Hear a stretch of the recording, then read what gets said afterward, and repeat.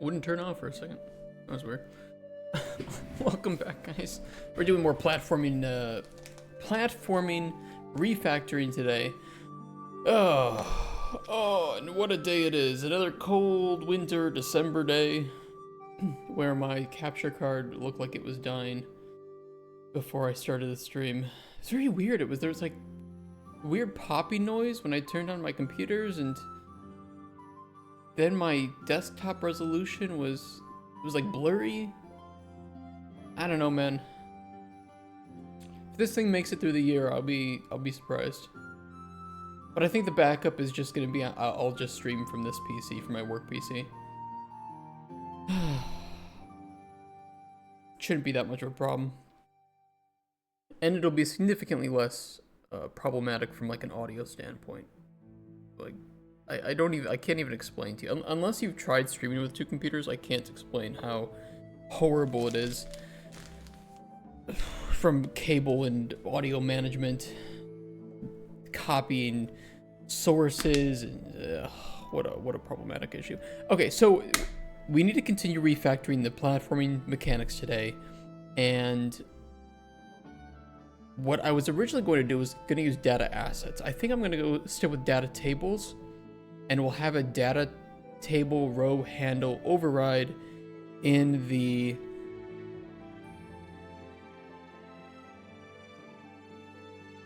actors. I'm still waking up. How you doing, Yuli? I need to turn back on my my chat. Hold on. My eyes are fucking dry today too. Are these expired? Yes, by 1 year. Yeah, well, we're not going to use those. I think all my medicine is just expired. Okay, this is 2027. That's not bad. What about these? 2028. Okay, it's could be worse. Could be worse. Get the chat back on. There you go. Shut up, Acrobat. I don't care if you can't make a temporary folder.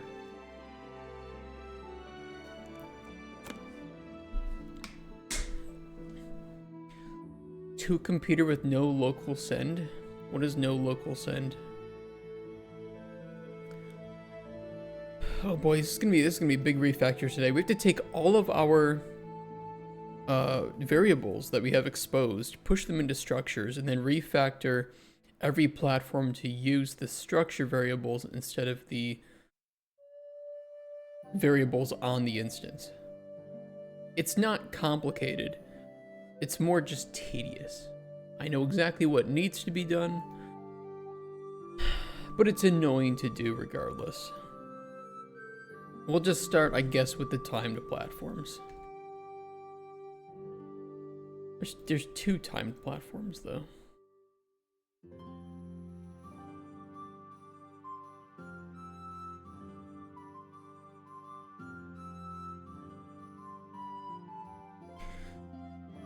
File sharing? I just use RustDesk. I don't really need to send files between my streaming and work computer that much. More just control the desktop, because I don't have a dedicated monitor for my streaming computer. Which is annoying, but I don't want to pay for that. That's a waste of money.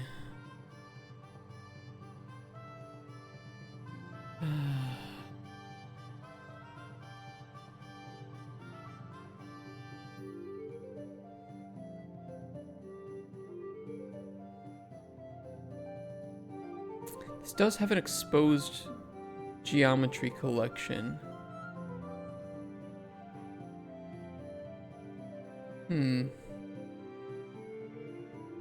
Could...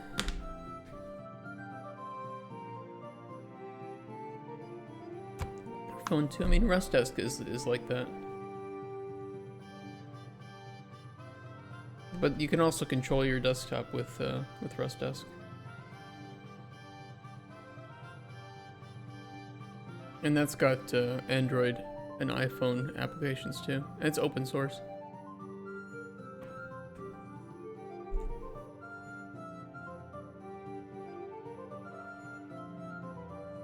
The geometry collection is kind of annoying. I mean, realistically, I think the smarter thing would just be to make...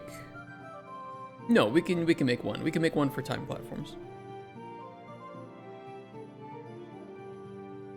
That's what we'll do.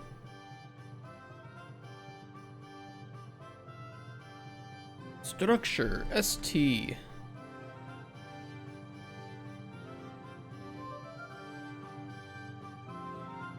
Platform. Timed.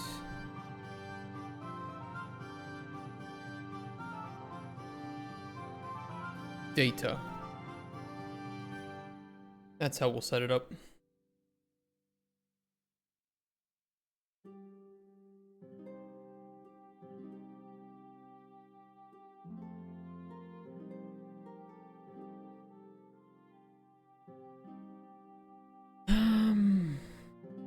We love open source. What companies overpricing? I don't mind some companies in selling software. I don't mind the idea of selling software. Absolutely not.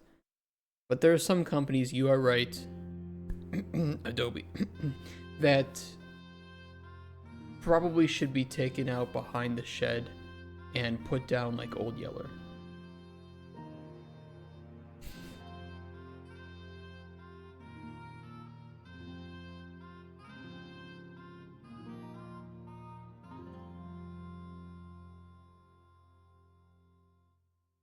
Did someone mention Adobe? Are you gonna volunteer for the mission? Here's your task. Take them out behind the shed. Take this shotgun.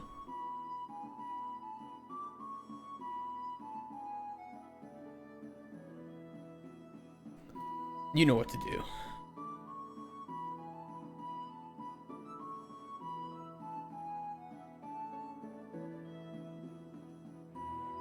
Overlap mesh Z offset.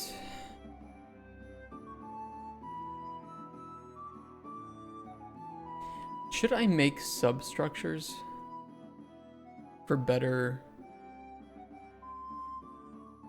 organization? It would be more annoying.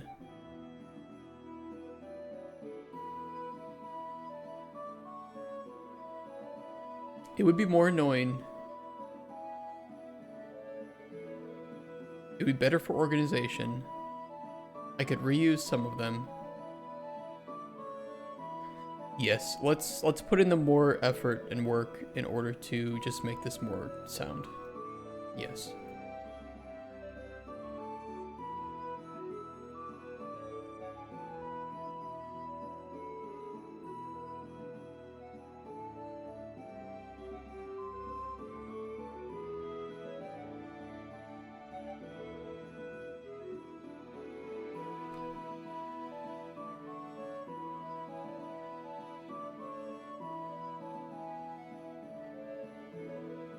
We'll just list every single one that we need.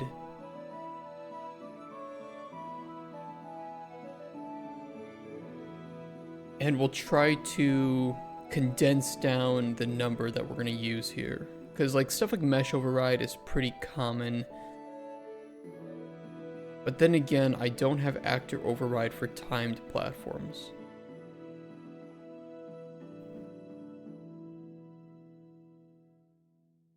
Only a mesh override.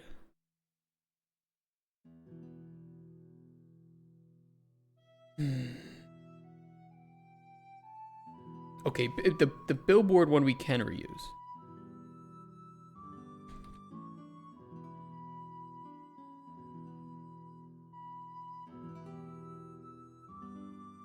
Let's go like this. 2, 3, 4.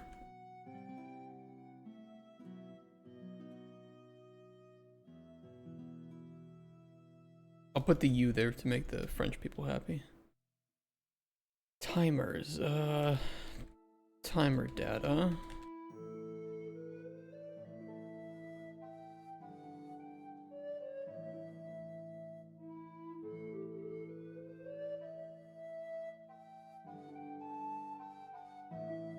We'll do those. And then this will have the mesh override. Overlap, mesh, C, offset.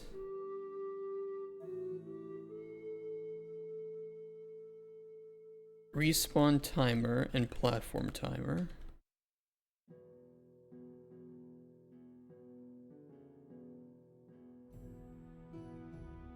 Oh, oops, I put that in the wrong one. Step off. Behavior. Jesus Christ. Maybe learn to spell, dickhead.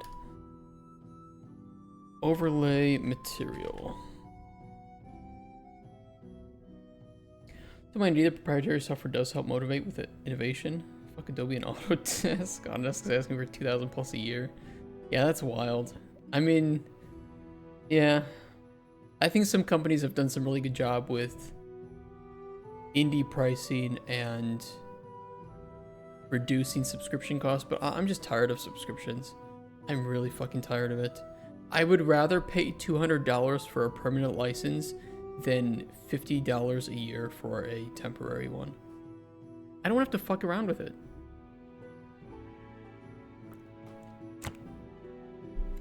And I don't know if it's the same with you guys, but I just don't like knowing that I have these subscription charges. I mean, I have a few right now, like Spotify, or you know, my source control, my Google Workspace for my email domain. And even then, it's like I know that they're there, and that kind of pisses me off because I know that this is money that needs to be spent every month, and it's kind of annoying. I mean, some of that stuff is understandable to be on subscription, right? Especially like source control or email, it's usage. But man, if I'm buying like just some desktop software, I just want to buy it once. That's it.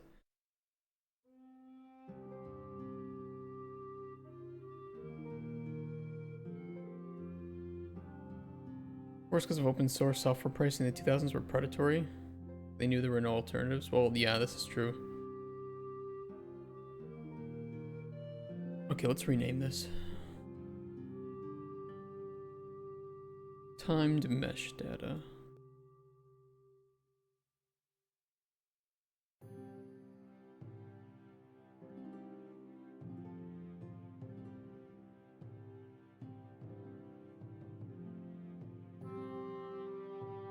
I don't have the mesh override and the Z offset. We probably don't want to have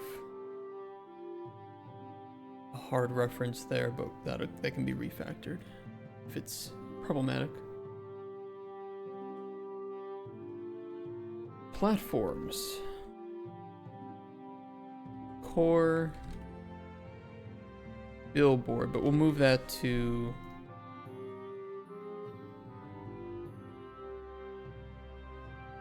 here.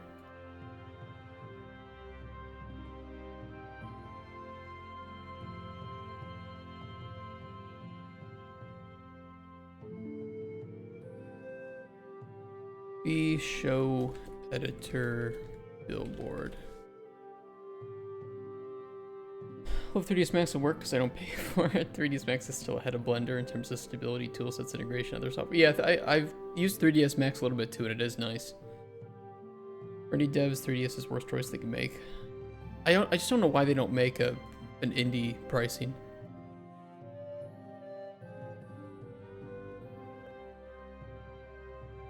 Probably just because they don't need to.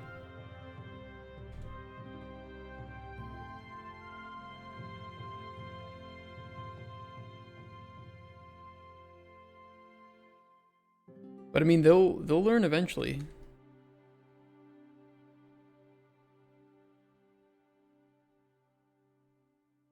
Blender is catching up. Step off behavior.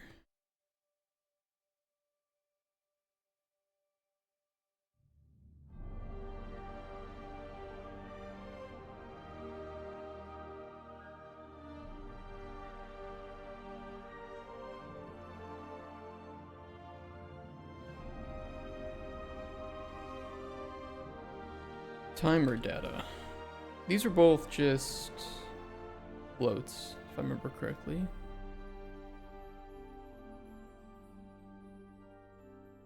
Respawn timer. Platform timer.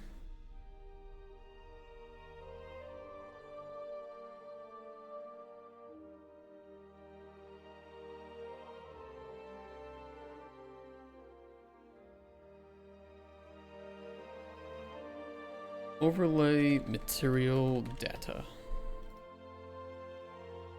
And then that's overlay material. I think that was a material instance, right? No, it's just a straight material.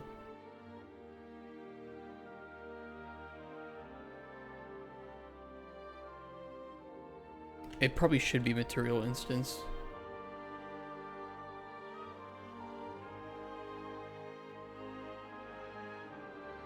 Keep it like that for now. Okay, I'm gonna do ST platforms timed.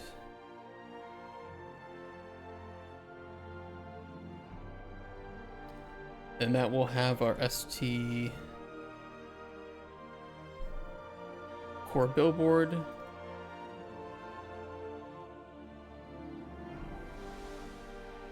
One, two, three, four.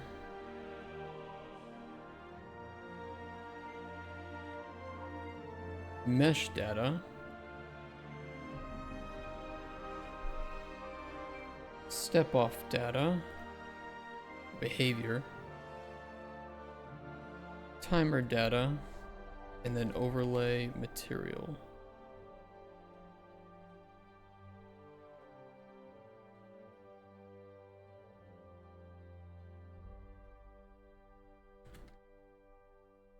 Step off behavior. Timer data. Overlay material data.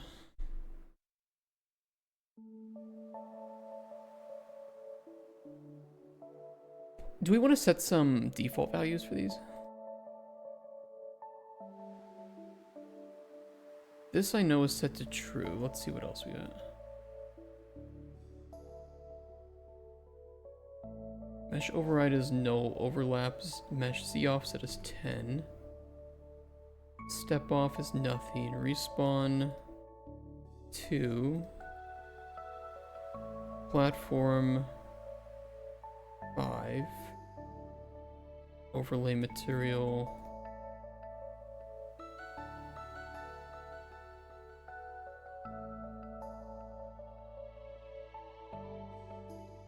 I didn't set any descriptions for these, right? We should set descriptions for these. Maybe along with today's refactoring. Or some built-in documentation. I did it with some of the other platforms, but I didn't do it with time platforms, so we'll get that shored up. And we should be able to make our data table now for that.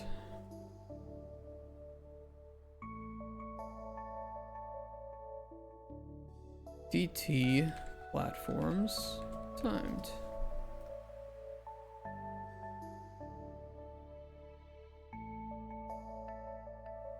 Nice.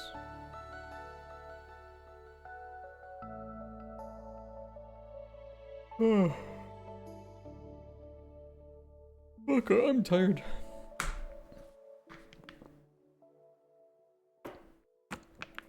The relaxing music doesn't help, but it also doesn't get me in trouble with YouTube or Twitch, so that's the benefit.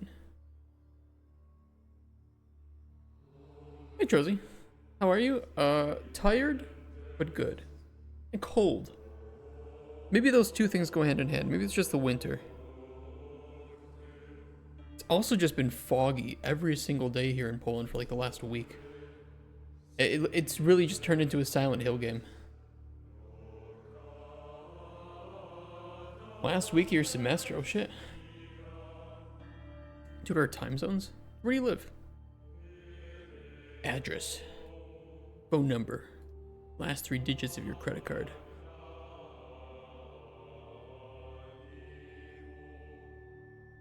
Texas, fuck yeah. Love Texas. That sounds like a much nicer place to be right now. From a weather standpoint. This is the good time of Texas, right? Where it's like a really nice weather, everything's green. It's actually pretty cold in Texas right now, fuck. In Celsius.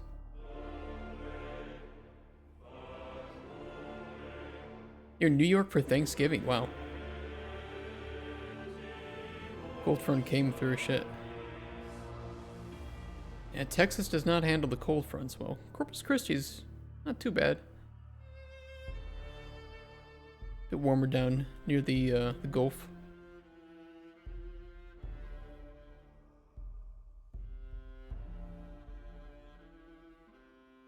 Yeah, it is a bit cold. Yeah, during the day it's pretty nice though. I could deal with that during the day.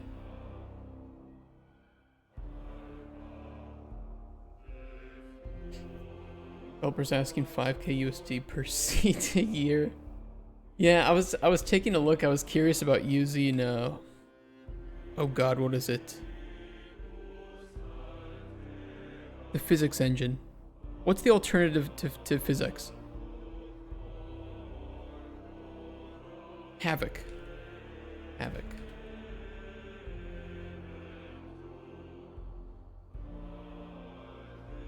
But the problem is, like, the pricing of this is just insane. Oh yeah, let me as an indie developer spend 50,000. I mean, depending on your depending on what you have, this isn't bad. Like 50,000 for a physics engine is not the end of the world, depending on project, but this is kind of insane. Especially when, from what I know, Havoc is like built in and integrated with Unity. It's just obnoxious.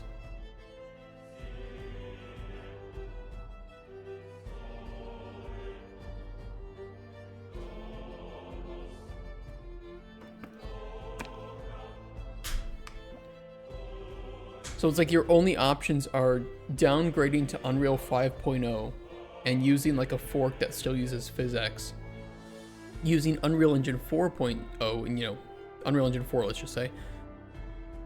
Or using Chaos, which is just not nearly as performant as other solutions. 60-75 Fahrenheit average, that's pretty nice. I've driven through Dallas. Most of my time was spent in Brownsville and McAllen. Way down at the southern tip. The place that I call Mexis.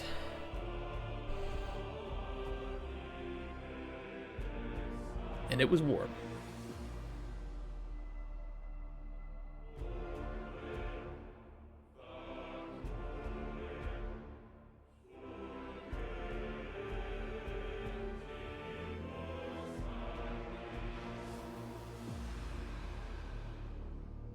We'll do platform data. Do we want this as an override though, or as the default setting? I think we just do it as the default, and you always need a row name.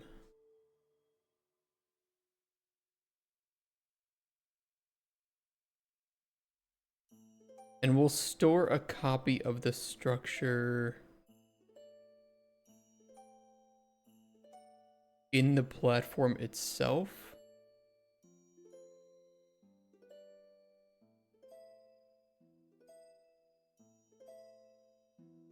Do we need to do that? Well, we do need to set up some variables, and I'd rather not do a data table lookup every time we need it. Shouldn't be that much data to store. Especially because it's already being stored anyway, so yeah, should be fine. Unity has Havoc, but without a way to mess with the source code of the physics engine. Oh, I see. So it has it built in, but you can't fuck around with the source of it. Okay. That makes me less upset.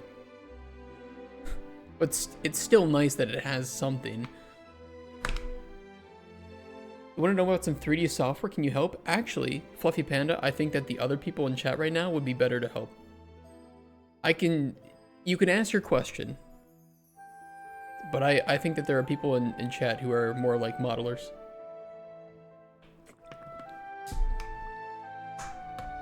Ow.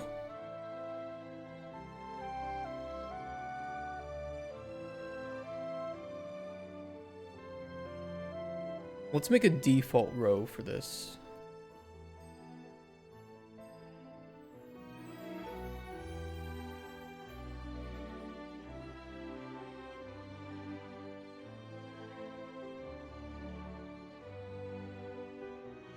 And that'll just be these defaults here.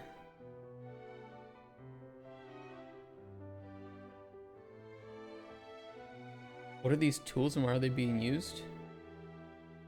Oh, EmberGen. Okay, so I can't answer this. In fact, I actually am kind of curious myself too, because I've seen EmberGen. I think it's more used for... I haven't really seen it used for games too much.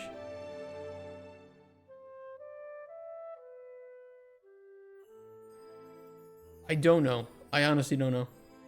I see people making some really awesome stuff, but I haven't really seen this used in games that often. I mean, even their portfolio here just does not show that many different titles that use it. So, for the longest time, I just thought it was meant for like you know, like film, visual effects stuff, and not meant for games. But I guess now they want to integrate it more with games. But all I can say is your question is a good one because I am curious about the same thing. They always look nice. They really do. They look great. I haven't yet met any artist using this for game purposes. Hey, Purely Virtual, you can export the particle effects and put them into a game. Is that relatively recent? Or has that always been there and I guess just people haven't been using it? Because they do look good. They look really great.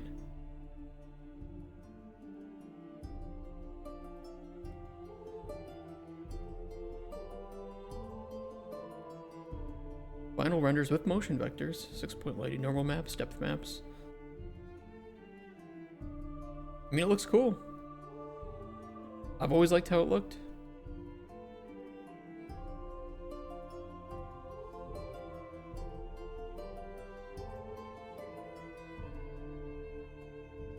Why does it say permanent, but for the first year?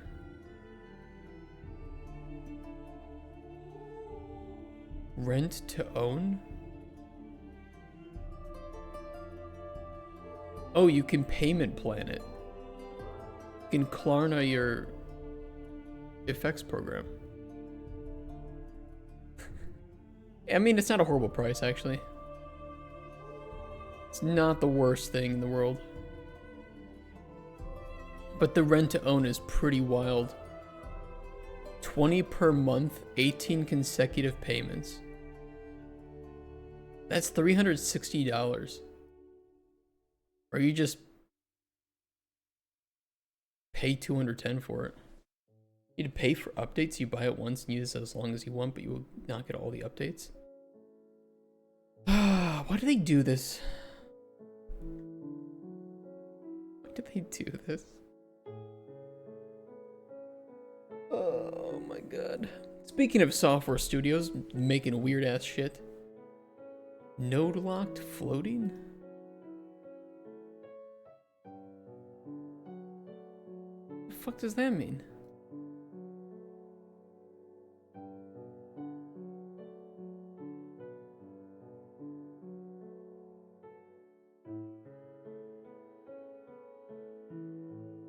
Automatic maintenance? Oh, is that what... Are they calling maintenance? Is that what they're calling updates?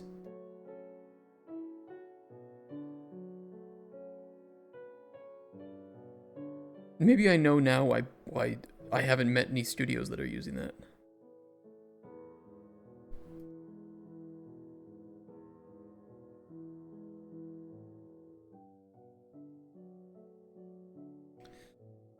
Where's my construction? Oh, we're on the construction script. Platform data. No, let's name this platform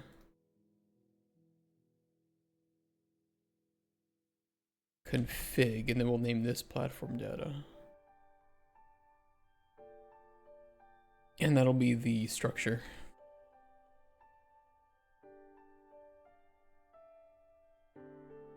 Also, can you just do the same in Blender? Use simulations to generate particle sprites.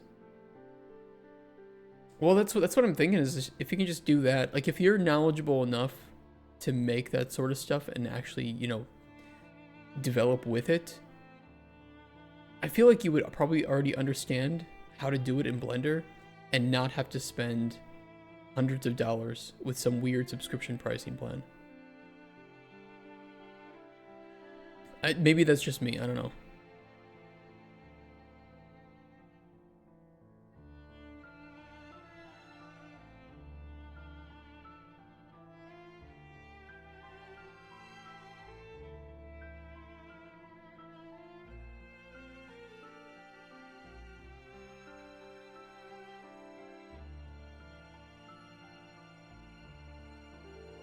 We can do debug print strings in construction script, right?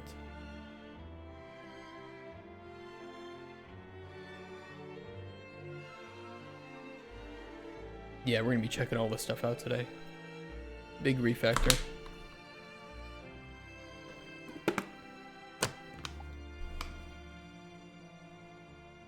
There's one thing I need to add. There's one more structure I need to add to this though. And that was for the rest collection.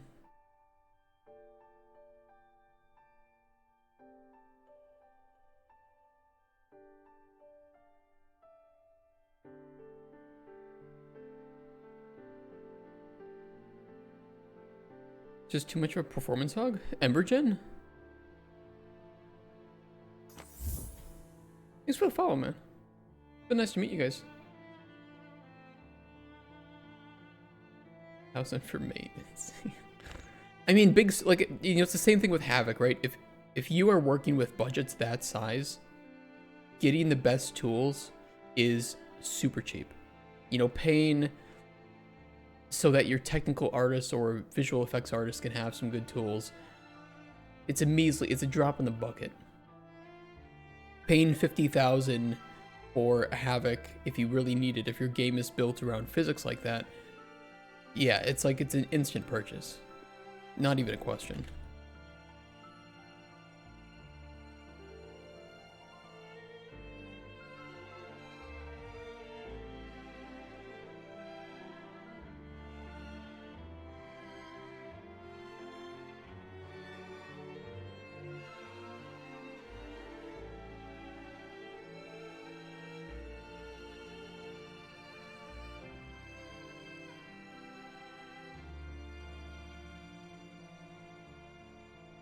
Okay, default destruction data will not have anything there.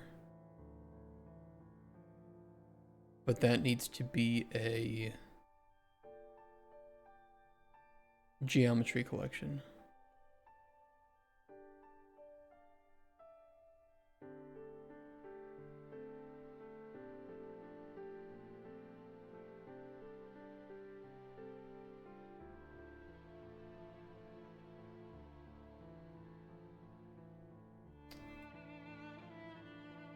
Destruction Rust Collection. What we name it. Take things slow today, nice and chill. So of course, for most of the timed platforms that don't have or need the Rust collection, we just don't need to fill that in. Like it's not gonna be apply at all, so we don't need to worry about it. And then we'll just call the construction script on the parent, which we already do, and then just set up the construction or the collection the rest collection from the structure.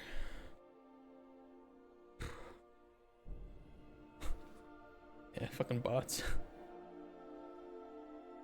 Always advertising view bots. That's what I want. It's more numbers without people actually just engaging in some nice discussion. That'll cheer me up.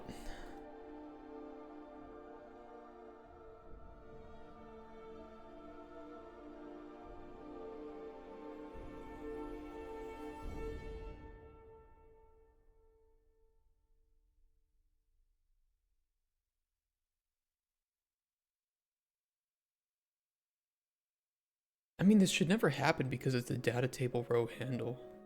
But I guess you could delete the data table row.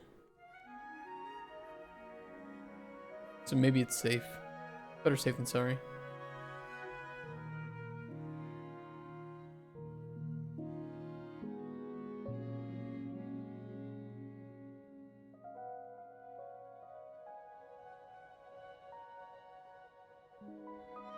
Or no data row found.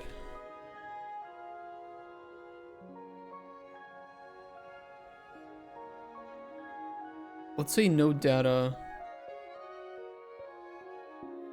for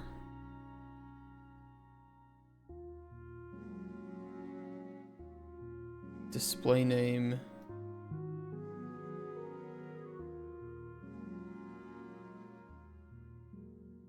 with row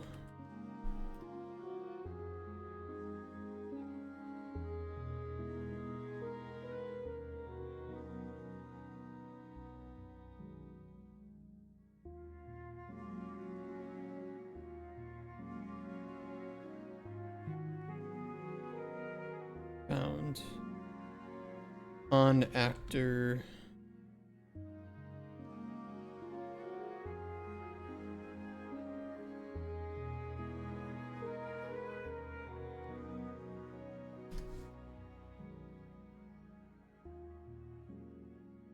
I think that could work. Just in case. Print to log.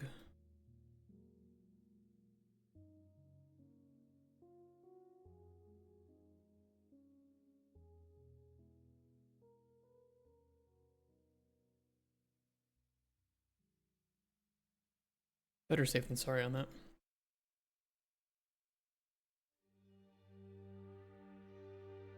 Debug. Print. And find data.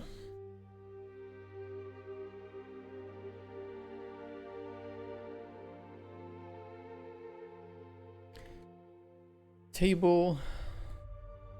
Row name. Gucci. Main enemy is Unreal itself. Hope the CryEngine 5.11 will be released before I start production of my game. Sadly, Crytek is not doing all right now. What's the issue that you're having with Unreal?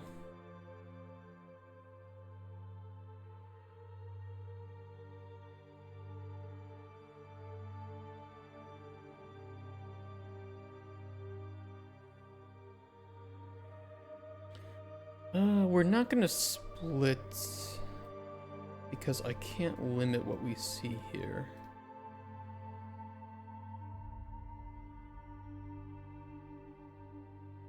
This will be a little bit of... It'll be a lot of nodes here, but it is for the best.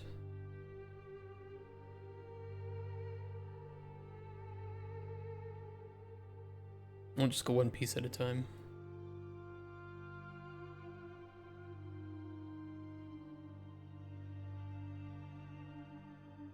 We definitely need more space.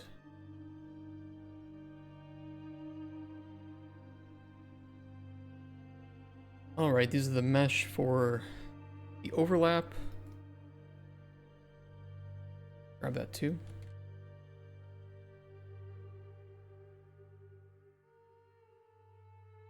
This I could split. If we wanted, I think that would help. Trim down size just a little bit.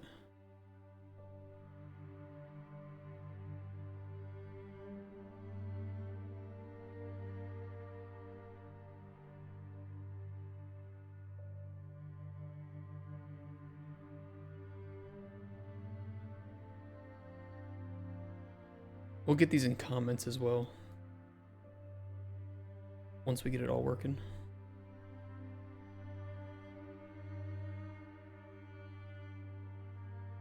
Okay, then the Z offset.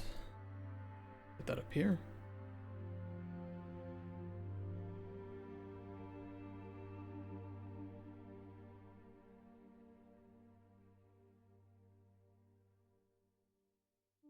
What's next?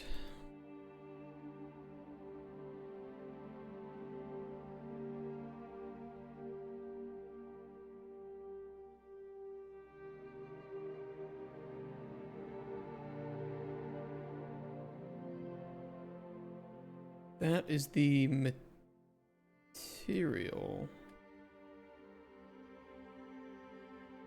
Oh yeah, it's for setting the mesh to be invisible, so that doesn't use any of our data. Okay, so that part should be good. Let's go to event graph. We have the overlay material and some of the timer data.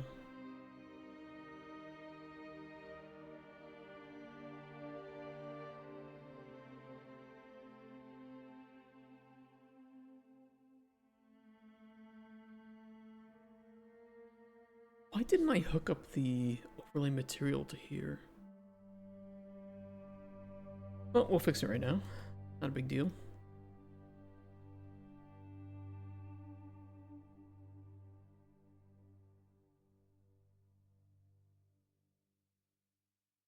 Overlay material, overlay material.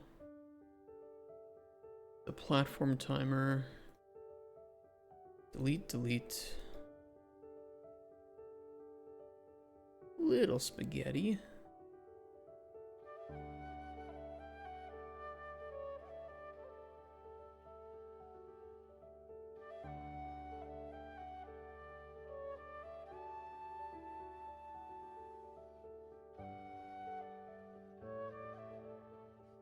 Could move that to a function, realistically.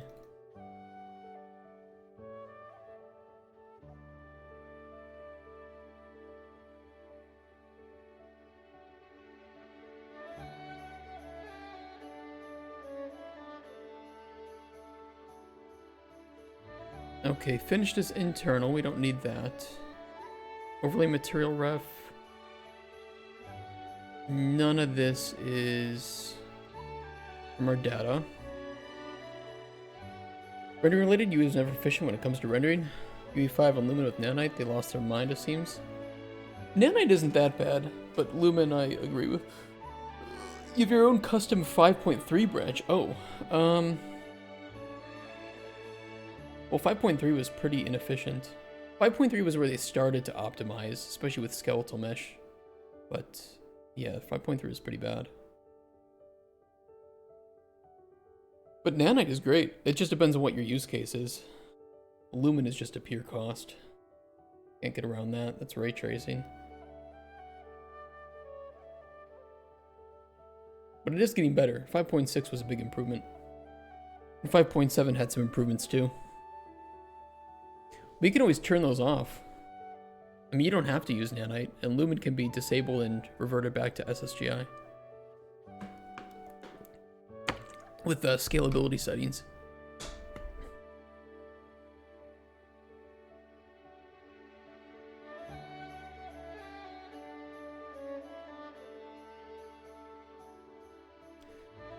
Step off behavior.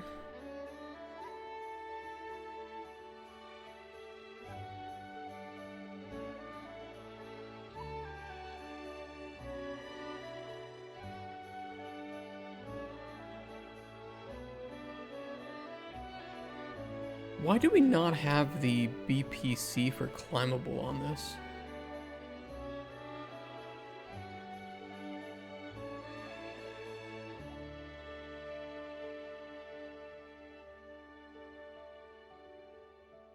That's weird. I just noticed that. Do we have to reparent it? And I just didn't reparent the time platforms?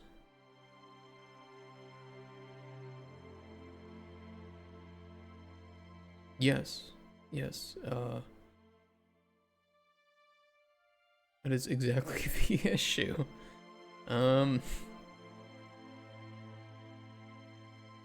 That should be an easy reparent. I don't see anything else apart from the component down there.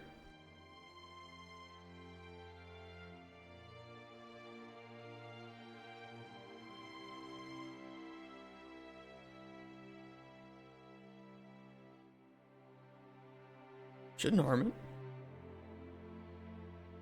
Okay, okay. Overlay material, main platform timer. That is a timeline component. All internal.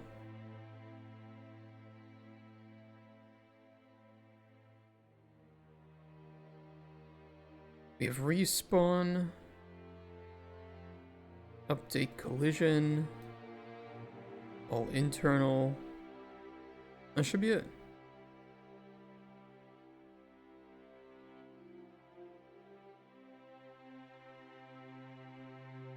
Although I didn't see us hooking up the respawn timer anywhere.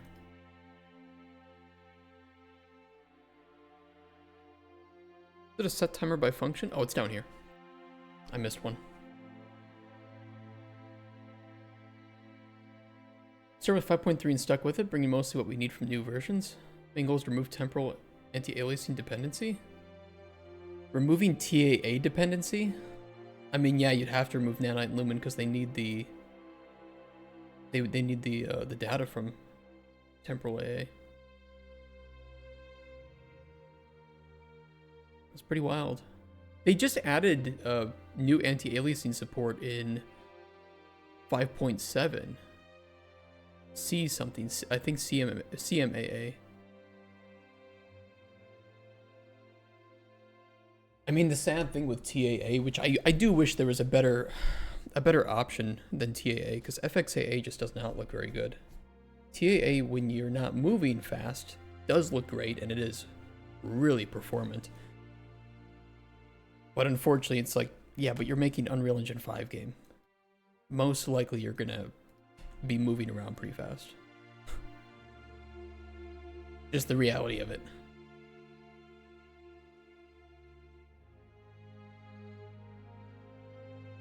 I think that DLSS and FSR are probably the newest, most interesting forms of anti-aliasing. But, you know, not everybody can run them yet, and they're still undergoing iteration. But they're not bad.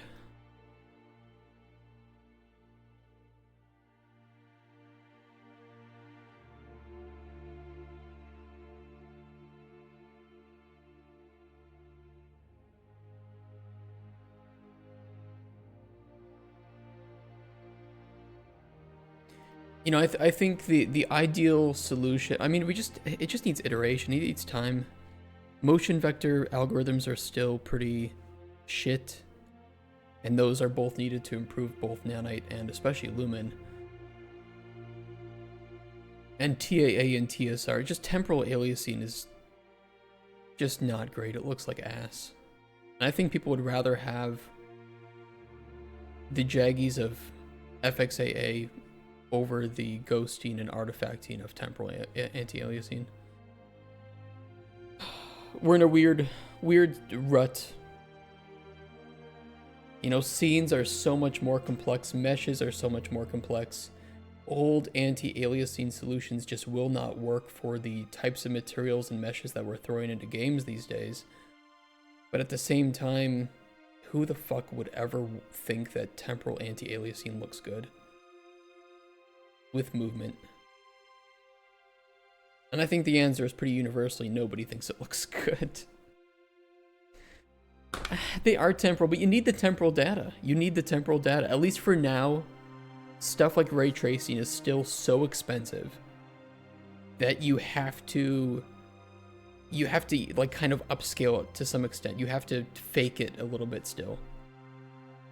It will get better, but you know, we're coming off the back of the times when you used to spend 2 to 3 hours rendering a single frame with ray tracing in programs like Blender. It's incredible that we can do this in real time, but it's a very slow uphill battle to make it performant and high fidelity.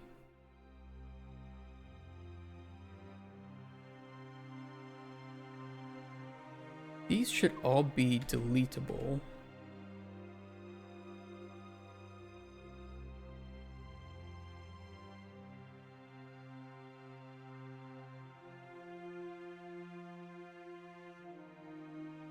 And then we instance editable the config.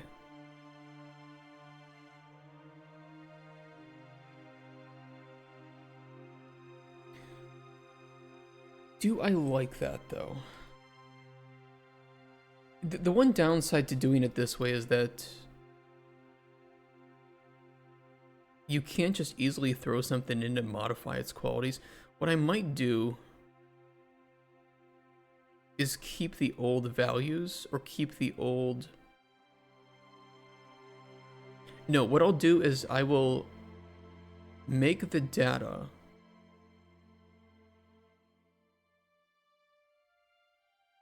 instance editable.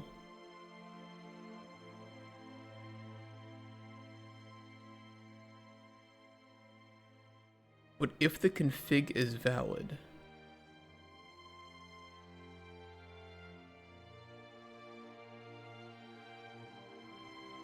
then we can override it with the platform config from there. Maybe. Zeus GPUs. Yeah, it's I don't know. It's one of those, like, Nanite and Lumen we talk about a lot on this channel just because it's such a controversial, contentious topic for modern gamers. I think Nanite is really good right now. It's in a really good place. It still has some ways to go, but it is certainly improved faster than Lumen has improved in terms of performance. But the problem is players don't really notice when Nanite is making the scene look better. And it's not a silver bullet. You know, not every game needs it, not every game is going to benefit from it. But the games that can benefit from it do benefit from it. But the average user doesn't really know this. Lumen, on the other hand, you know, lighting certainly makes a difference, and I think people do notice lighting. But Lumen has, compared to like old school SSGI methods or other GI methods, Lumen has higher highs, so it can look better, although I guess from your perspective it would be this way. Higher highs, but also lower lows. So it can look better than regular SSGI, but can also look way worse than regular SSGI. But the cost is just astronomical right now. And it is improving, but very slowly. And that's the that's the frustrating part for gamers, I think. Is that they think, why do I need this? Well, you don't. But if it only cost you 5% of your GPU, which, you know, like PhysX nowadays, it runs on our CPUs, right? But it used to need a dedicated GPU in order to run NVIDIA PhysX.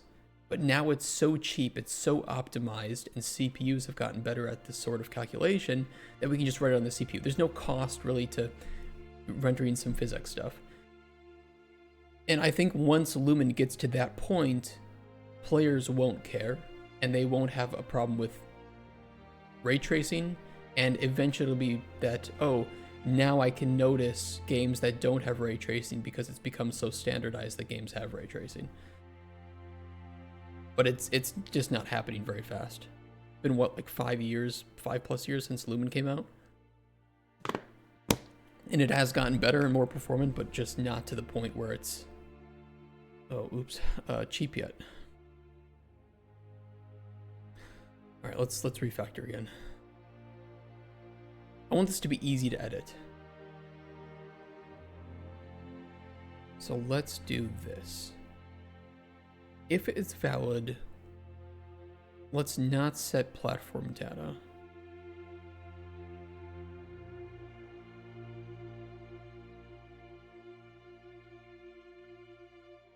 I definitely don't want to call that more than once, so let's just store a local boolean.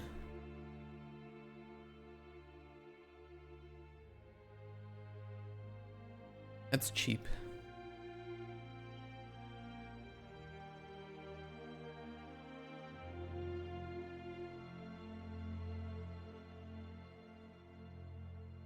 which case we won't debug print.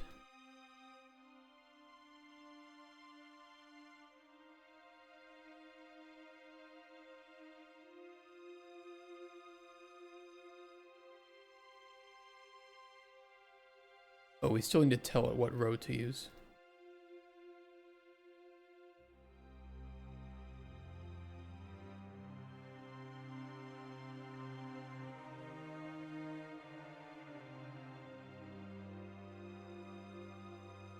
Fine, we'll just do that.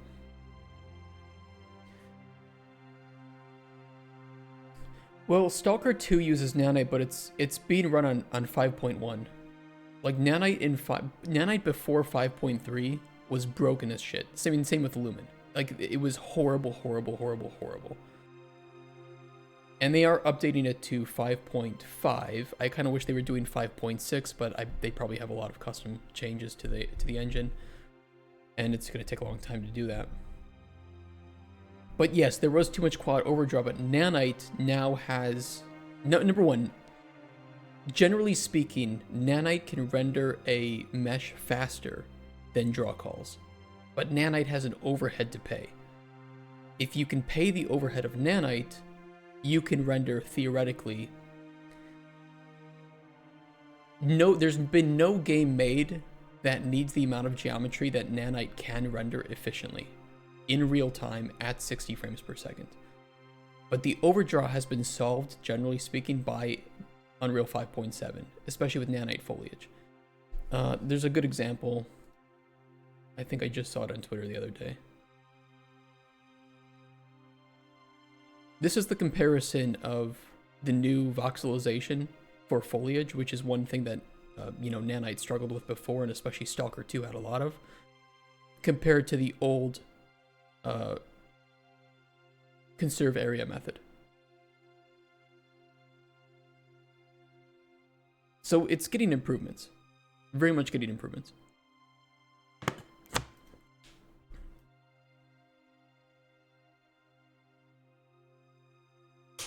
And this is 20 trillion triangles being rendered in real time.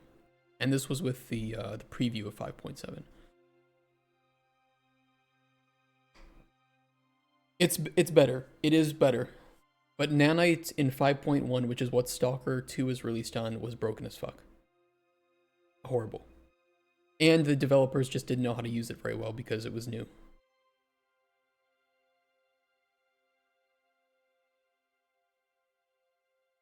It's kind of made me want to play Starbound. Hey, it's the holidays. It's a perfect time to jump in and load up some game like that.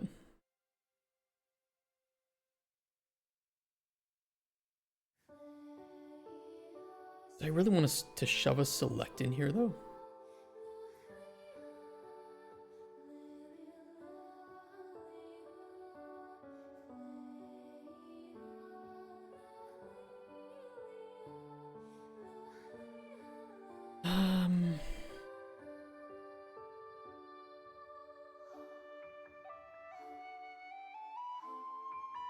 How do I want to handle this?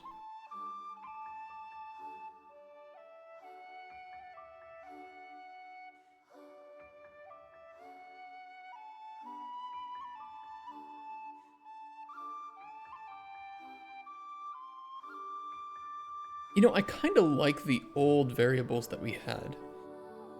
Oh.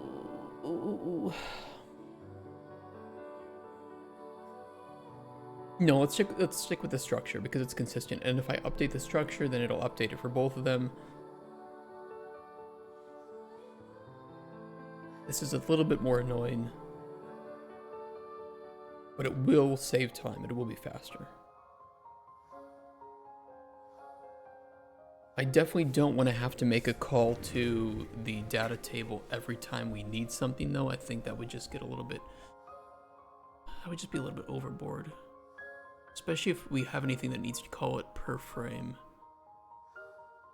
Which maybe isn't needed for the timed platform.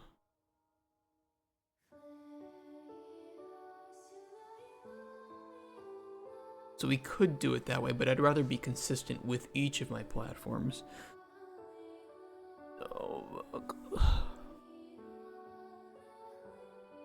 But duplicating the platform data, duplicating the structure just seems like a dumb thing to do. Do we have any platforms that we would need to specifically call this data? I mean, it would have to be. Maybe not with this one, but the moving platforms? Spinning platforms?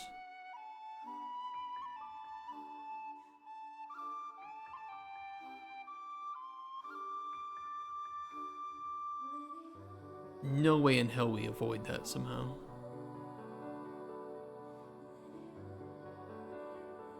No, we don't.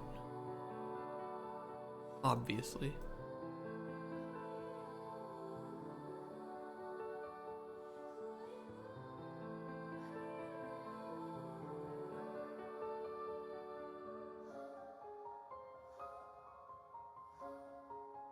This could be cleaned up. We'll get to that. We'll get to that. One platform at a time.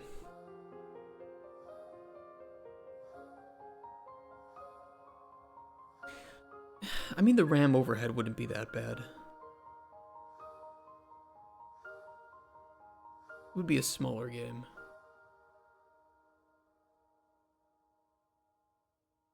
I am probably just over optimizing at this point.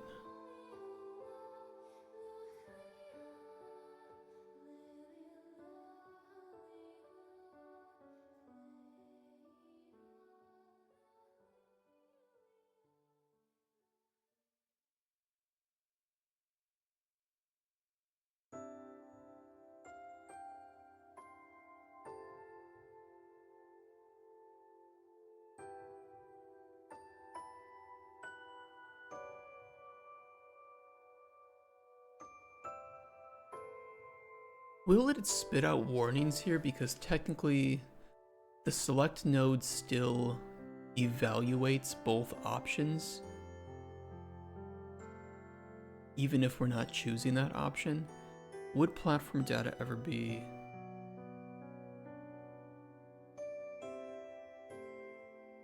null to the point that it would spit out incorrect info? We have some defaults.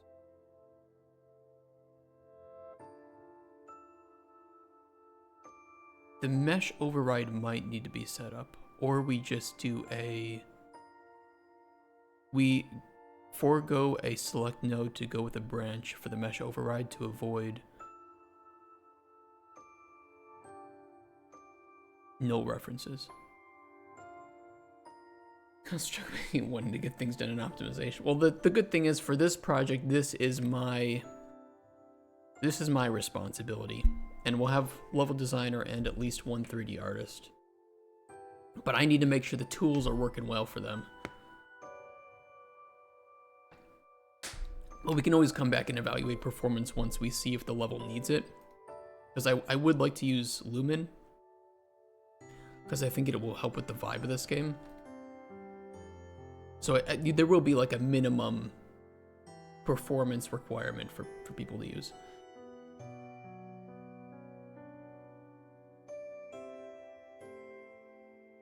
I wonder if I could throw this into a macro or something.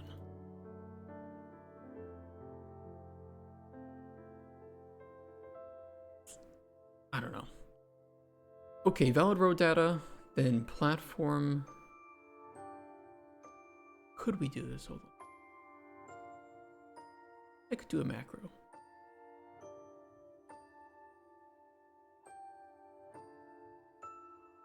Spit out the row.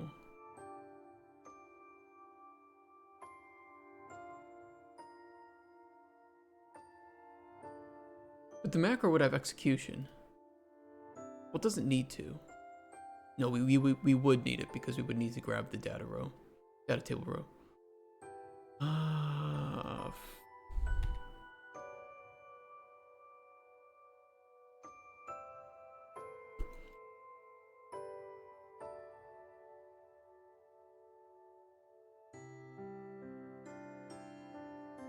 Let's do this. Mild spaghetti is what it is.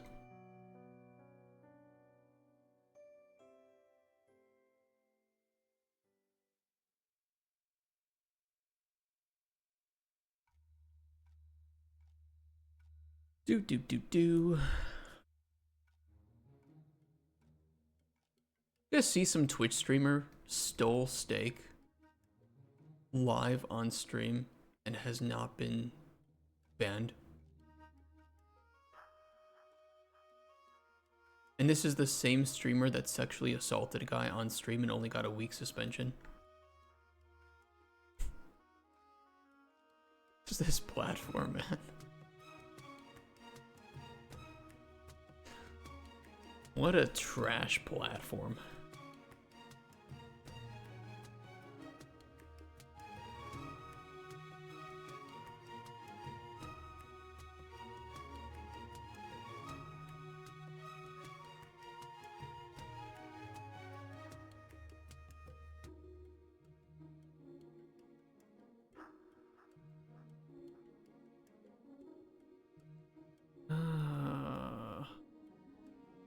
I need the nodes to look good. I can accept that. Twitch rules are just suggestions if you perform well here. Well, for me, I don't perform well.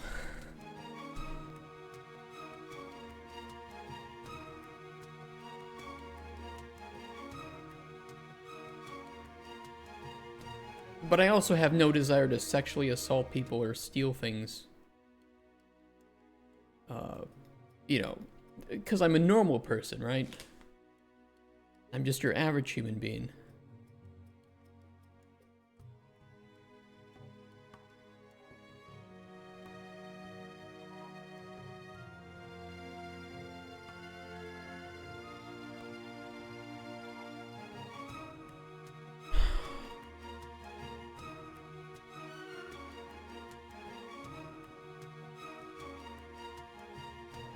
Is this method fine?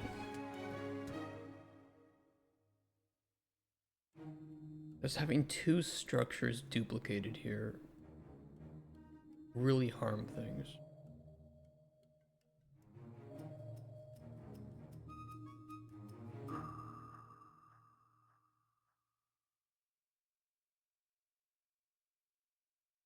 It's kind of dumb, isn't it?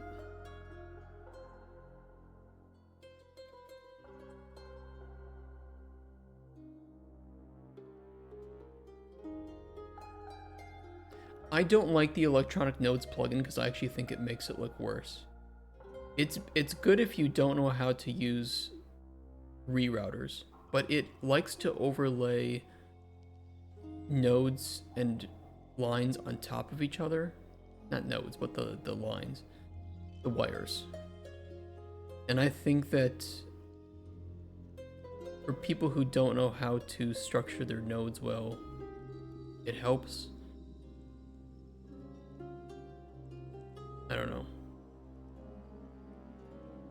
We used it back in a couple of projects and it was alright. I think good use of reroutes though helps a lot.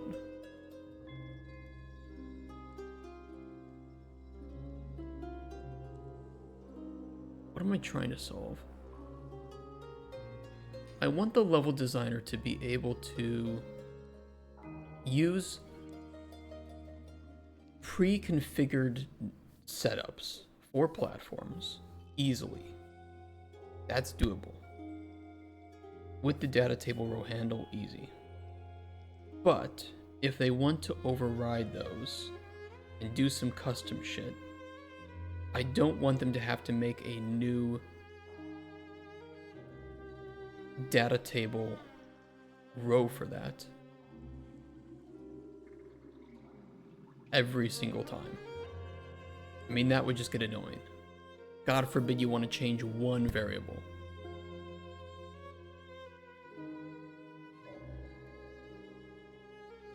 This solution does do it, but from a programming standpoint, it is a little silly.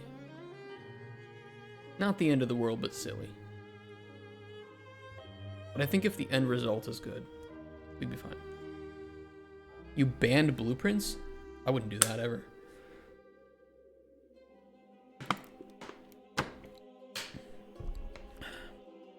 Even Epic doesn't recommend doing that.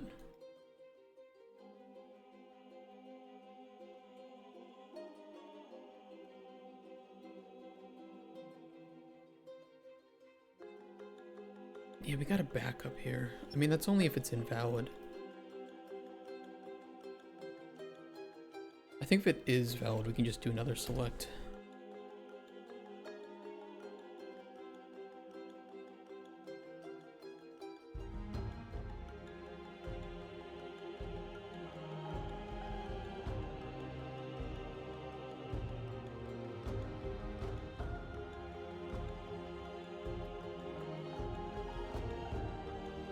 No, we will evaluate if this one is valid.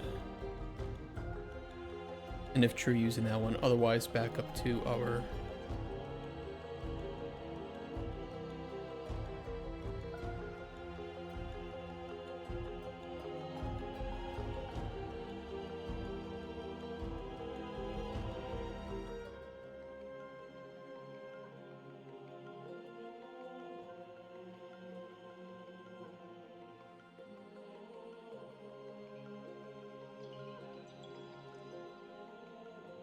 If valid, use that one. Otherwise, use this one.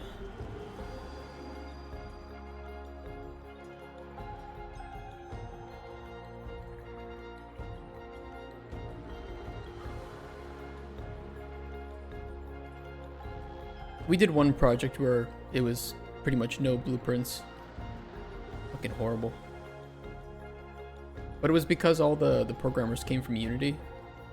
And so they weren't really familiar with the standards of developing in Unreal. I think nativizing in code is the right thing, but it depends on what you're nativizing and how much time you have to do it. Ideally, we have infinite time to make our games, right? Infinite money. But most cases, that isn't the reality. You're working on like a 2 to 4 year timeline. And so nativizing everything is just kind of a waste of time from your programmers. And depending on what it is, the performance impact is negligible. Tick improvements, absolutely. Nativize the shit out of tick.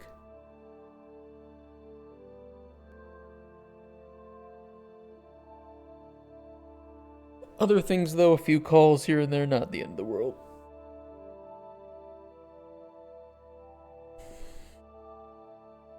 Especially because they will run faster in the build game than they will in editor too.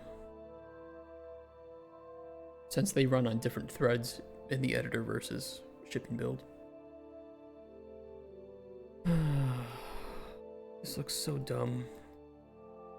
I keep every time I make one of these, I'm just thinking like, is there a better way to do it? And not really for our use case. This will give maximum tools to level design.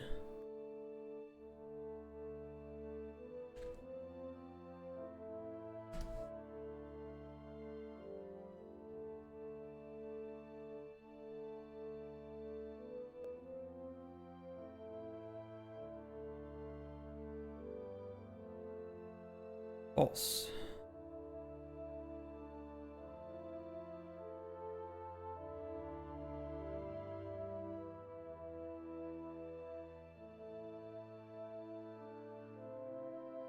Yeah, it's in the mesh data.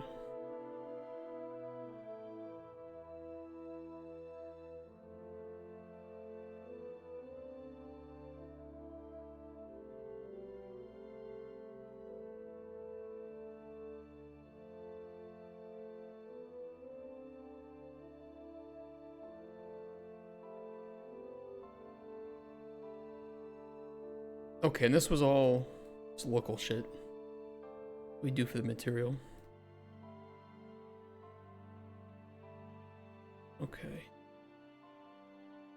Function first, we'll come back, we'll add some comments to this, and then we'll add some tooltip data to each of the instance editable variables. That is the plan.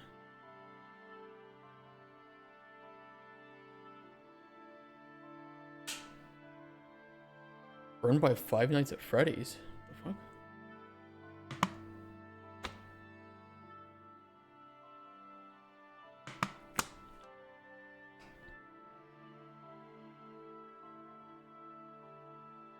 I think that it depends. Like, a lot of the time, Unreal themselves, Epic themselves, fucks around with wires in a horrible, horrible way. And it pisses me off. Every time. You go and you try to look at their spaghetti. And this is what you find in Epic's own graphs. Like, how is this teaching people to blueprint better?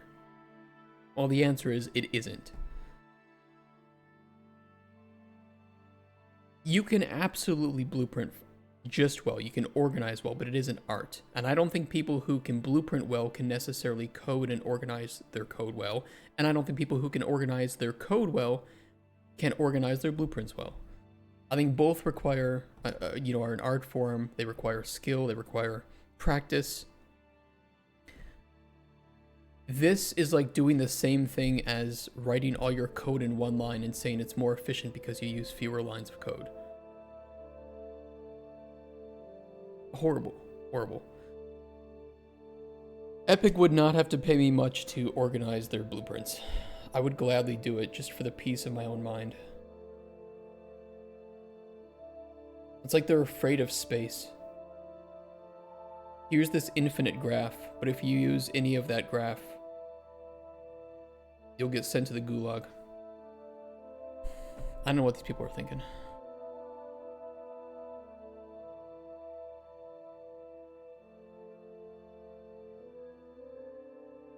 It really isn't difficult.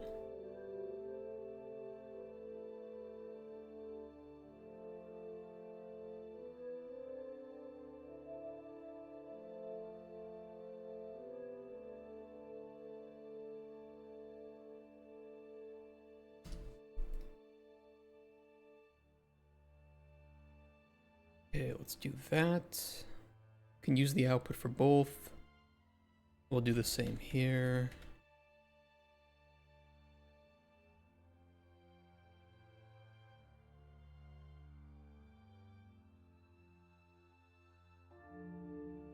This would be for false. And this would be for true. It's our timer data.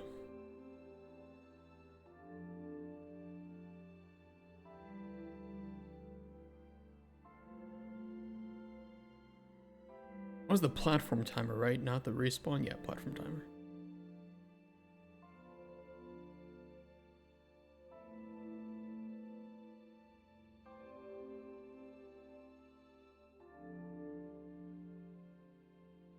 Alright, let's organize that.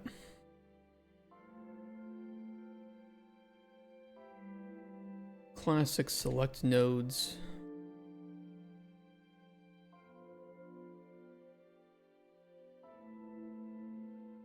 Select nodes are hell.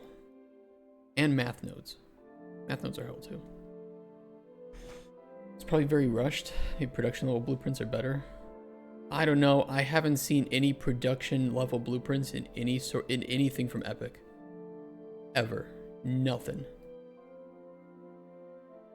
Also, sorry Dremlux, I did not enable my sounds today. Fix that.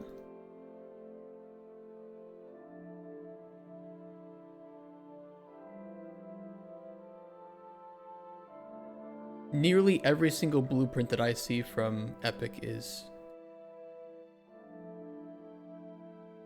something that shouldn't exist. That's annoying.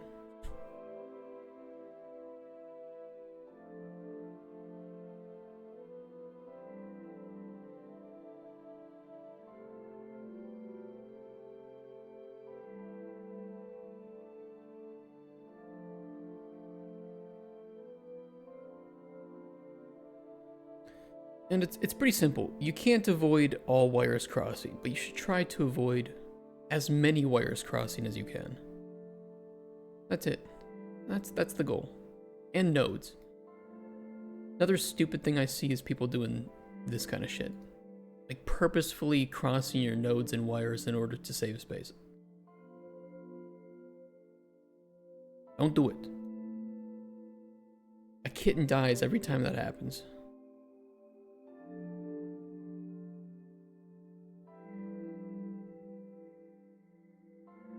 Okay, these are no local uses. We have one here.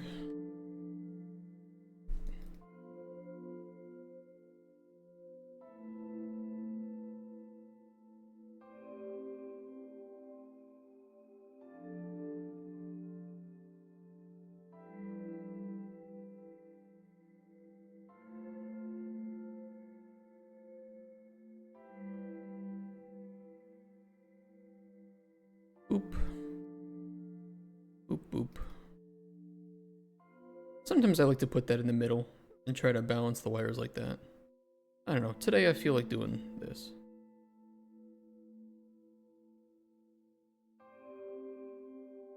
I changed my mind. I'm doing it the usual way that I do it. 25 stream streak. Damn. Get your points.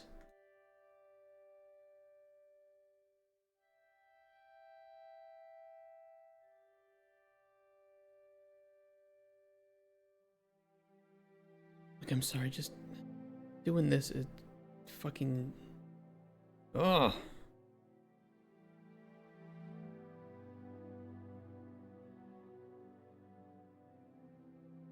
You made me angry now, chat.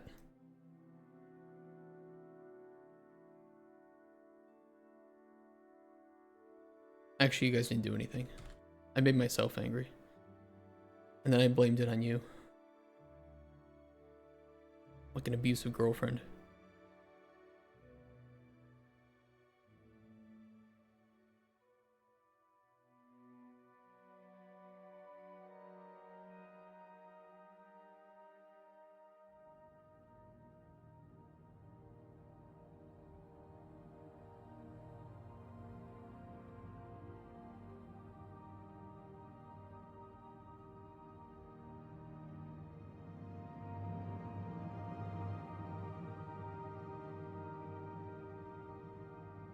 That'll work.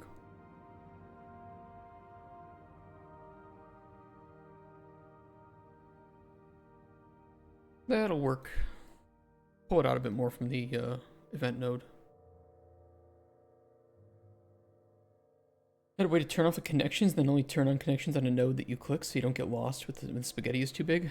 I think if your spaghetti though is too big, you've kind of fucked up, and if you're finding a way to hide the spaghetti, you've gone too deep. Like this.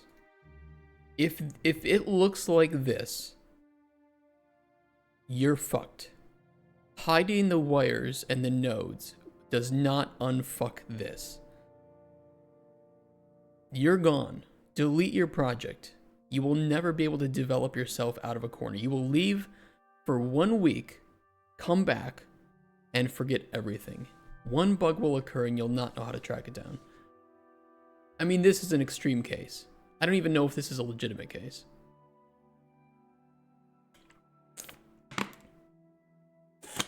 I don't know if this person is memeing or if this is actually how their code looks. If this is how it looks, you should just uninstall Unreal and put the fries in the bag. I mean, if the 10K lines of code is efficient and it's organized and commented well, it's no worse than 5,000 lines of code. You can have as many lines of code as you want, just depends on when you're calling them and what they're doing. It's the same with blueprints. You know, if you want to have crazy functions that do crazy shit, fine. But this, yeah, this is too much. This isn't even an attempt to organize. In fact, it feels more like an attempt to disorganize. Can I send you the best production level blueprint I even saw? Yeah, go for it. It better not be stacking nodes. If I see node orgies, I will be upset.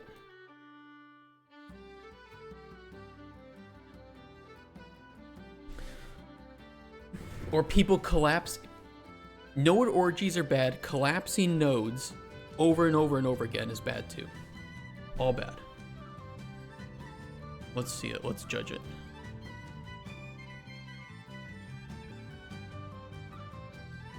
All nodes in one spot. I mean, you can, I think doing functions is fine, but it's like, what I see people doing a lot is saying, oh, okay, give me a sec. I'll copy this and make a shitty, okay. So they do this, right? And then they just, I don't know, have their nodes like this.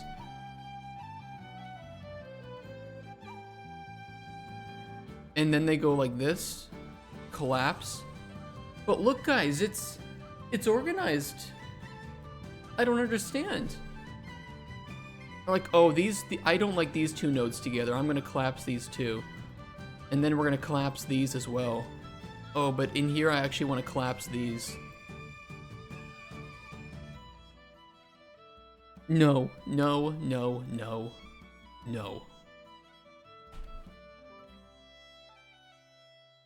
I see that all too much. And people are like, oh my god, it looks amazing.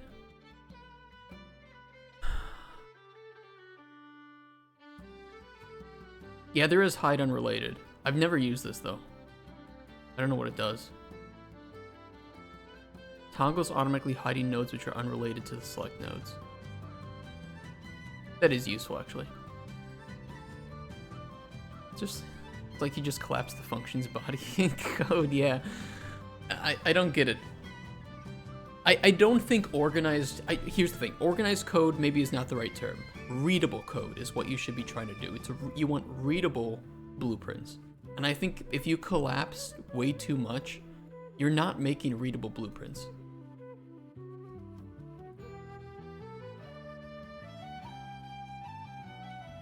On our U track, we put some documentation up for proper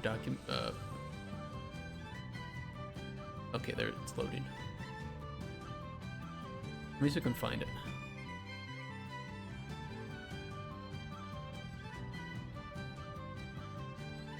Where did I put it? Oh, I'm not logged in, that's why I can't see it. Hold on. Fuck. I don't have my password manager on this computer.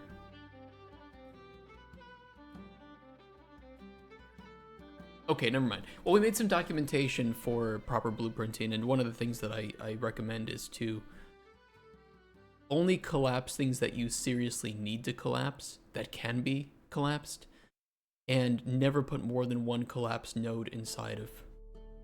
Never, like, layer your collapsed nodes. It should only ever be one layer deep. If it's any deeper than that, you're fucked. The number of wires is not the problem, the number of nodes is not the problem, it's how readable it is. Can people step through it and understand what's actually going on?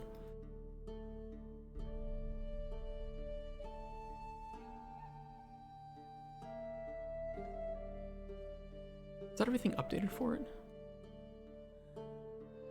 Yeah, it should work.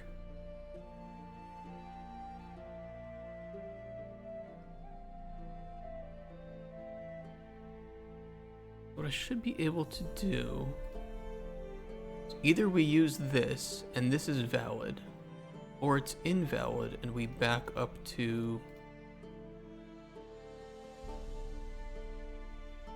this data. And if this mesh is invalid, we use the default mesh. Let's just throw something in there. But if I set up platforms time to default, yeah. Should be good.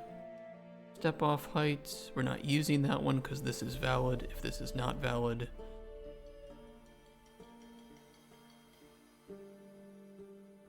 perfect. It's a little annoying, but this will allow the level designer to make prefabs in the data table as opposed to making child blueprints and modifying them there, because I think that'll be kind of annoying to organize. And it'll be easier to think of good row names to use to separate these here. But maybe that's just the designer and me talking.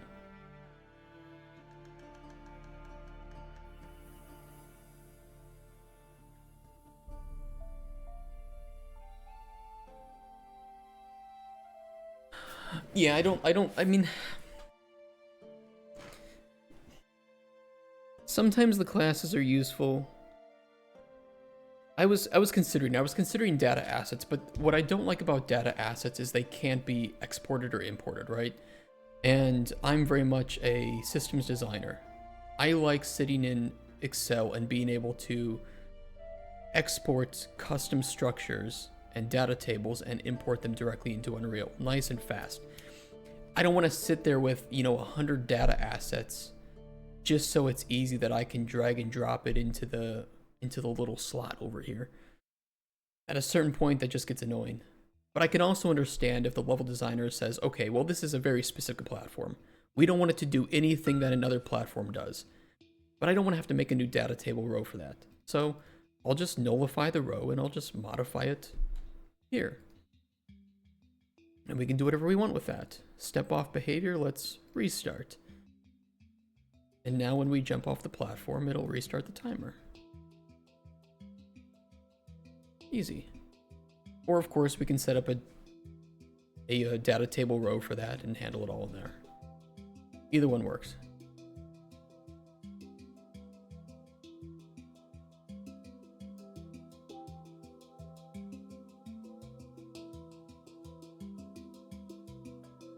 That I knew would happen though. Kind of annoying.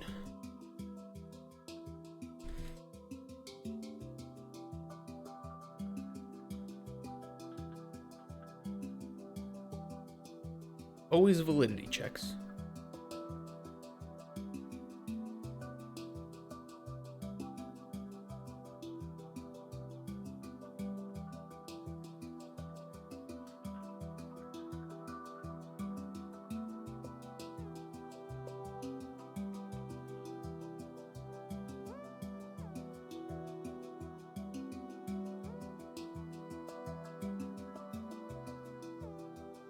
It's kind of obnoxious.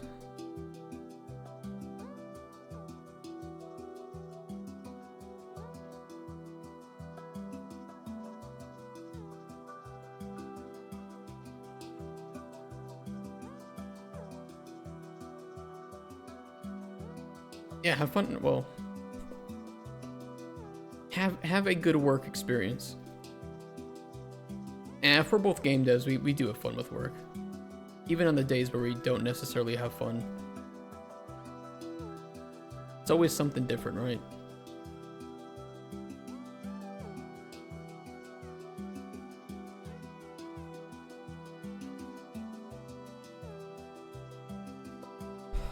Okay, I gotta go to the bathroom. Let's go to the bathroom. I'll be right back. We'll throw in some comments, tooltips, and then we will update all these timed platforms so that they are the way that they should have been from their old data. BRB.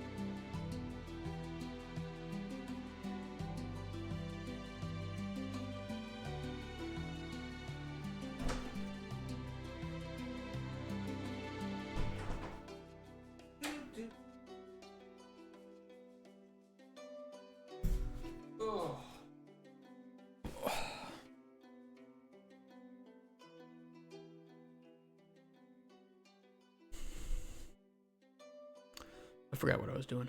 No, I didn't. Oh, yeah, we'd have to set up this too. Let's do that quickly. That's the Destruction Rest Collection.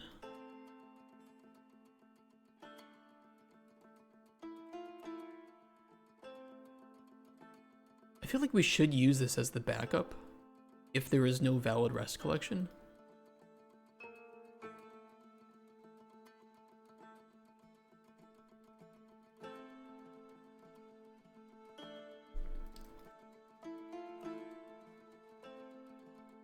You know, just something in there, because I feel like it'll just be angry with us if there is nothing plugged in.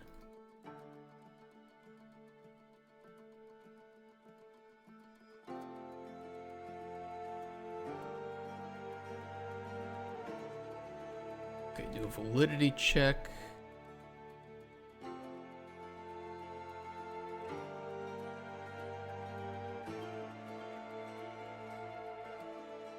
Although I don't want it to be object, hold on.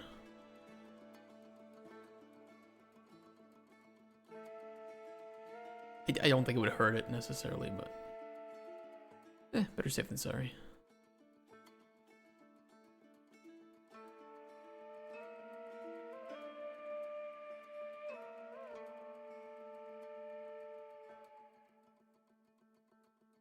Okay, false would be this one. Otherwise,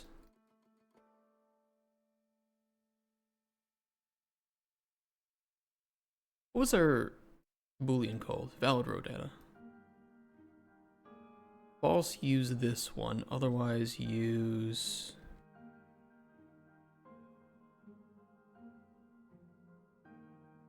data from table. Break. Destruction data.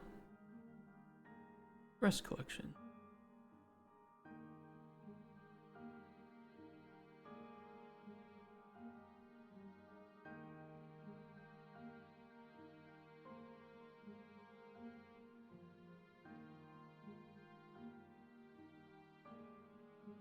I think that's the only spot that we need that.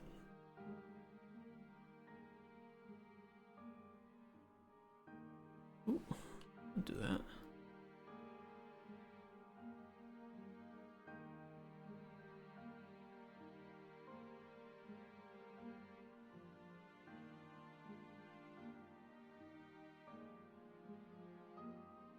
Bit chunky, isn't it?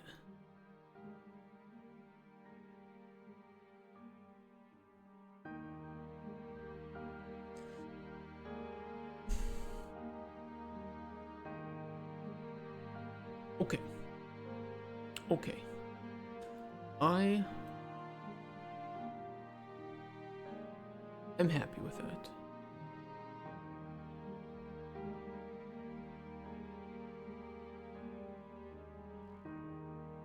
Default config, plat timed default.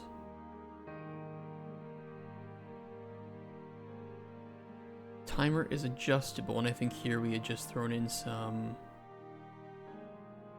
do we need to remake this though? I don't think we do. I don't think we do.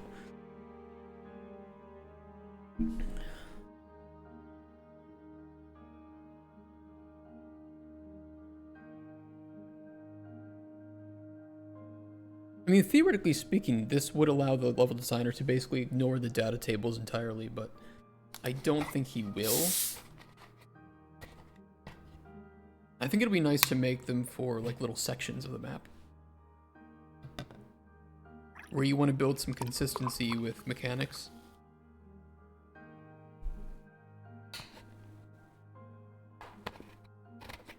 Worst case, we revert this branch change. And we just don't use it. Who cares?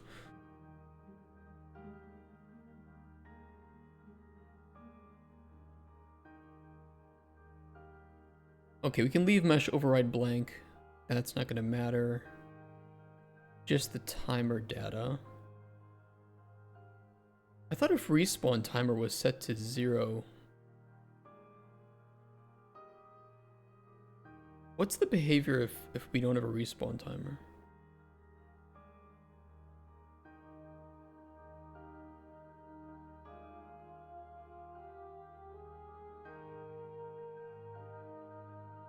Yeah, if it's not a greater than 0, we don't respawn. So right now we do default respawn. Let me double check that that's working.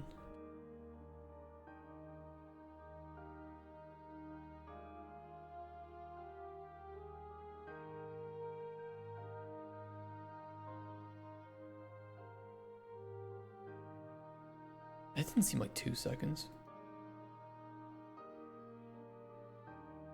Maybe we were hooking up the wrong float to that. Yeah, we were.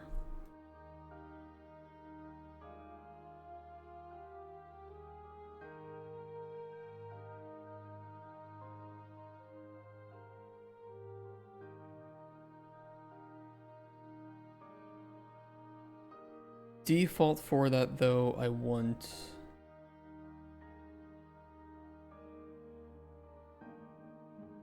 Well, no, default we should have a...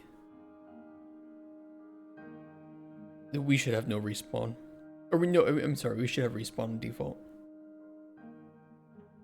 Most of the platforms, the time platforms will be respawnable, obviously.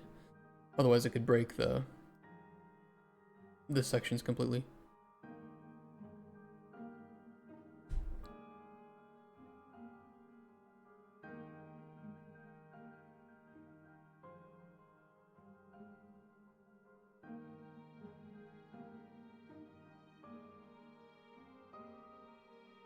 We didn't have any specific...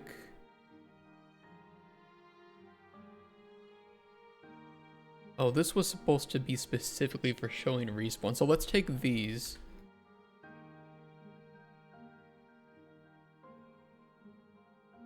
We'll nullify their data.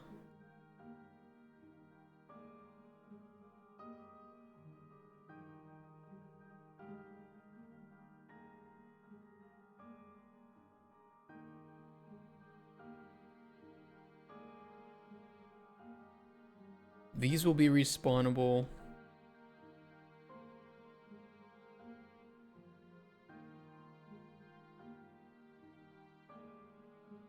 These were all supposed to be destructible.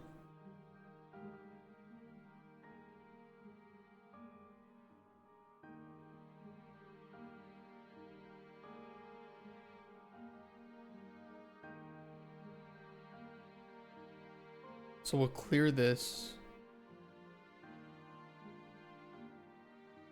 Set the geometry collection.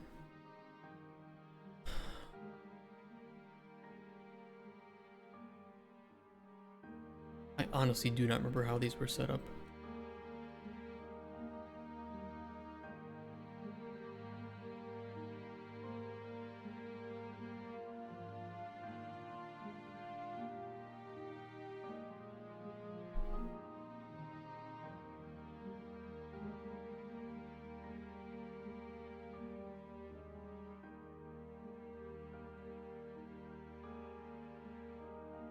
Okay, not respawnable.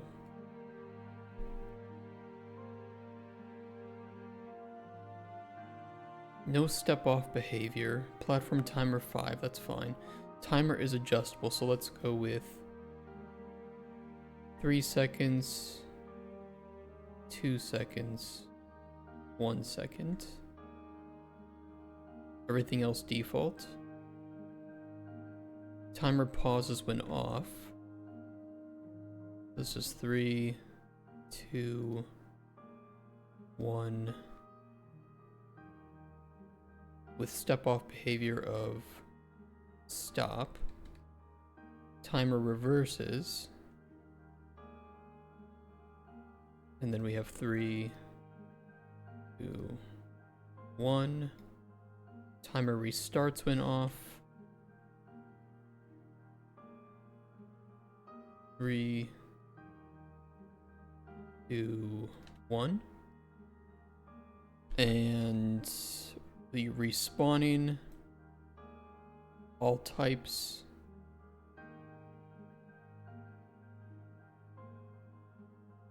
Step off behavior none, stop, reverse, restart, and we'll set all these to 3 seconds. 2 seconds on the respawn. Same optional settings, so this will be no step off behavior. Let's set 3 seconds. Respawn of 1.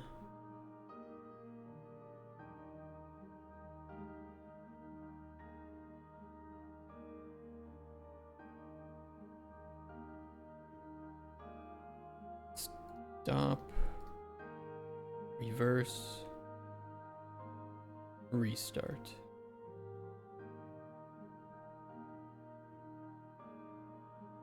And we did add mesh override yesterday. We could add another little section here for, you know, that you can override mesh.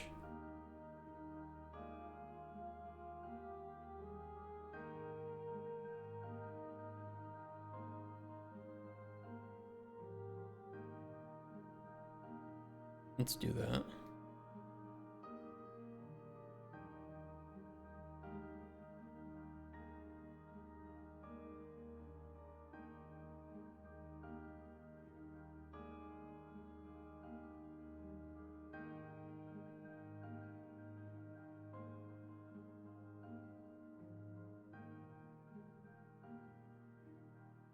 And we'll just use this 3 platform setup here.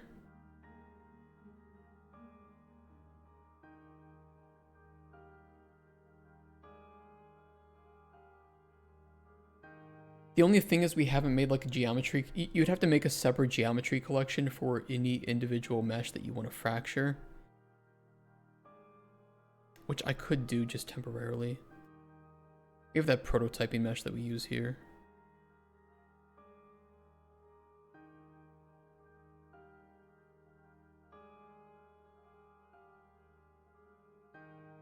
We could fracture this bitch.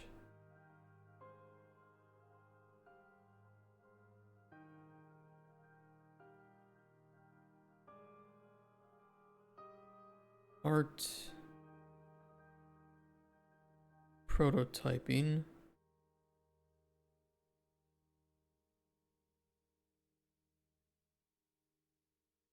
Sure.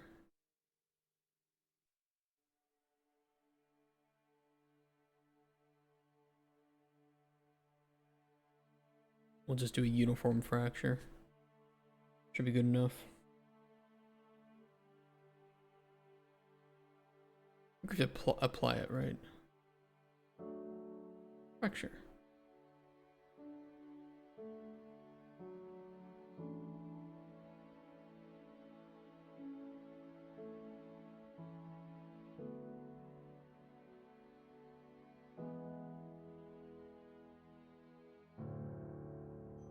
Looks fine.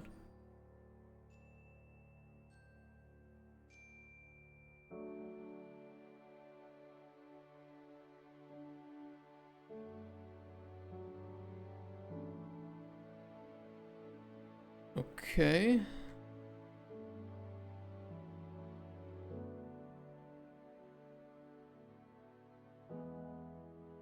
We'll use that. Custom mesh.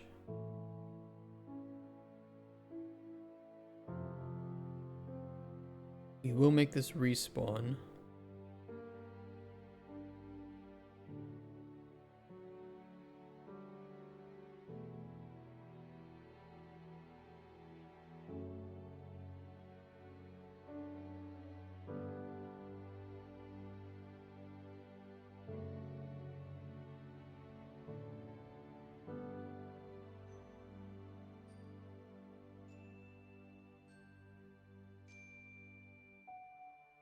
We'll just put them a little closer together.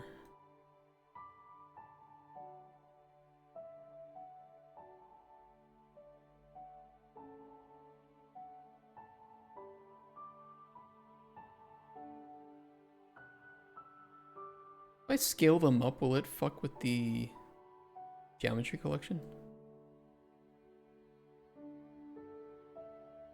Let's test it.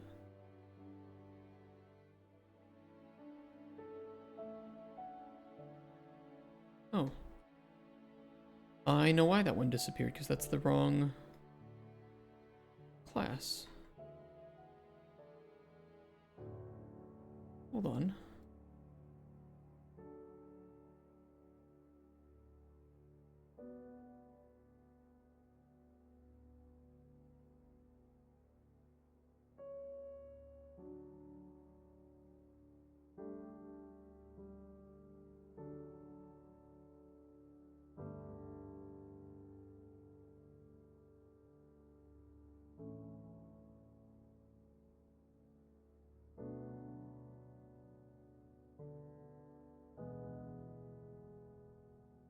Okay, nothing stop reverse. Get some extra space. Restart. Close enough. Okay, now they should fracture normally. Bonk. I like how they're gray inside. Yeah, who cares though?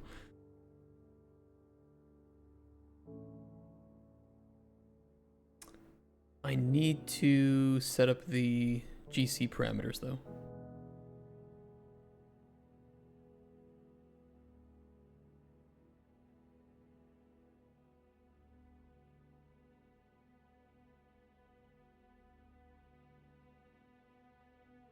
Let me fix that. This asset currently has no data flow graph. Yeah, I don't want a data. What the fuck is a data flow graph?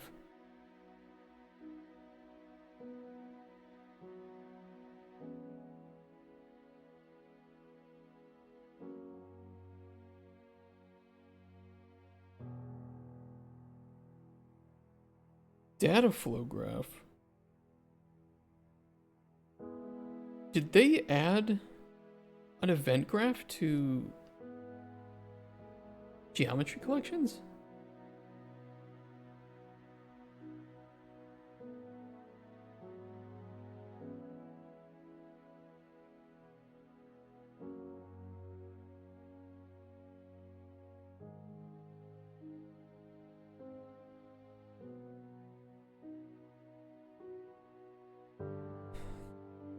Don't ask me. That's news to me.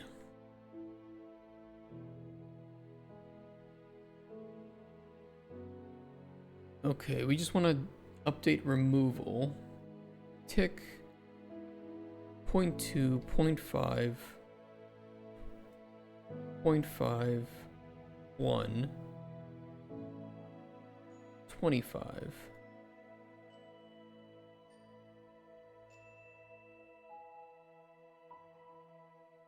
Everything else we should be able to just leave the way it is.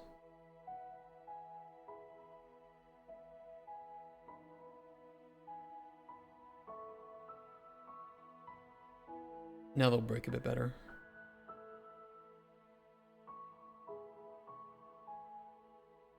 Bonk. And gone.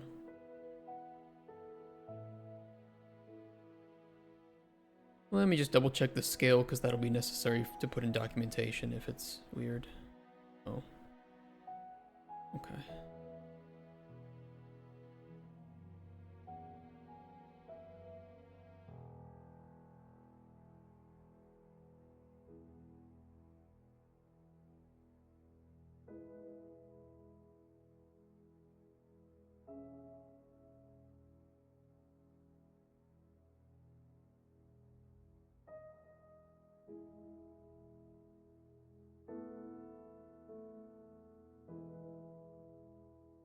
Yeah, maybe don't fuck with the scale on those.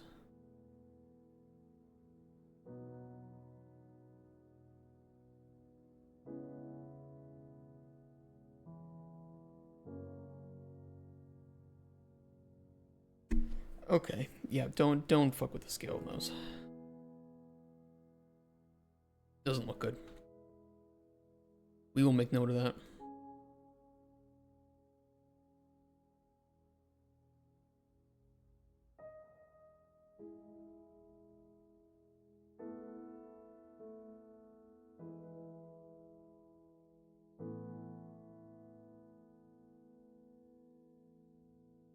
Documentation.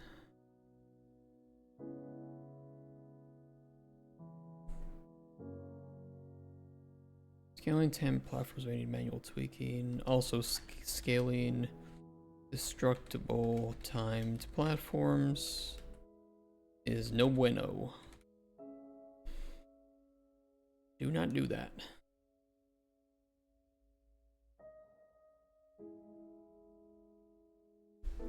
I mean, I don't know of any use cases where we would do that anyway, but better just to say that that's a limitation. Do not do.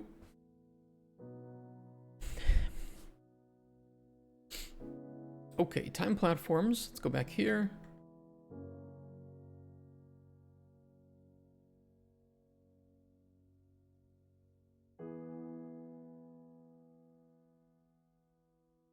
Sets whether to use data table row or manual row data.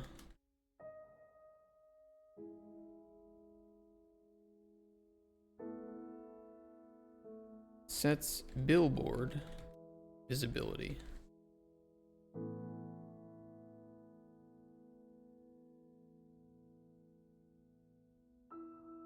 Hey, I'll need you guys in chat to determine what games we want to play for the charity streams next week. Ideally something with like some crowd control support. So if you guys have a little bit of time and are bored watching me just make comments, take a look at this site.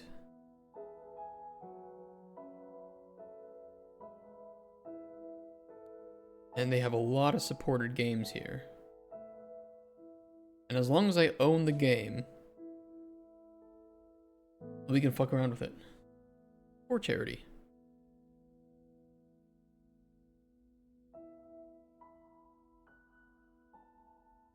I have Duckov, Minecraft, of course. I do have Core Keeper, Borderlands, KCD2. I don't even think this is all their games, is it?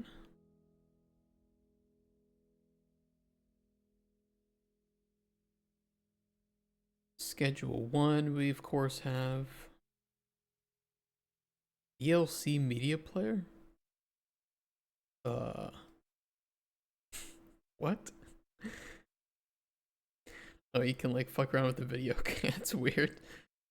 We got Baldur's Gate 3, of course. Stardew. I've been playing some Stardew recently. That could be pretty fun. Fallout 4. Lots of good games on here.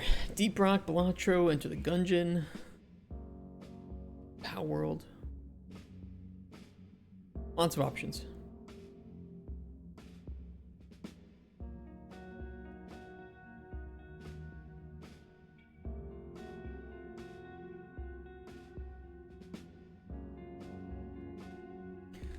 Sets up mesh and overlay mesh.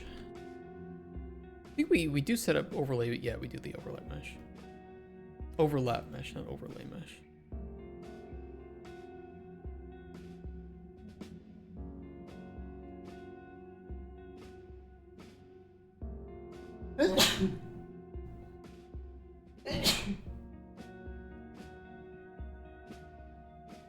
It's alright. Sets relative location offset for overlap mesh.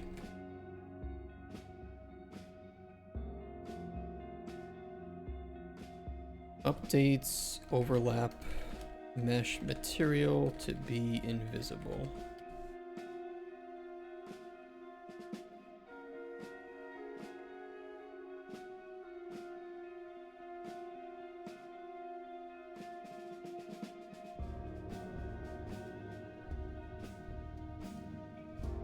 Thank you, Athano. Dziękuję bardzo.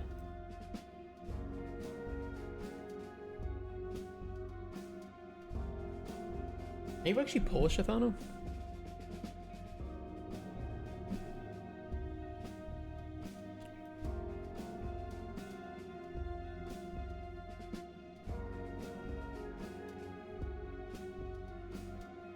Wouldn't that be so? What, be in Polish?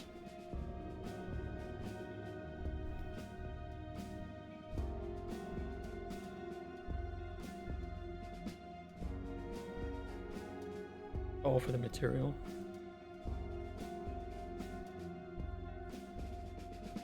In the UK, but you live in Sweden, okay.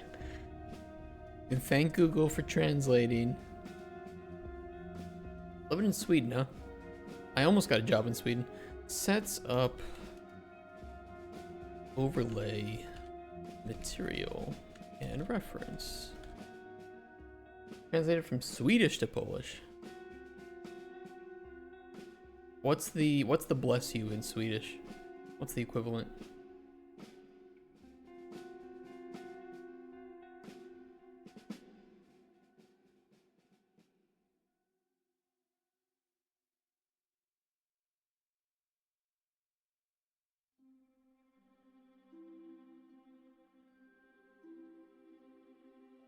Proceed.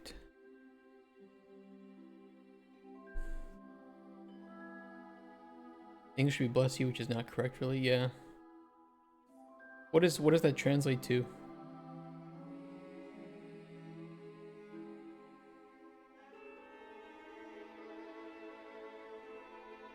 Oh, it translates to bread. Okay.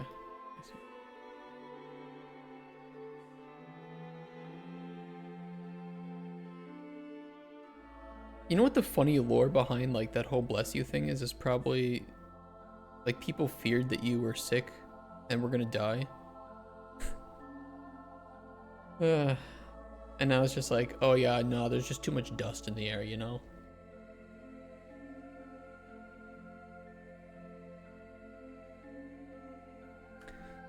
You translate bless you to Swedish, it isn't prosit? Really? Seems like an error.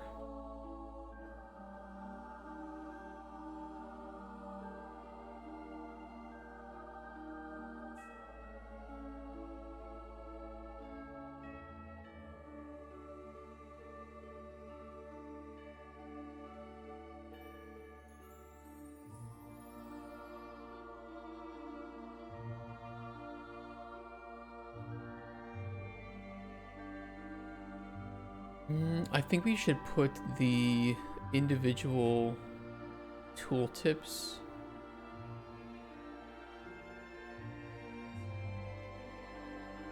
not here, but in the other structures.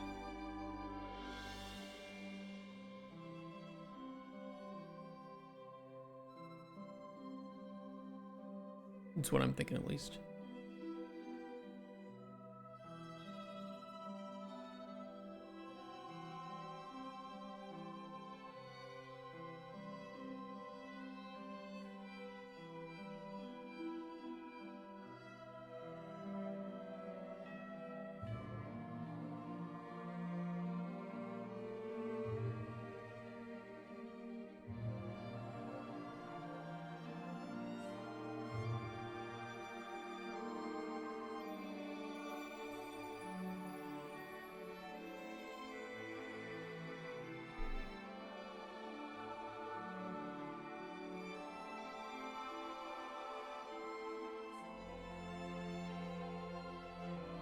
I'm a little bit miffed that I didn't get that job in Sweden.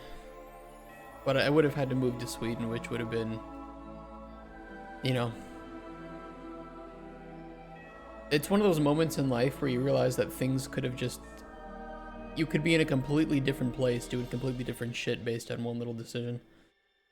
It's almost a little scary to realize how impactful small or even temporary feeling decisions can be.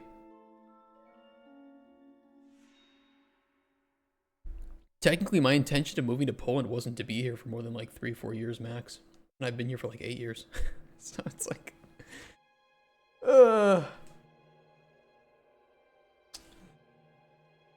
And I don't have like any plans to move right now, of course. My Swedish girlfriend on an MMO and now I'm living in Sweden with a house. I love that. I mean, I love that just from like a... I don't know, not even a human's, I don't know, it's one of those things about life that is so fun to me, that, I don't know, butterfly effect or something. That's something I wanted to explore with Colden Chronicles, was just how saying one little thing to somebody or helping them out with this one little thing could dramatically change the way that their life went. And sometimes doing what you think is right is actually doing the wrong thing, and doing the wrong thing is sometimes the way that it's right. Fuck, I still want to make that game. Don't tempt me, Frodo Baggins.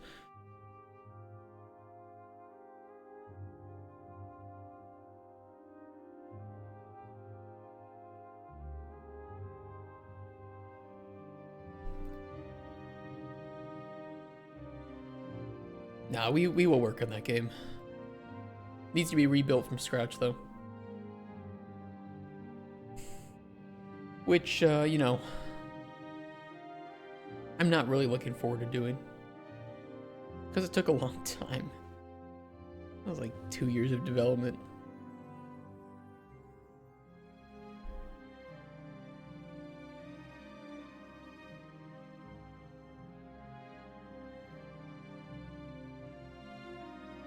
Procedure of world where you have a set of events that may occur. Change them based on butterfly effects. That would be difficult, though.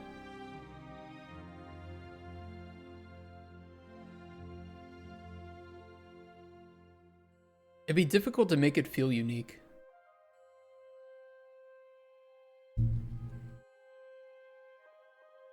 I think some games handle this better, but they do it through, you know, a lot of complex algorithms and checks, right? So stuff like RimWorld or Dwarf Fortress. Sims, to a certain extent, too.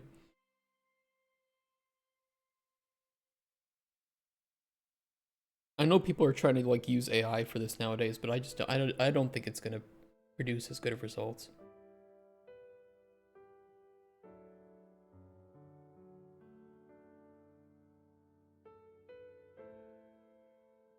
Can't change things across the other side of the world early enough until you get like meta progression. Yeah, I think gating some stuff like that is a nice way to put, you know, put the brakes on adjusting the larger world until the player gets familiarized with what they're actually changing. You know, you wouldn't want the player to like, I don't even know what kind of game you would have in your mind, but you wouldn't want the player to like pick up a mushroom and give it to some grandma, and then the game just says game over because it calculated that that grandma would have done XYZ and that would have affected XYZ. And, you know, it's a little bit too much a butterfly effect. I think it would be a funny game, but I don't know if it would be a good game. I definitely wanted to use it to make like a bartering system. I've always wanted to make a super realistic fantasy bartering system where, you know, you could overstock shops in an area and it would plummet the price, but then it would start to increase trade between that region and others because they would have a surplus. They would stop buying from you because they wouldn't have anything to do with it. Always want to do stuff like that. It's on the list, you know. There's a big list of shit that I want to do, and stuff like that is really fun. It would also be one where, I don't know, I wanted to make it was an immersive sim, and it was just like, okay, yeah, you can forge equipment, go for it. You can even barter, and you can lie about what you're bartering. You can say this is a magical sword, but you know, you could get caught in that lie, and then that guy might never buy from you again. You could be lied to, like, oh yeah, this is a magic sword, and unless you had the skills to actually determine if it was or wasn't, you know, you might get fucked over. I go way too deep as well. Way too deep.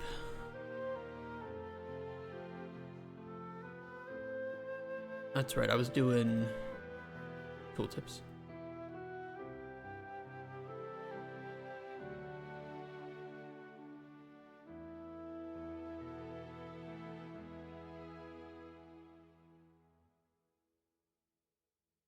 Hey, Insight. Going well. Getting warmer in here. You're definitely one person who goes too deep. I agree with that.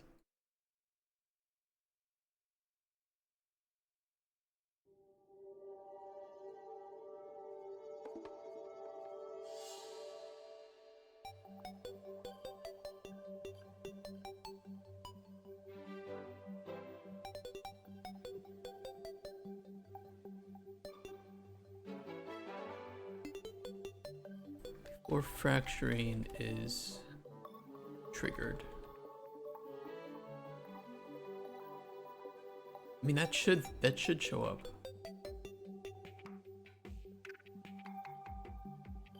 Yes, beautiful. We can delete this one though. I forgot to do that.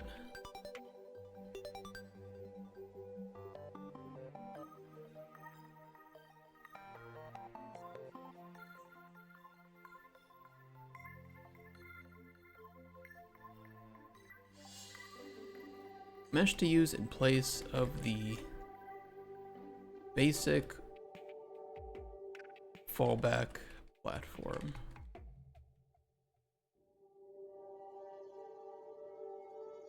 The offset on the Z for the overlap mesh, which is invisible and used to determine whether the player is standing on top.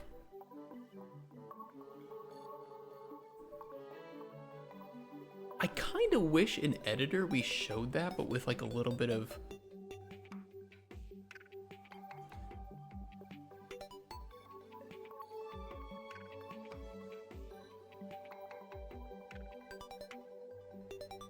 maybe we could add a debug to show that.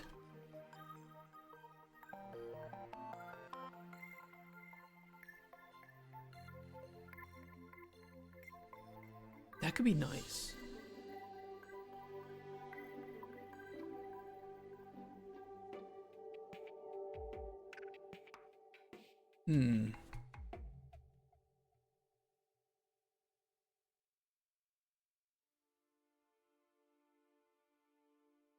If the do we set the overlap mesh to be hidden in game? And if it's hidden in game, it should still render the geometry. It just will be invisible. Right?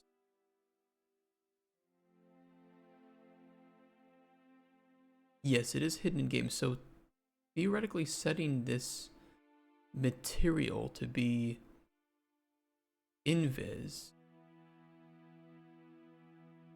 we could just tell it to use some translucent red material so that it's visible.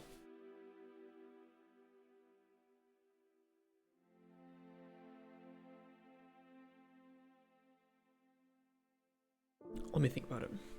I'm gonna think about it. I do like it because right now seeing where that invisible mesh is kind of difficult. It's not super easy to spot.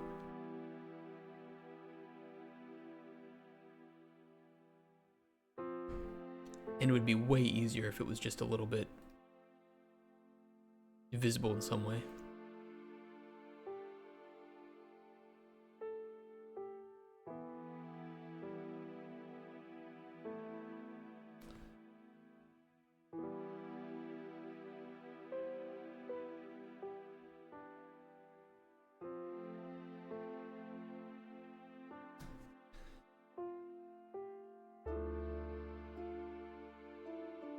Surface, translucent. Let's set that to unlit.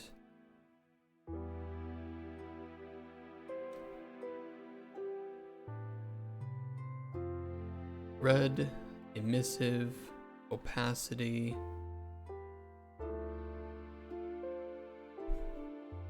0.5. Pretty bright, but it should be.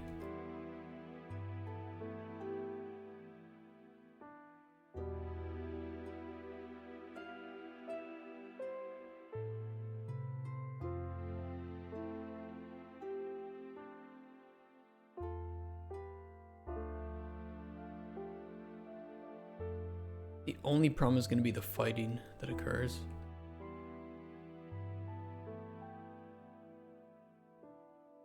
And that's what I don't know if... I mean, it would just show up in editor, right? It's not going to show up in game. But it is still kind of annoying.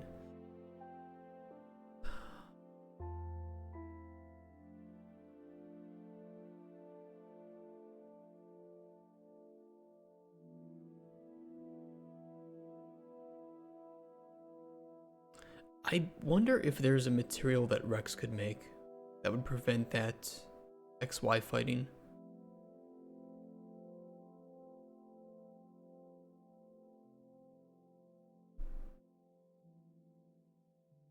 Not important to do, though. Not important. That's hidden in game, of course. But maybe I will set up a Boolean for this. The show overlap.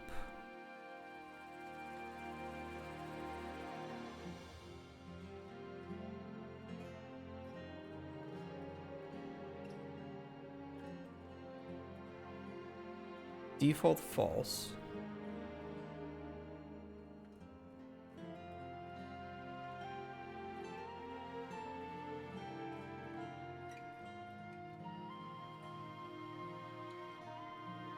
And we'll do a select here, valid row data.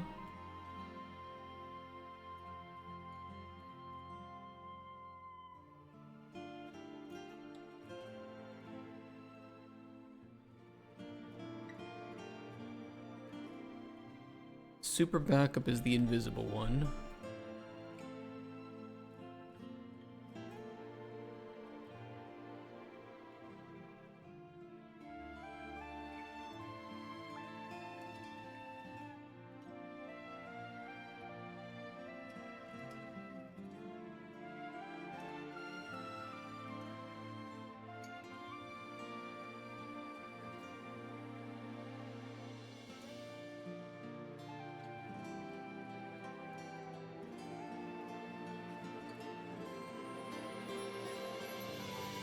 No. That's the wrong order.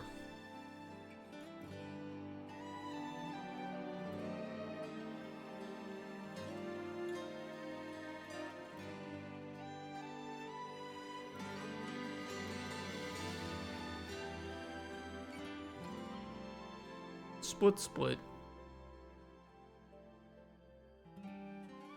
We need to choose our Boolean first. I'm gonna come. Oh, do it.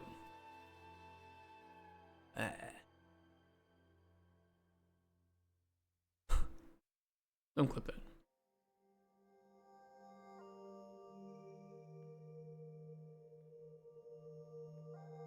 And then we can do a select based on that Boolean.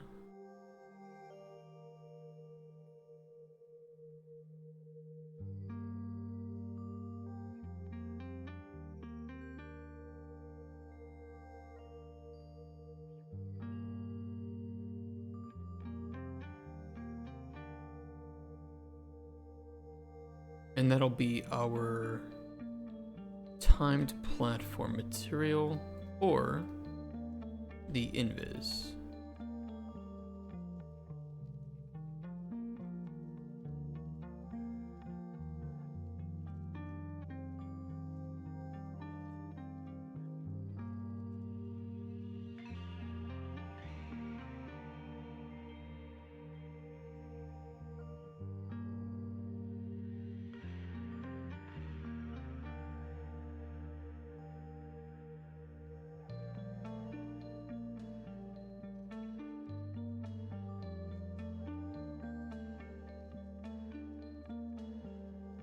I think that'll work.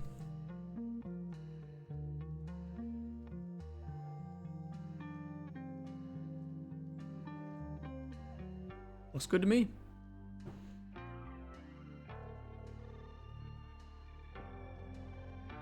Apart from the XY fighting, but I don't know. Who cares?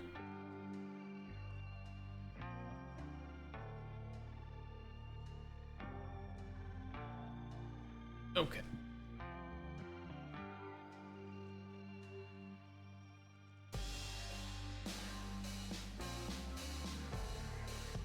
Enabling this allows you to see only in editor the outline of the overlap mesh to better visualize its location in relation to the main mesh.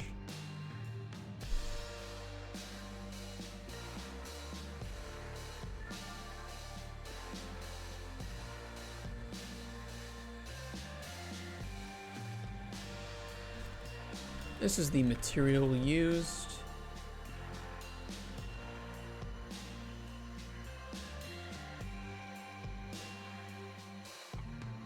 When the player is standing on the platform.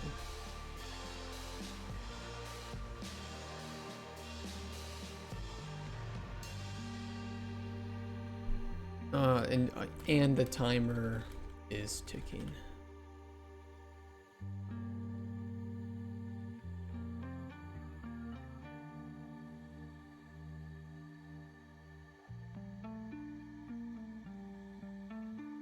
The behavior to use when the player steps off of the platform.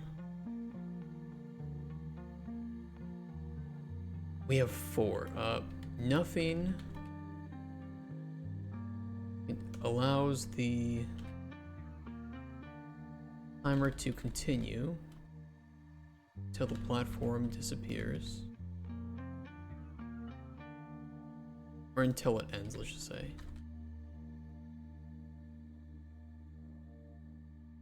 Then we have stop, reverse, and restart.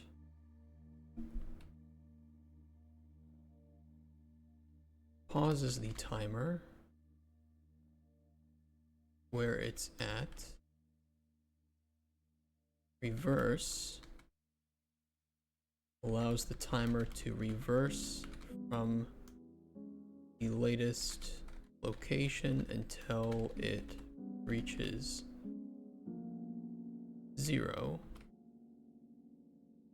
Restart completely nullifies the timer and sets it back to 0 immediately.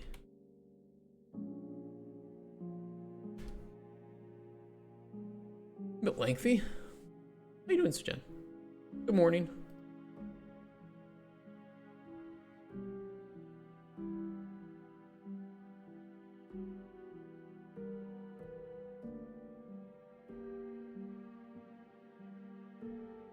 One sec. No big deal. And oh.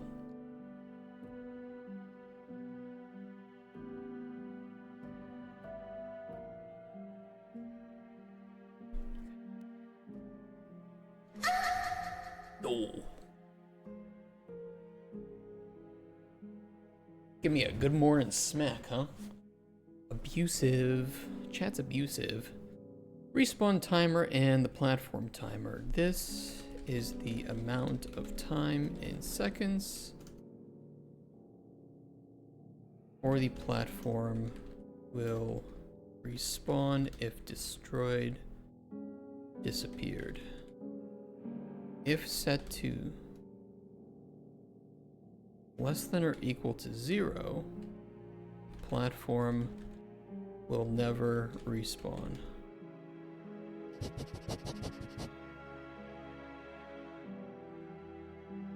Are you abusing me by sniffing? Is that abusive?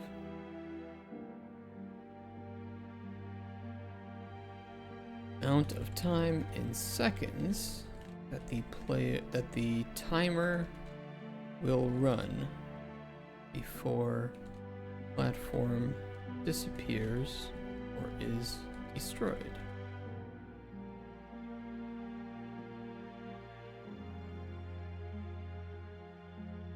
There's a manga about a guy who creates fragrances for like a perfume company, and he loves the way that this girl's sweat smells, and so he likes to sniff her.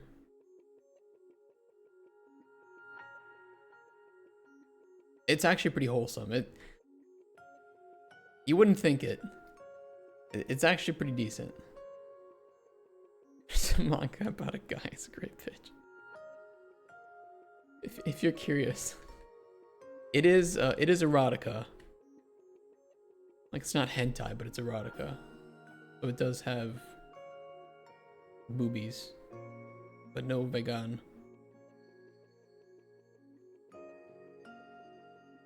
It's called Sweat and Soap.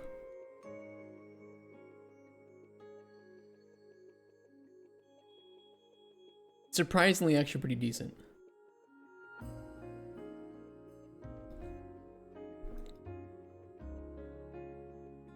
Came for the memes, stayed for the romance. Okay, these should all have, well, everything but the platform config. I'd like to put tooltips on the platform config, but these should all have tooltips. Our editor billboard doesn't. Let's fix that. We'll go on Paxia. Do.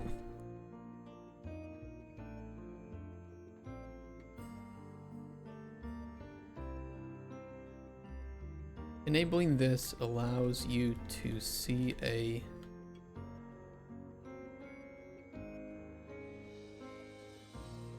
billboard image of the platform type from a distance while in editor. This will not appear in-game no matter the setting. Those are the billboards that you can see.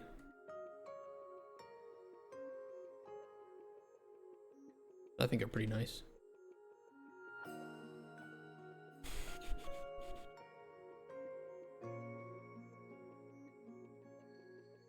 Okay, and then finally, let's put these in a category.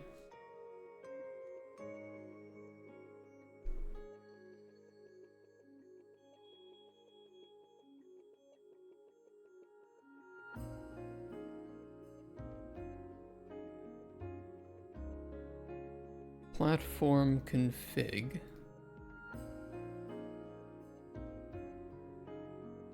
Will always override platform data if valid.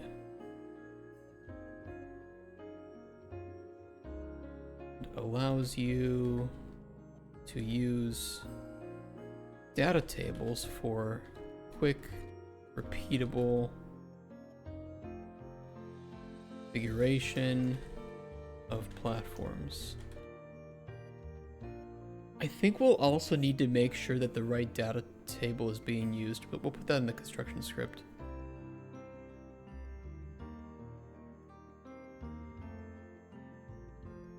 I can't put line breaks in here, right? No, but I can paste line breaks.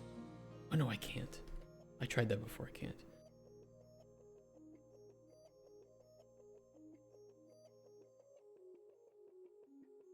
Clear data table reference to enable platform data to be used instead.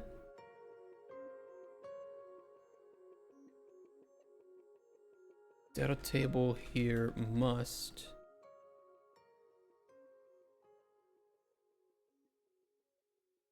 use st timed, wait, what was it? Platforms timed or something?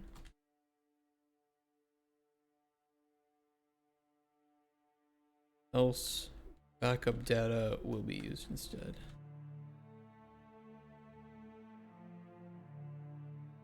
You want a 50,000 loan with 0 credit or collateral.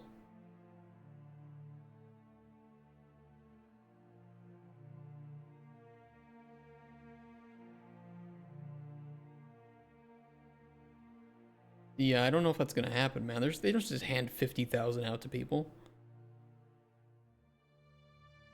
I mean, it's a loan, you still have to pay it back.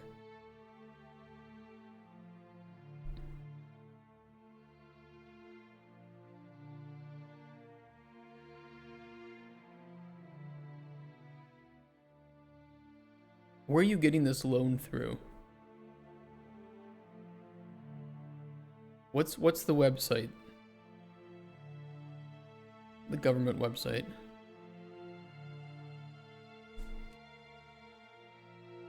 Backup platform. Data to use. If platform config is nullified. This allows for more careful customization of the platform without needing a data table row. Like the old school method.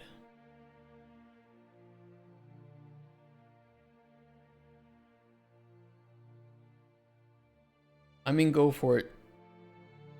I don't know what credible plan means here, but I don't think what you have yet is a credible plan of how to use this money.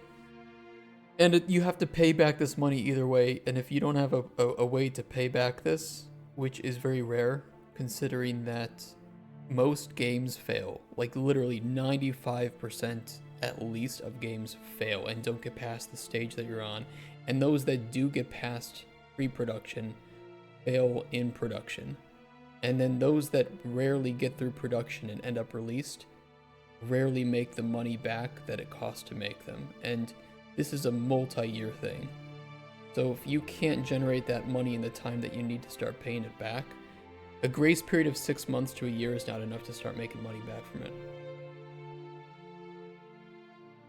Yeah, but what you're looking at Insight is it's all data generated by ChatGPT.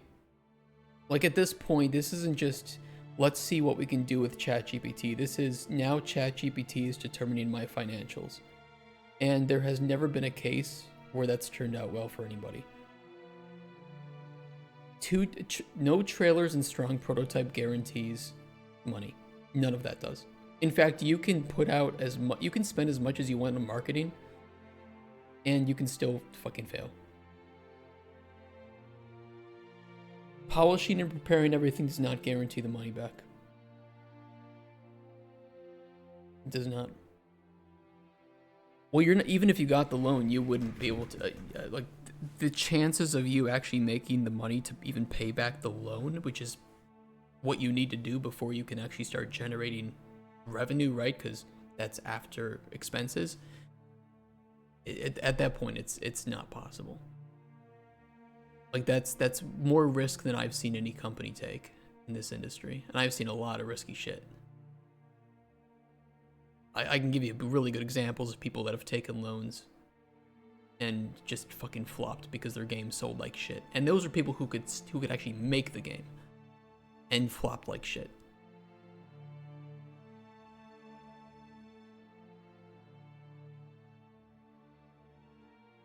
I mean, even if you throw it under an LLC and you have some ability to file bankruptcy, that you know, that stuff stays with you. You don't want to have to file bankruptcy because it ruins your financial history. And I don't even know, I think you're younger than 30 years old, right? This is gonna, you don't want to have something that you file bankruptcy for before you're 30. That's not just reckless, it's retarded. Don't do that. Don't do that to yourself.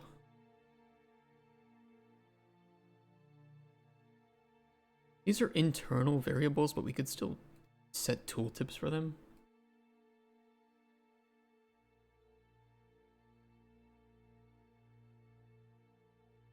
Updated to true if the input platform config handle is valid.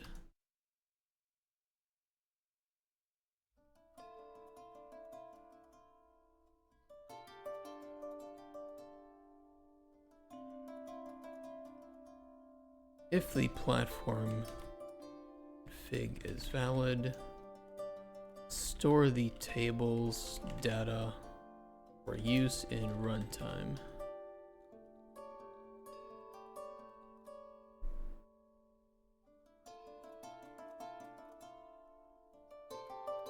What is B finish used for? Oh, that's for the... Yeah, it's for the timer.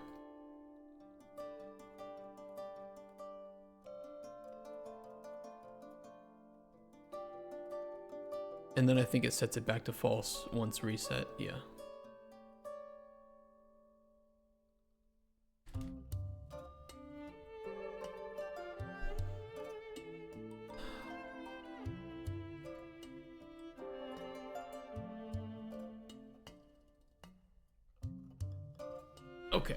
Okay, I think that finishes up the timed platforms. I think they're good.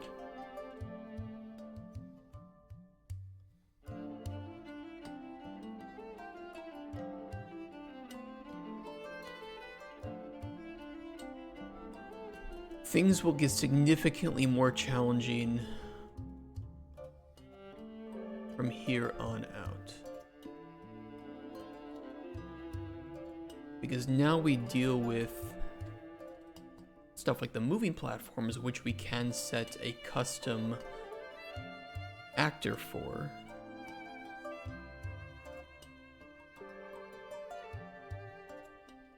And in this case, we will need to find a way. If we can do it with the data tables, great. If not, we might need to reconsider. We need to find a way to send it the data table row handle valid for the actor that's being used here. And hope that on construction,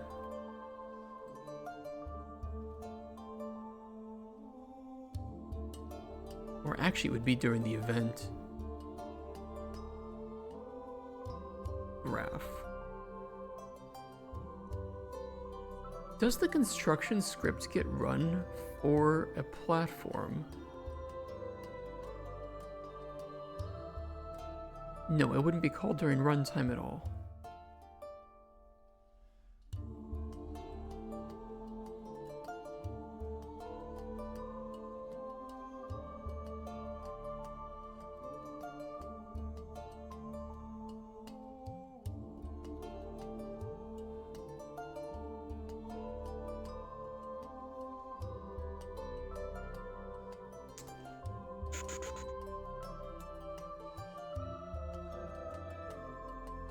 I'd have to move those out of the construction script and put them on begin play or something.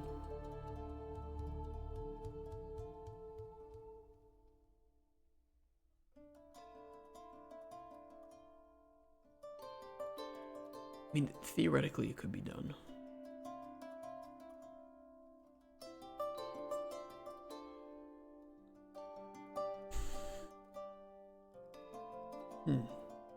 We either tell the LD to create child classes and update them with the data that they need before using them in actor overrides, or we move things over to runtime. A little bit dangerous. Because, you know, if you have, like, you're spawning in 50 platforms, you know, updating a data layer or something, and they have to run all this stuff on event begin play. That's not great. It's not great.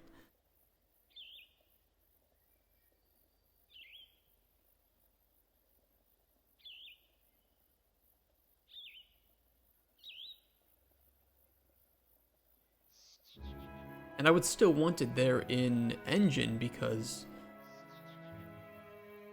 it would just make it easier to see, especially with some of these other platforms. If we don't have that being updated in real time while you're editing, it's hard to make a decision about where to place other platforms. So yeah, that's not the greatest.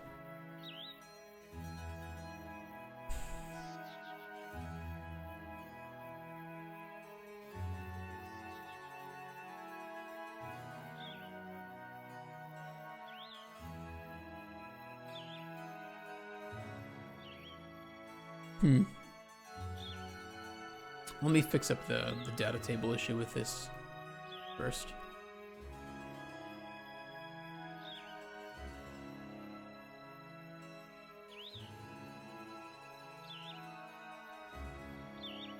I mean, if it doesn't match that...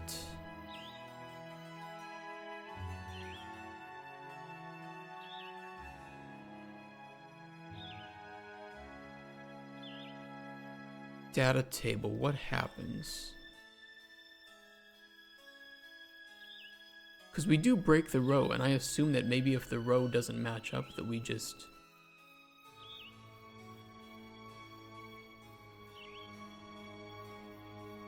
tell it to fuck off? Let me see what happens.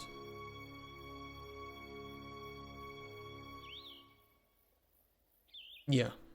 Yeah, if it doesn't match the right... Oh wait, hold on. Yes, if it doesn't match the right, it invalidates. Okay, that's a good thing. I don't need to do anything with that then.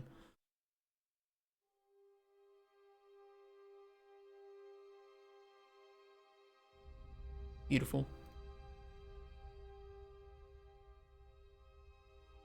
I'm happy with how those turned out. What I want is for the LD to be able to go like, okay, I have a moving platform and I want to spawn a bounce pad on there. But for that bounce pad that we spawn on there, I want it to have these specific parameters. Currently, the way that they have to do that is to make a separate child actor class, update the parameters on that child actor, and set that child actor to be the one that spawns on the moving platform. Works. Annoying, but it works. What I'd like to have happen is to have that data table row handle for the actor. So if the actor is valid, we check the data table row handle. And if that's valid, we then update the info on the child that gets spawned for the actor there. But I don't think that I can do that on... We have to do it on runtime. I don't think that what I can do is force it to run its construction script. Maybe? No, because some of them don't. Because like the moving platforms, they don't spawn the actor in until we hit play. We don't spawn that in construction. So that for sure won't run its construction script. But that also means that all of these...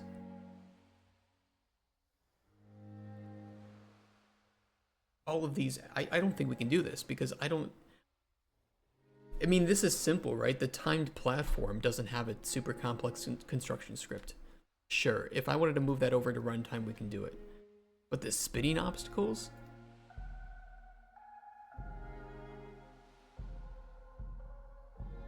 This is the spinning obstacles construction script.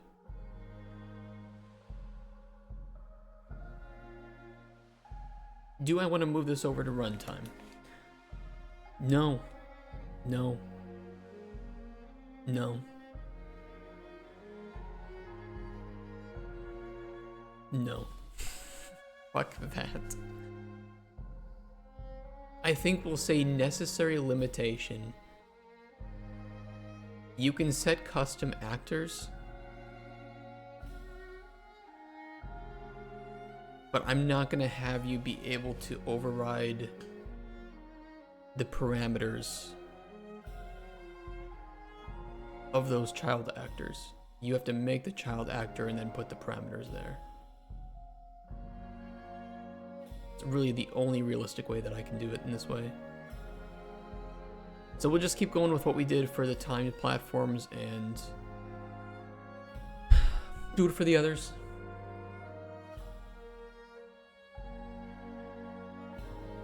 Well, let me use the bathroom first. BRB.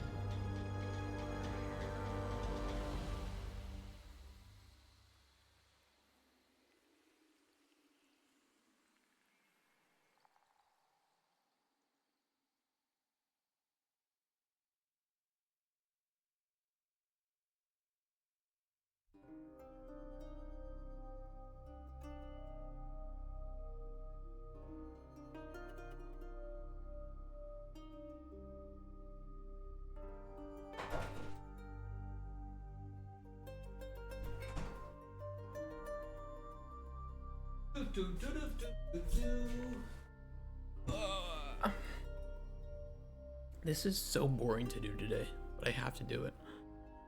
Oh, it's so boring.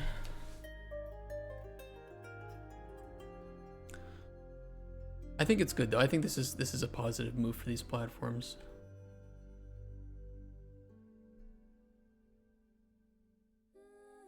But man, does it suck. I don't think the moving platforms have a whole lot in their construction, right? Yeah, it's barely anything. In fact, it's pretty much just related to the spline itself. There's not even anything to put here. If we put a custom data table.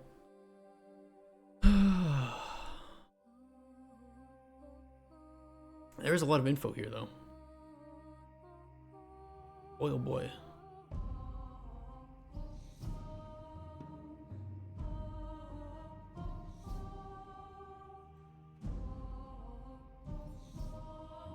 Theoretically, could we take this specifically here and move it to the parent?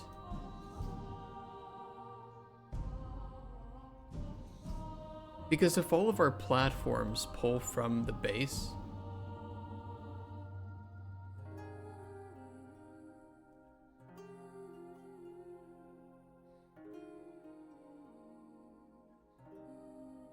I guess the one thing that couldn't would be the platform data.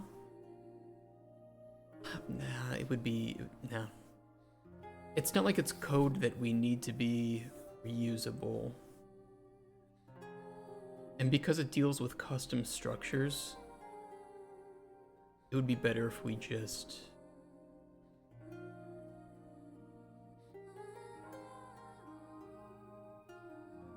if we just put this in each of them. Fuck the parent. Fuck parents. What do they know? I have to say that because if I say the reverse and I say fuck children, you know, then we start to get into a bit of a wee-woo situation. FBI open up, that kind of thing. And we don't want that. We don't want that. Yeah, we don't want that.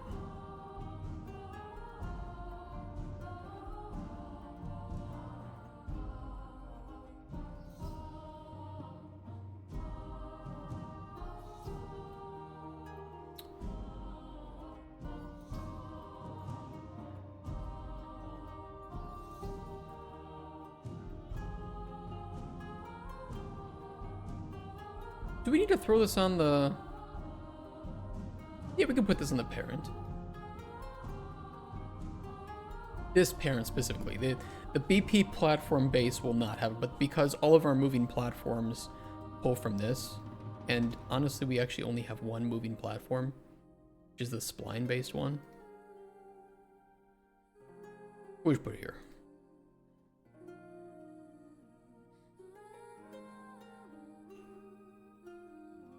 Create, create, create.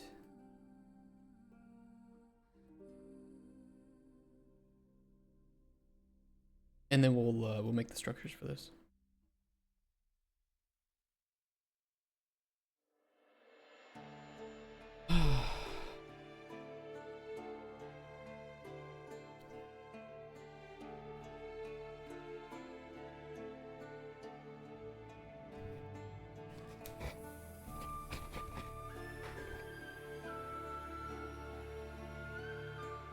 I don't like regular Coke. I don't like that I had to buy this. This kind of sucks.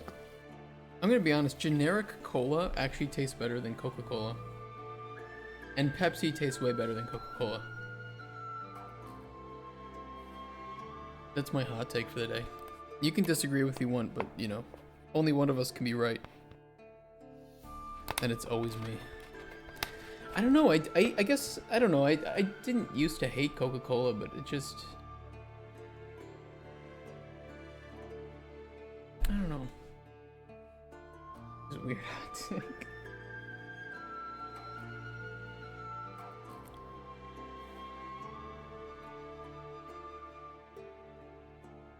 It's not horrible, but I do think the flavor of Pepsi is better. And I think that Coca-Cola has gotten a bit too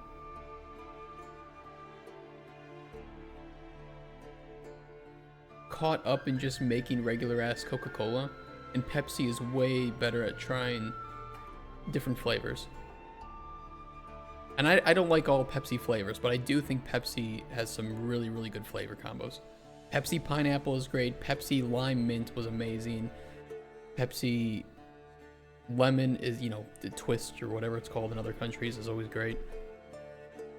I don't mind the lime, but I like when they experiment a bit. Pepsi mango was kind of ass. Pepsi raspberry was kind of ass. Pepsi cherry was too medicinal. So kind of ass. Who got mad last time Cola improved their recipe? It's good that both exist, right? It's like, you know, do I want Roblox to exist? No. But I'm glad that Roblox is there for people who like Roblox. But let's not pretend that it's better than Red Dead Redemption 2 or something, okay? Haven't eaten in 2 days? You should eat. That's not good for you. Even if you're dieting, gotta eat something. Get some frozen veggies. Some ground meat. Throw it in a frying pan, you're good to go. That's cheap as shit. 4 pounds of chicken. That's not good either. That's so much cholesterol. Your arteries are gonna look like just pure yellow. Protein pudding's good too. You like cola clones? I do too. I don't know, like I said, the generic Coca-Cola that I can buy at the store actually tastes better to me than Coca-Cola. Oatmeal's good too. I was looking because people are like ordering these DoorDash, Uber Eats bullshit. I don't understand it, man. You can just go down to Walmart and just get like, just grab some frozen veggies. Cheap as shit.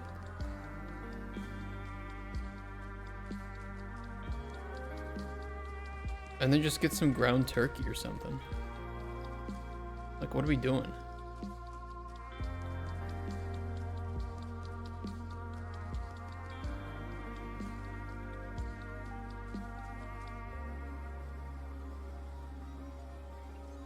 I mean, I don't mind frozen stuff either. Like, you know, some frozen pre-made stuff, but it often does have some chemicals that maybe you shouldn't have. But if you just get some frozen veggies and ground meat, it usually doesn't have any of those preservatives or anything. It's super fast to make. It takes like 10-15 minutes. Do it all in the same pan, and it's super healthy.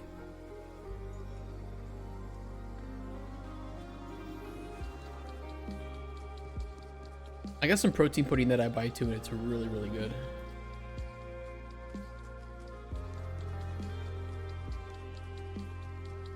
There you go.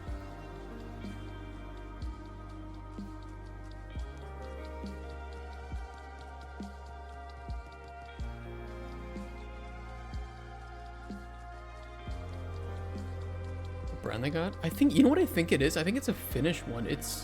I buy it at Auchan. You probably might even have it.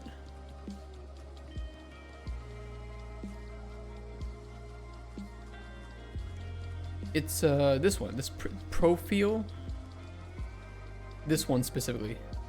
No, it's not the mousse. It is pudding. This one. Proput, no. I think this is Finnish or something. I don't know specifically. It's a little expensive. Like it's six zloty, so it's like $1.50. But it's my breakfast. Pretty nice. Propud? I've never heard of that. I don't know if I would have access to that. I don't think I've seen this. Looks pretty similar though. Chocolate pudding, no added sugar, lactose free. I like it. Very fast to eat.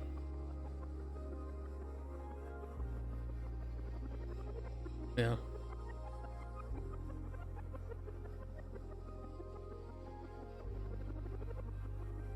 Keeps me going through the day, but I am very, very hungry at the end of a stream. I'm dying. Hold on. We can actually see what we're making here. Thank you for showing Spotify.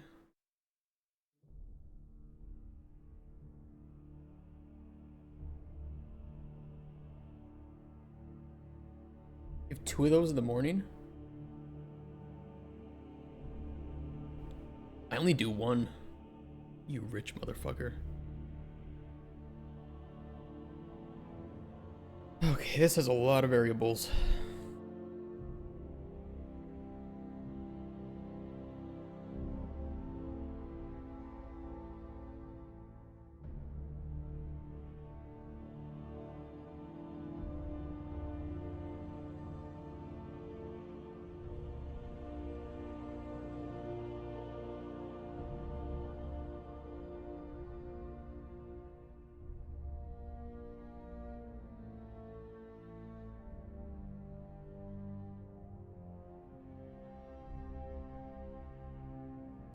Collect actor mesh config.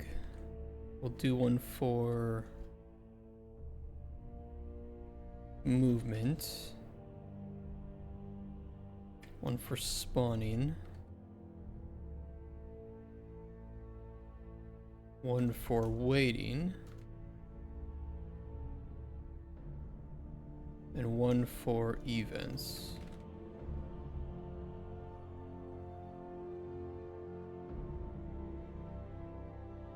Coffee flavored.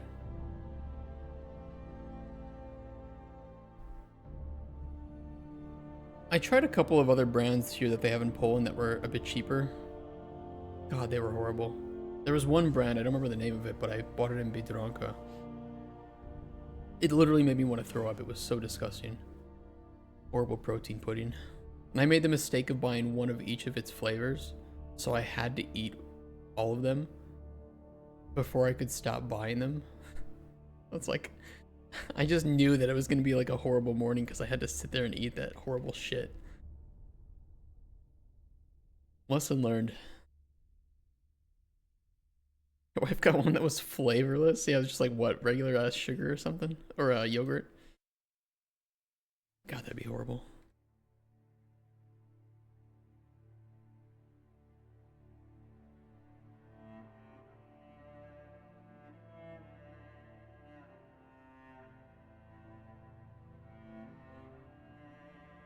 It's like people that get yogurt in their kebab or something. I don't know, it's just so weird. Maybe I've got the palate of a 4-year-old, but you give me a tortilla, okay? Great. Put meat, put cheese, put spices.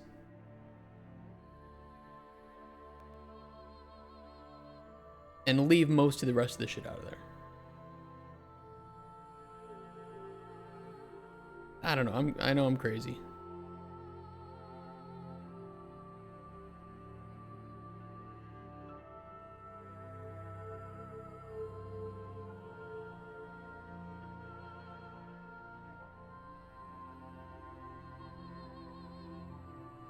Sour cream and muesli is a very good combo.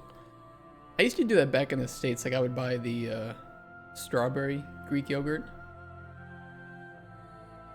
Or it wasn't Greek, it was no, it was strawberry Greek yogurt, and then I would just put the muesli on top. That was nice. Crunchy and flavorful. Corn flakes and ice cream. It just sounds like frosted flakes, but with extra steps.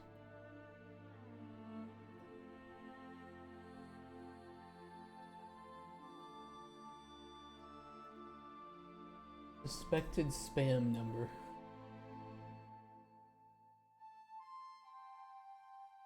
No, thank you.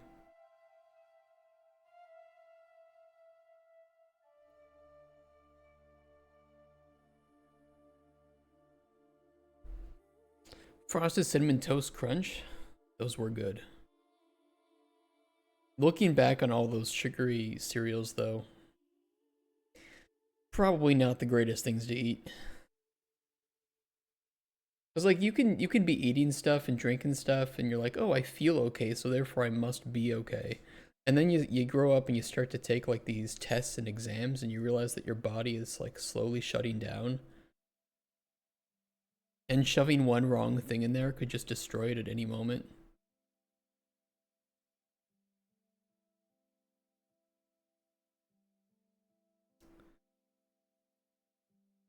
Okay, actor mesh config. We need the actor class reference.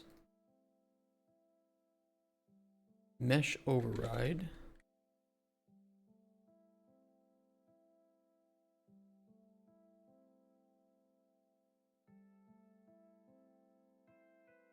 Troy's shocked when I get a blood test at how good it is. I don't, maybe that's you. It's not for me. Like, here's the, okay, so here's the scale, right? Between 1 and fucked. And this is what your liver looks like, okay? So, we're ideally looking for something in this range. Anything within this range is pretty great. Very healthy, right? Yours was here. Like, oh, yeah, I don't think it should be there. They're like, yeah, no, it shouldn't be. Like, okay, so should I just kill myself now, or should I, like, wait a week and then do it?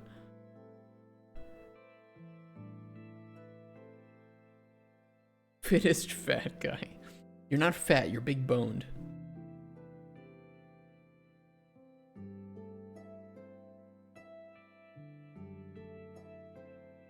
Is this the moving platform spline trigger? No, it's the rotation.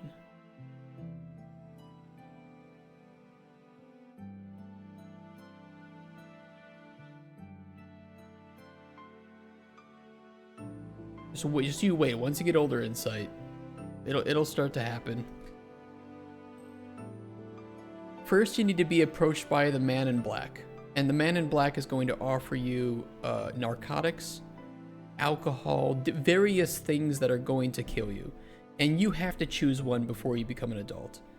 You can choose more than one as well, but you have to choose at least one thing that you indulge in that will lead to your death. Now, that could be like fentanyl, that could be alcohol, it could be food. Whatever it is, you have to choose one, then you become officially an adult, and you will die because of it.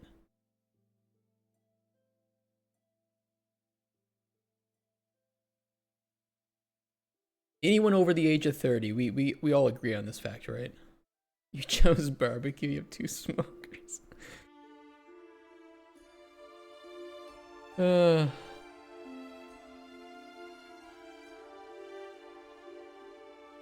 Blood sugar levels? Blood sugar levels are a problem, especially in the US. People with diabetes, it's fucking wild. So many things will spike blood sugar levels too. It's kind of scary how many things will just spike blood sugar. Or doing like eating one wrong thing, and it's like, yeah, it's gonna do this and this for like a week, and you might not feel it, but that's what it's doing to you. Hey, Psycho Saucer, you talking IRL? Yeah. Like, before you can officially become an adult, you have to choose how you're going to kill yourself slowly over time. Legally. Or illegally.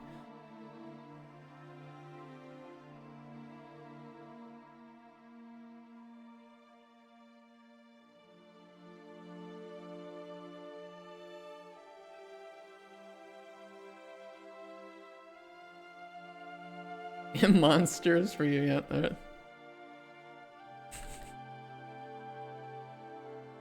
There it is.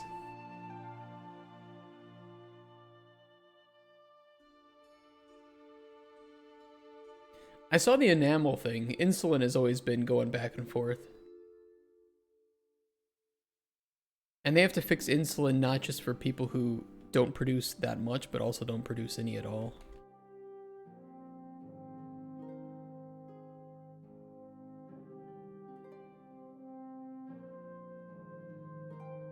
Two floats, or I'm sorry, 2 booleans, a float, and a timer handle. Oh, the timer handle is local, though we don't need that there.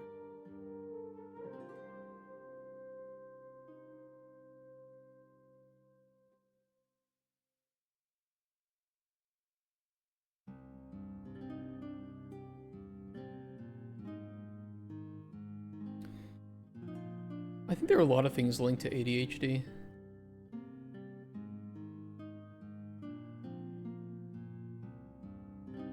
And some of the outcomes of ADHD can be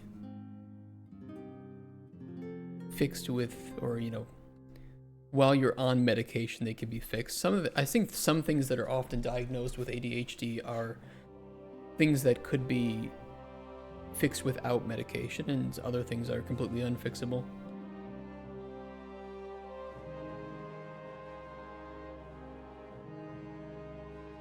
To me, it sounds like ADHD is one of those things where it's such a broad umbrella term that I think it gets misused in a lot of cases, or things get lumped into ADHD that are likely not part of ADHD, and then some individuals will use that as an excuse not to try and actively work against it.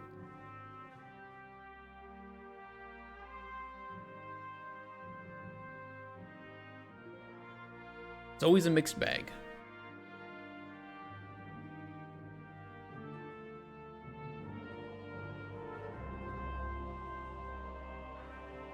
What did I just edit?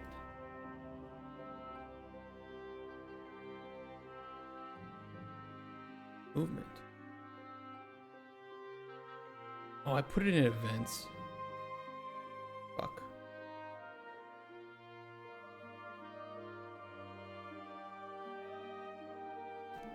I wasn't paying attention.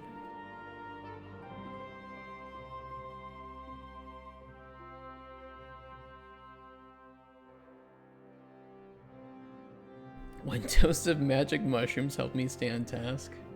Isn't that with what's the name of the drug? MDMA? Hasn't there been quite a lot of evidence to show that MDMA can be really helpful for people with like PTSD and stuff? Like, just depends on the dosage. It's it's kind of like cough syrup or something, right? You take in the dose that you're supposed to and it works the way it's intended, but take too much of it becomes a hallucinogenic. But there's a lot of stigma around it, of course, because the traditional way to use it was to use it in excess. Just like cannabis too is pretty similar to that.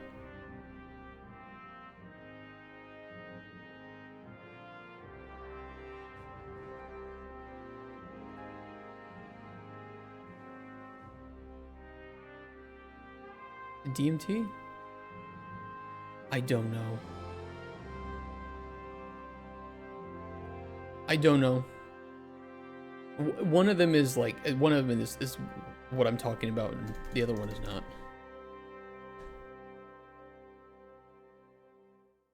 LSD? I don't think there are any medicinal benefits of LSD, but I could be wrong.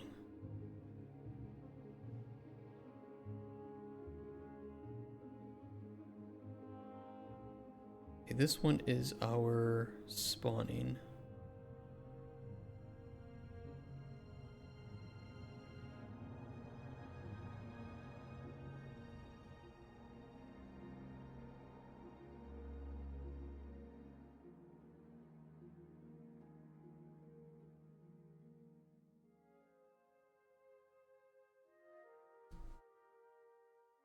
DMA was used a couple years ago, but they're currently doing studies with psilocybin and DMT. Oh, okay.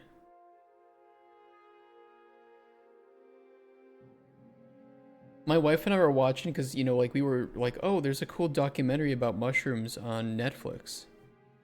And, you know, it's seeing like time lapses of growing mushrooms and it sounded really cool. And we watch it and it's just a bunch of fucking hippies talking about using mushrooms to get high and hallucinate. That was literally like what 80%. That sounds familiar, Psycho Sausage. I think it was. We were hoping for an hour-long documentary about, you know, the, you know, different mushroom types and how they grow and how they spread, and, you know, some really cool details about that kingdom of fungus. And it was just hippies talking about getting high. So disappointing.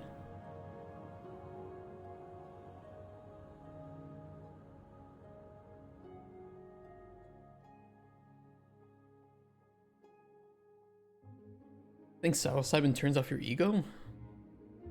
I don't know about that.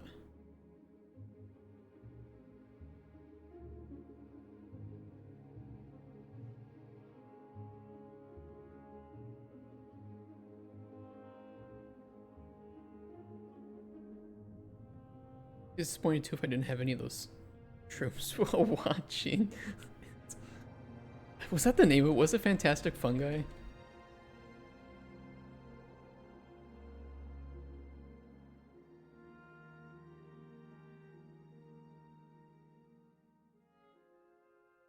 I'm pretty sure this was it, and from the explanation here, it says descriptive time-lapse journey about the magical, mysterious, and medicinal world of fungi and their power to heal, sustain, and contribute to the regeneration of life on Earth that began 3.5 billion years ago. And it kind of like started out that way. Maybe 10-15 minutes of it was about that, and the rest of it was just talking about how to get high with mushrooms and how getting high with mushrooms is great.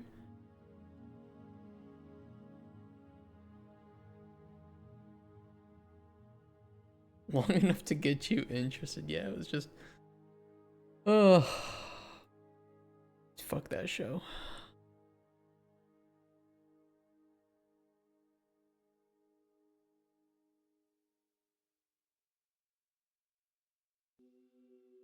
Okay, I think this is the actual events one that we want.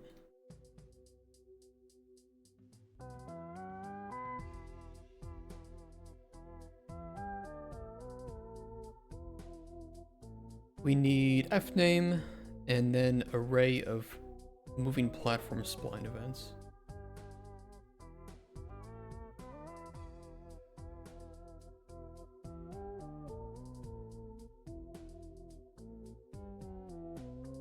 Moving platform ID spline event.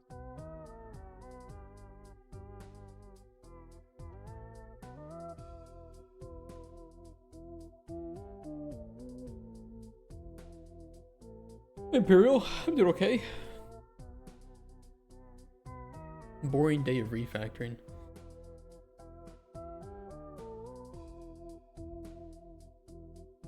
Looking up growing mushrooms about food ones, and heap of info was about magic mushrooms. I was doing the same thing, Punka. If I had the space, I would like to grow mushrooms for food. Because it just seems really fun and easy. Buy this log, spray with water, sprinkle with spores. 2 weeks later, shit tons of mushrooms. Looked fun to me. You're making a game about farming mushrooms? I am not. I don't know if it would be that interesting alone.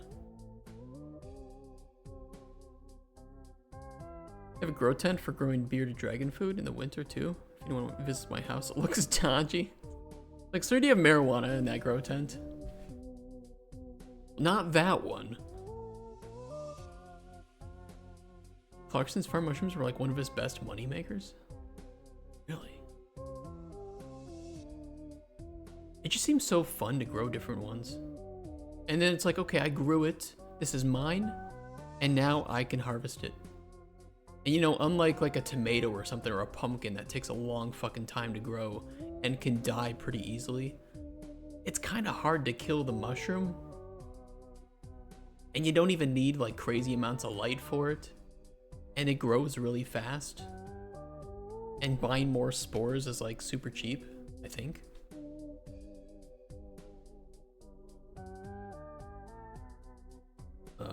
Mushroom spores.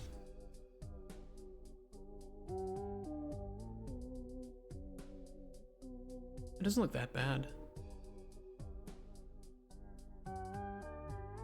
I don't know if you can keep the mushrooms growing after you like cut them off.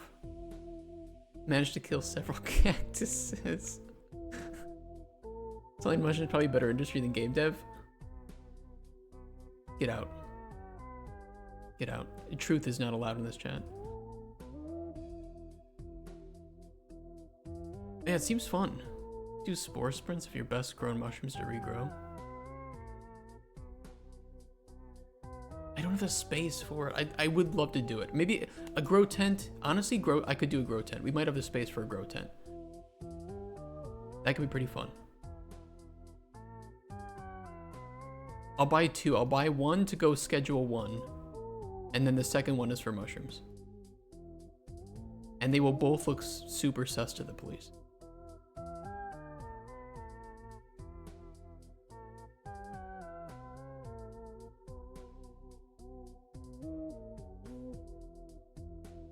Okay, we need the mesh. Let's do it in the same order. Let's do mesh config and then movement.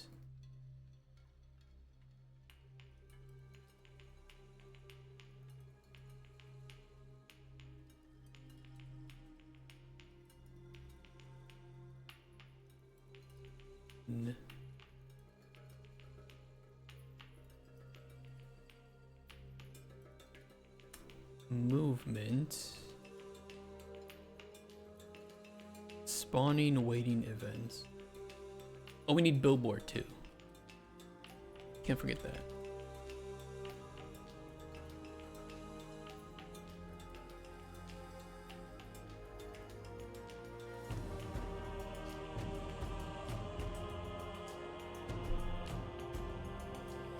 Move that up top.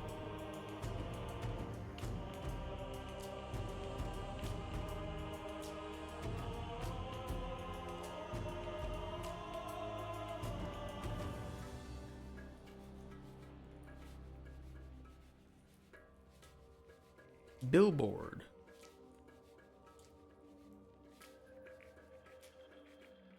Movement. Spawning waiting events. Spawning waiting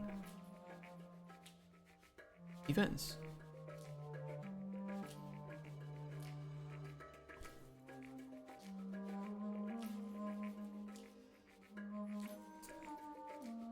We move this over to platforms moving.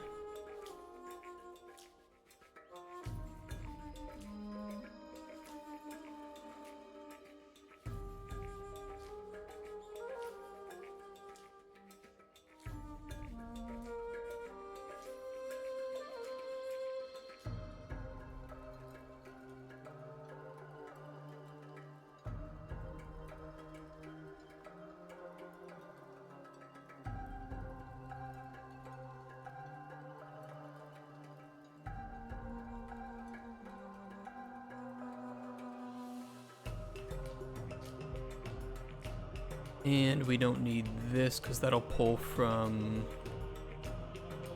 the Boolean now, so we can move that to the end after we've evaluated the data table.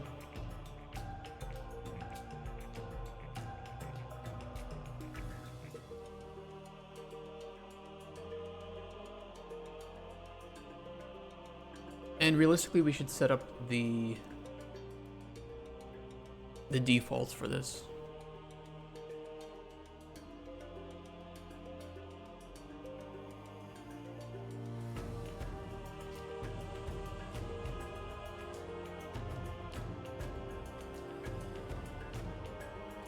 Platform actor.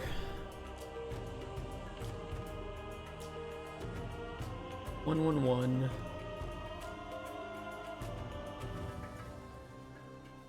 Rotation type, world up vector. Distance per second was 150.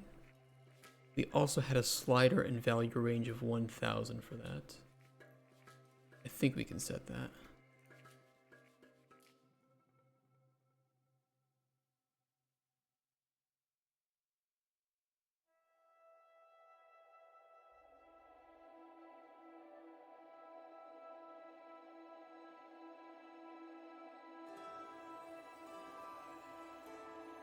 Yes, that's good. Okay, movement curve is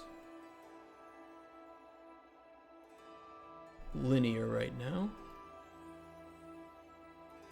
Kill at destination, false, false, 0. False, false. None and empty.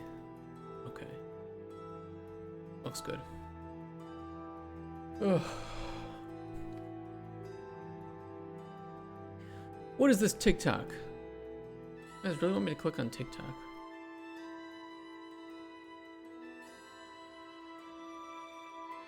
I don't own a Facebook. I don't own a TikTok.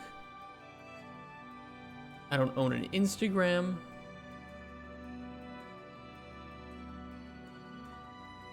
No Pinterest. I only have my email, a Discord, and an OnlyFans. I do own Discord, which is more than enough. This is true.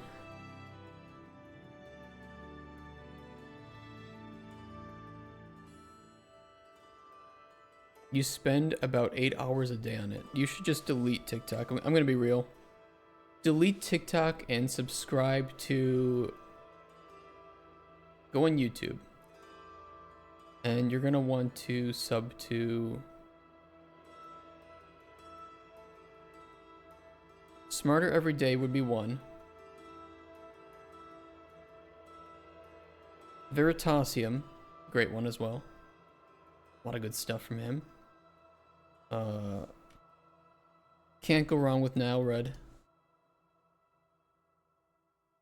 Good shit.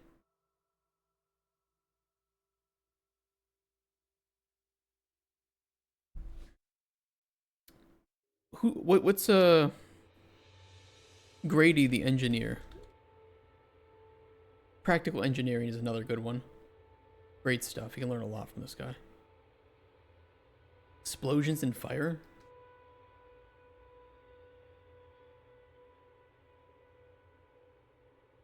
Yeah, this looks nice as well. Branch Education?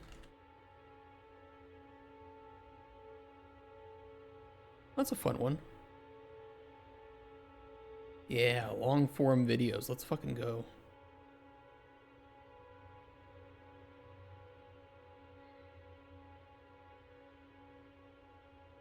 How you doing, Writing Hippos? Extractions and we need to like just create a paste bin or something of all the long form educational YouTube content.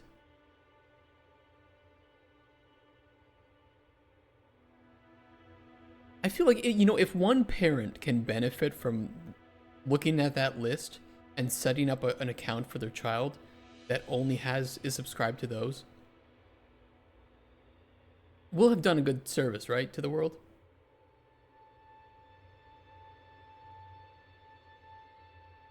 I'm kind of tempted to do that.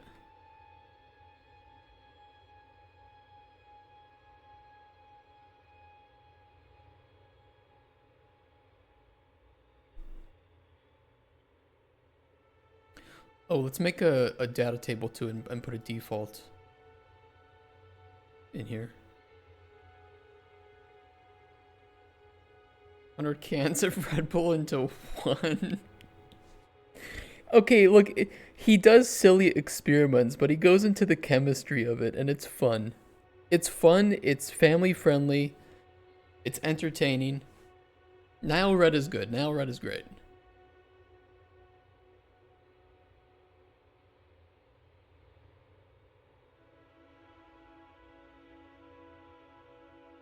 DT platforms moving.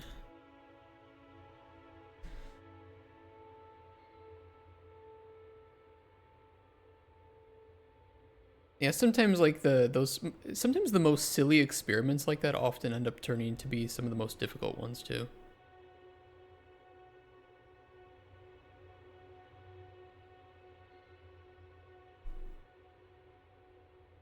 For content's the worst. Like I watch it, but I feel myself getting dumber the more I watch it. Yeah. I don't mind, like, there are some educational shorts that are entertaining, but they don't give me enough time to really, like, learn from them. And I would way rather have some long form video where it actually teaches me. There's another one too that I really like, this blacksmith. I just forget his fucking name. Hold on. I'll find it. He's a pretty recent find for me. Alex Steele, that's what it was. Alex Steele. This guy's really great. And he just had a video yesterday, 56 minutes of learning coopering, making barrels. And my god, was it amazing. Incredible video. And they're entertaining, the editing's great, and they're just really fun. Not always the most family friendly, because he does use some swears sometimes, but it is really good for like young adults. I think I watch his videos with Will Stelter. They're so good. I'd have to go back. I don't think I've seen everything from him. Only his most recent few years kind of stuff. But I really like Alex Steele. He's another really good creator. Cost efficient way to turn plastic into gas, Jesus.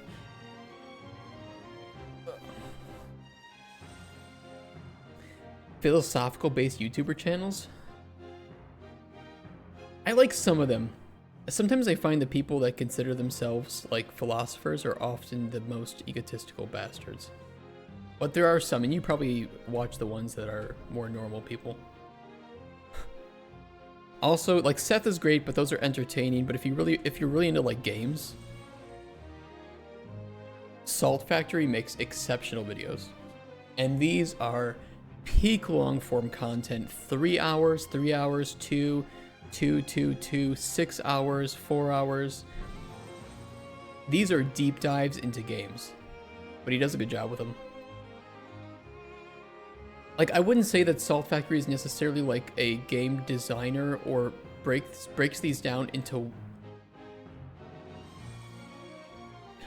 What he does is he just jumps into a game, he plays it and says, I really like this for this reason, I didn't like this for this reason. And it's from like start to finish. And I think that as a game designer, it's great to watch these because you just get those, yeah, those like retrospectives. You get to see the moment where something clicked or didn't click. And it's just great to spend the time watching that and see where somebody starts to lose interest. My Jib, thanks for the follow. For Buddhism, I like any religion that doesn't fall into extremism. Always, always, always. Yeah, this is a good default. We can leave this as default.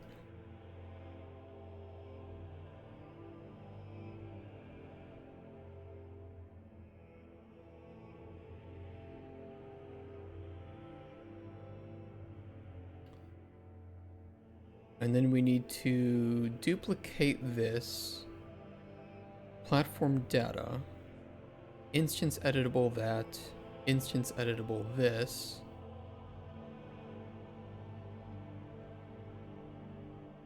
We should be good to go. Look at game design, see no stuff clicked and didn't. Learn little bits over time. Great background content for devs. I agree. Not sure you have the patience for such long form deep dives. It's good if you're like have a weekend or a break and you're just like, yeah, throw this in the background. Or you're playing like a game where you can just kind of veg out a bit, right? Taoism. I don't know much about Taoism.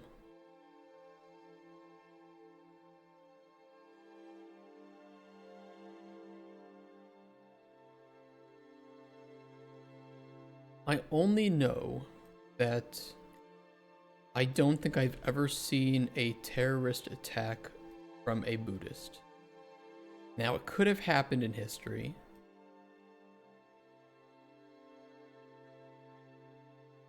But I can't tell you if it's ever happened.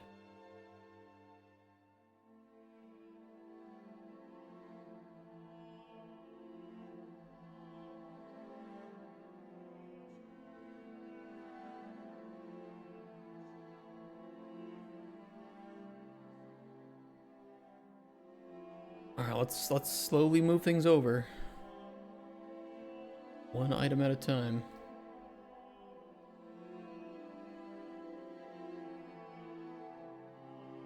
We shouldn't need this open anymore. Well, although we could just put these in the right place.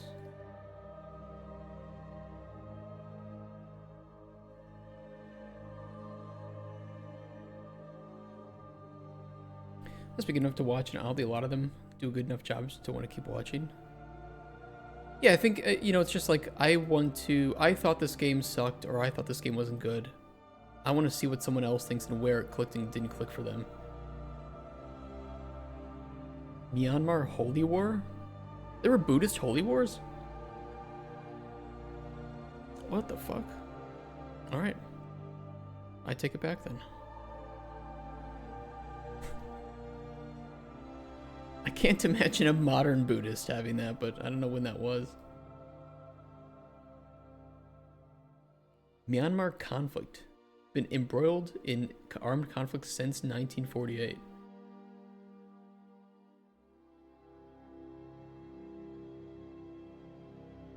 Karen National Union? Excuse me?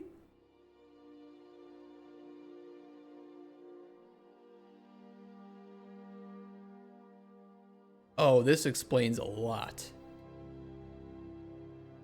Terrorist org... Yeah, I would too. Karen nationalism. Oh, man. Yeah, this... Oh my god, this explains a lot. The Karenic languages... Oh, I'd like to speak to the manager.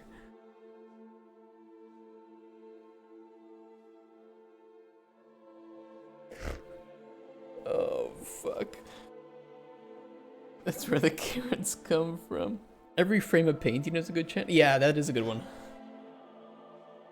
I really like the every frame of painting ones on the cinematography for... Oh, what's his name? Grand Budapest. What's his name? You would know it. You know what I mean. Can we send all the Karens there? Muslim versus Buddhist. This, I don't know. Okay, I need to know. Are there any religions that have no recorded instances of terrorist attacks / events? Let's find out who the good religions are. Jainism, Zoroastrianism, the Baha Blast faith, Sikhism, Chow Dai, however you pronounce that, Tenrikyo, and Druze. They've engaged in militia fighting though, in civil wars, but that could mean that they are on. That could be that they're safe. Sikh. I mean, 25 to 30 million people is not small. There were airline hijackings and the 1985 Air India bombing, carried out by Khalistani extremists. However, mainstream Sikh organizations and scholars universally condemn these acts as contrary to Sikh teachings. Okay, I mean, that's a good note to put there.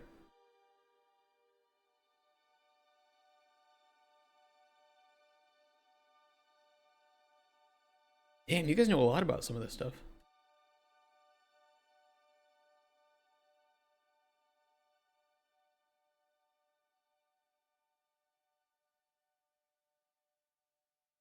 Smaller traditions with zero recorded terrorism. Shinto.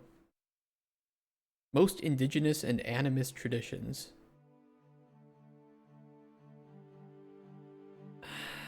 I mean, yeah, but they still engaged in warfare. Like, I wouldn't say that... Okay, I mean, yes, I did specifically ask about terrorist stuff, but...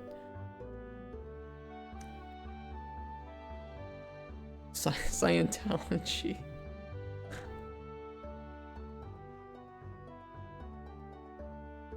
There is a terrorist Mormon? I guess so.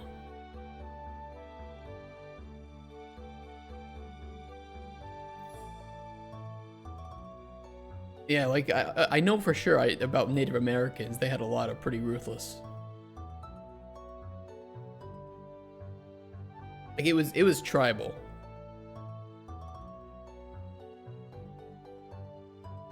This doesn't count if you cause terror on your own people. I did actually. I've heard of some of these. Like, I've heard of this Jainism. I've heard of Sikhism. I haven't heard of the others. I kind of want to know more. I don't know. I'd love to watch like a little documentary on each of these and what they believe. Just fun to learn about, you know. Cool stuff.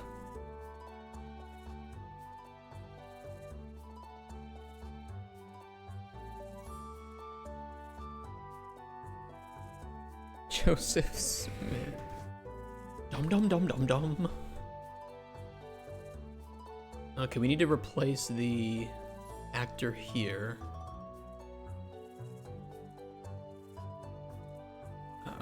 Do a validity. Or not a validity, a select. Try to clean this up a little bit too.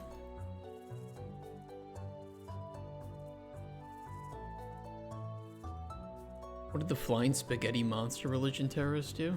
They said Scientology hadn't, because it was classifying like the major religions and then some minor ones that never had that, and it did say Scientology didn't have any that it had caused. Terrorism is just the indie studios of war. I should have asked if they had ever been on like they had ever engaged in or started a conflict and not just terrorism, because we're not getting the most accurate data asking about that.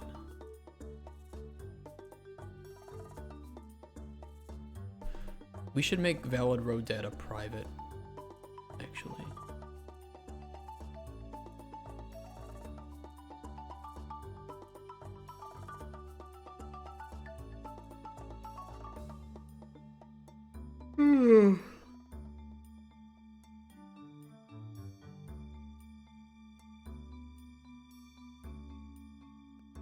We only believe in Raptor Jesus here on this channel.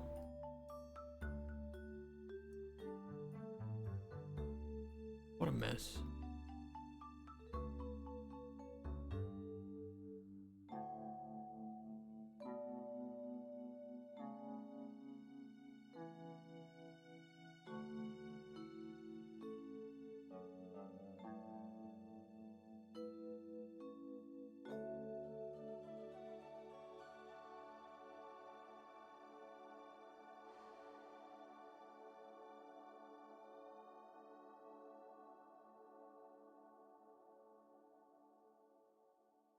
Jesus.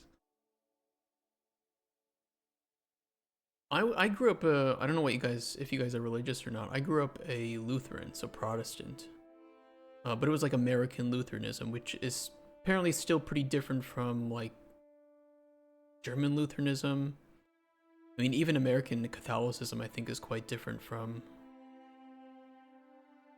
some of the Catholicism that I see in some of these more hardcore countries, especially like Poland. I like knowing about it. When I was like a teenager, of course, you rebel, right? And I would say that I was pretty anti God and Jesus. Atheist, that's the term. I don't know. Nowadays, I'm just like, yeah, I don't know, man. I don't know. Maybe one of these people is right. Maybe we're all wrong. As long as you don't cause any harm, I don't really care. Believe in what you want. If it makes you happy, it builds a community. I think there's a lot of positives to religion, but there can also be negatives. It's just like any other tribe, you know, you're forming a tribe around something that you all believe. And like values and, you know, an ideological and values driven tribe. And there are some ideologies and values that I think are very positive for everybody in the community. And there are some that aren't. You learn about religion so you can mock it. I don't mind it. Like like I said, I grew up in a Lutheran community and Lutherans are pretty chill. Like most modern Lutherans are pro-LGBT. They don't listen to some of the things the Bible says, but they care about like the Ten Commandments and Jesus's teachings, and I think that's pretty. I think Jesus's teachings are pretty nice.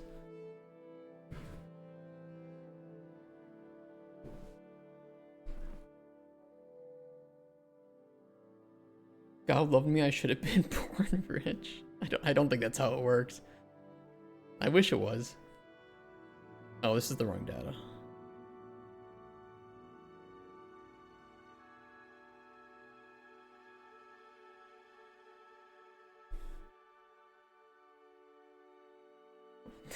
Yelly, what the fuck? Inventor of War in the Sandpit. I know more about one religion than I wish I did. Ooh. Yeah, that'll change your perspective, won't it?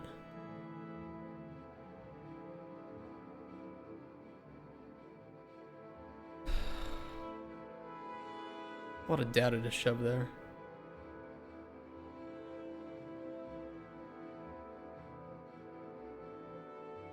Kind of chunky.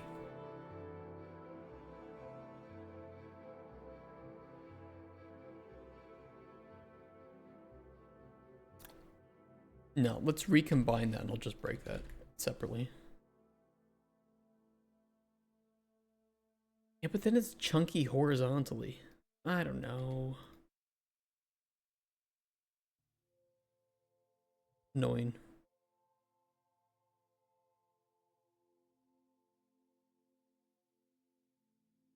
Now it's refactoring day, so you know what? We'll just deal with it.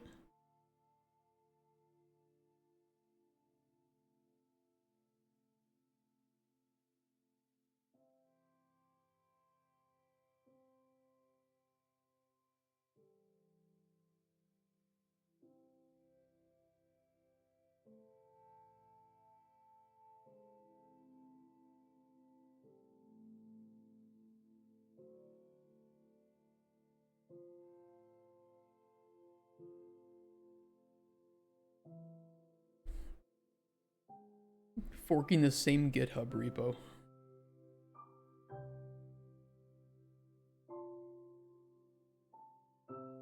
I can't really find any fault in the way that you worded that.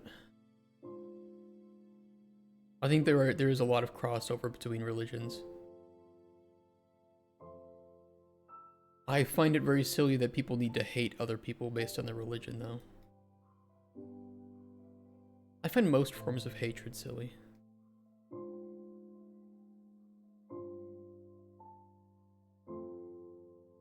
I know that's like the coldest take that you've ever heard.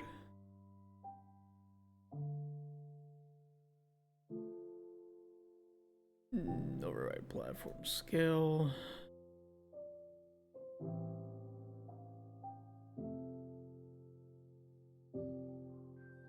Yeah, just chunky. Chunky for the event graph.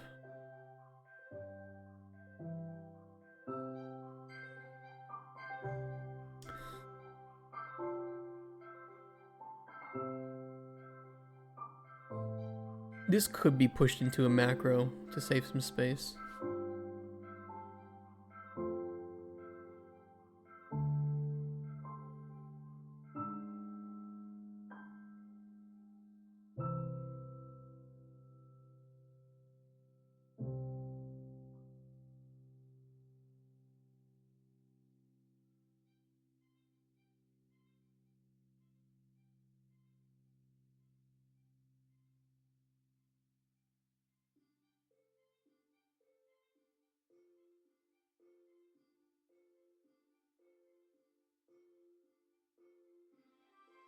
I guess it just depends on what data we need in a frequent at a frequent level. Zeitgeist Religion is a good watch. Basically, we're just worshipping the sun stars. You know what the one thing that I find a little chuckling is what we call myths were just religions that went out of style.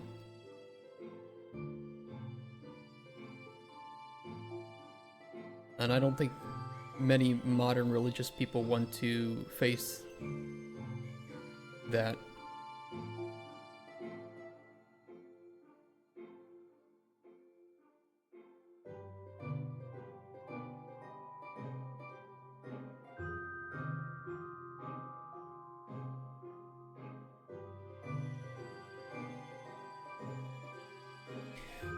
People saying Valve will reveal Half-Life 3 next Thursday. Yeah, it's, yeah, okay. I'll pull my dick out on stream if that's true.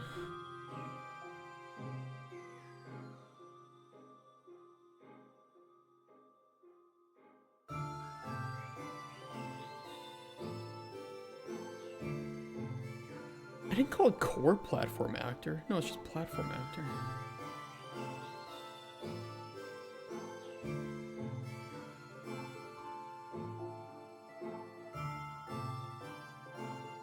I'll hold you on that. You better.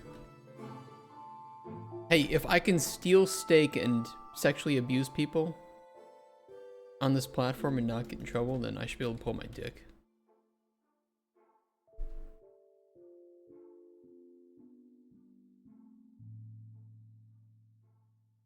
I don't know if you guys saw that.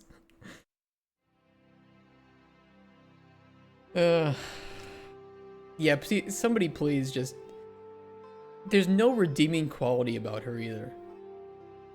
She speaks as if it has absolute brain rot. She does nothing of value. The most annoying, retarded, insufferable person. Okay, not the most, but she is in that group. Oh.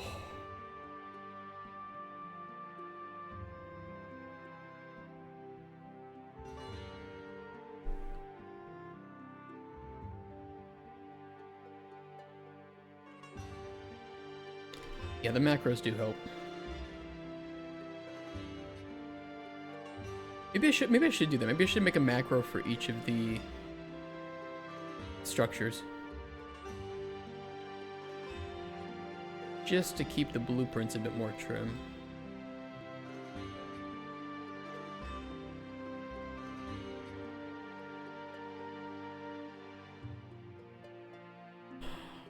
Who's Nina? A man? Okay, so I don't know too much. All I know is the controversies. There is this Nina person who is a streamer, an IRL streamer, and she has... You'll notice the moment that she opens her mouth and says something, that there's a lot of air between her two ears. And she was sexually assaulting this other streamer on her stream while live. And it's really uncomfortable. I wouldn't recommend watching it because, you know, it's a clip of sexual assault. And he even came out and was crying about it live later, saying that he didn't want it. Like, it's really uncomfortable. And she got suspended only after there was a massive amount of pushback from people, and it was only for 1 week. I mean, reverse the roles. And then recently, just yesterday I think, she was caught stealing, again, live on stream, stealing food from Target. She had this container of steaks, and she was complaining about the price while she was scanning it. And you can see her go into her cart, grab some butter, and put it over the label, and not so sneakily scan where the label of the steak was supposed to be, but you can clearly see the butter there. And she did this twice, and so she stole steak and then laughed about it later, saying, who the fuck cares, Target's not gonna miss it. It's only a crime when she steals $1,000 worth. But either way, no matter what, this is still considered a crime. It's still theft. It's petty theft. It's not larceny. And she should be banned on Twitch permanently. You cannot commit a crime. She's a Hassan fan? I don't know. I don't think she has enough intelligence to even know. I don't know if she knows how to spell the word politics. I'm gonna be real. Where is the Twitch code of conduct?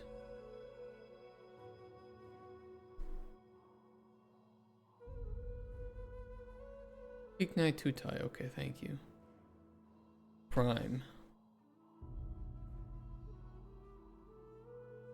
I'm pretty. Where does it say that you can illegally break it? We require you to respect all applicable laws. Any content or activity featuring is prohibited may be reported to law enforcement.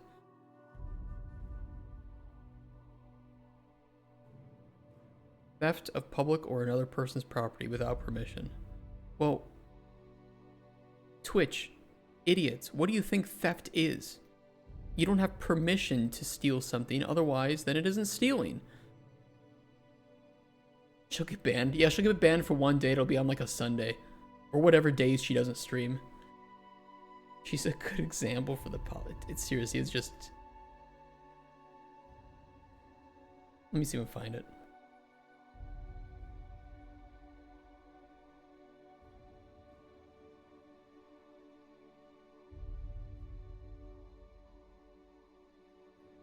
I can't find the clip of her stealing, but I found the clip of her not apologizing for it. Here you can see how she talks. This will be a good example. Okay? You will lose brain cells watching this. I want you to know this. Oh, no, he's wild. I'm telling you, bro, even if it was the stakes, bro, yo, bro, ain't nobody missing no fucking money, bitch. Calm the fuck down. No target is not losing no type of fucking money from some stakes, bitch. Right? That's her video. Bum-ass stakes. I don't give a shit. Man, if I put this on Twitter too, your mom's a bitch, you's a bitch, and happy holidays, all you hoes is bitches. Go ahead, put that on Twitter. I bet you won't. I bet you won't.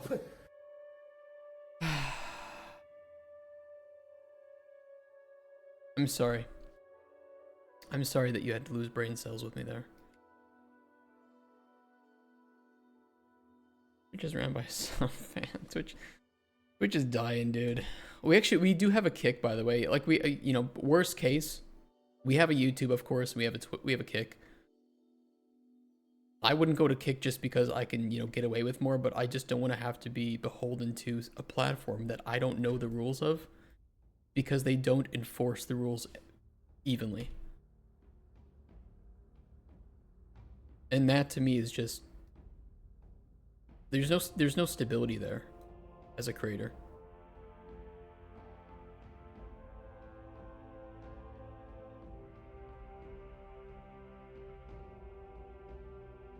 Yeah, the macros are much better with this.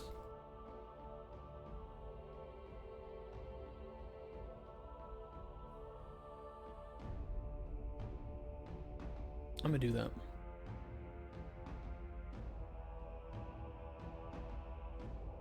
SpongeBob.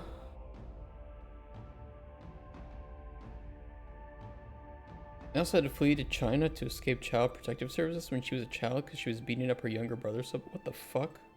I didn't know that. A lot of people watching her. Yeah, people do watch that. People watch it sometimes for like the drama. They want to be there to say, yeah, I clipped that drama. Or they actually just like it. I don't know. I mean, like, it's kind of like Jack Doherty, right? Or Johnny Somali. Like, yeah, they probably have hate watchers, but they also just have legitimate kids and idiots who watch that because they find it entertaining. What up, Jim?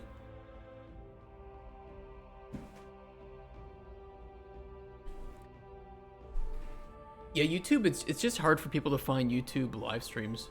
Like, it's just not great. But I don't care about viewers. Like, if it was just the same people watching me on Twitch that would watch me on YouTube, I'd be happy with that. I just don't want to go to, I don't know, it's just, like I said, I'm not planning to do anything that would break service, right? I'm not going to drop like the N-word or something, or actually pull my dick out. But I just don't know anymore what I could say that might get me suspended, banned, might get me demonetized or in trouble in some way.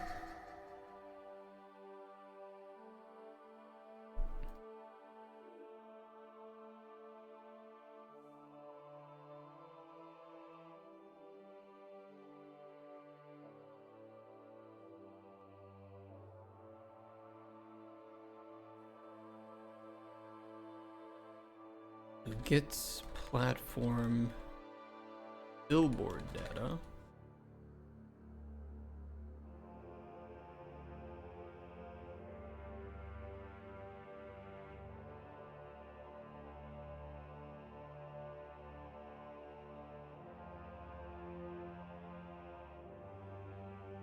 It's the only reason I watch. Rage baiters like Andrew Tate that rage bait, make money and lose it all. You know, I'm gonna say something. Even Andrew Tate is more well spoken than Nina. It may not feel good for us to admit that.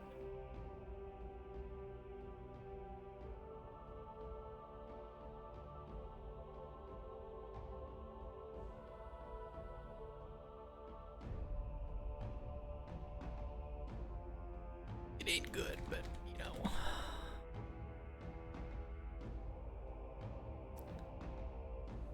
You like him? I don't like most of his takes.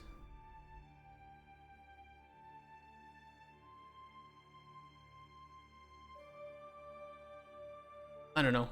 I think he often uses truths to push weird goals. Like he'll state something that's true or could be interpreted in one way to be true or is partially true, and then say because of this we should do X, and X is like the craziest thing in the world. Yeah, he doesn't really talk in good faith. He's just, I don't know if grift is necessarily the right thing, more just extreme. Like he believes what he wants and the way that he sees we should solve the world is correct.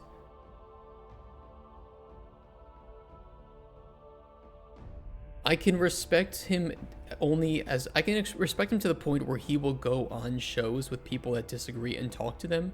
I don't think he always talks with, the most honesty or in the best of faith, but he does talk. It just kind of ends up being like a shouting match. So it's just not very productive to watch it.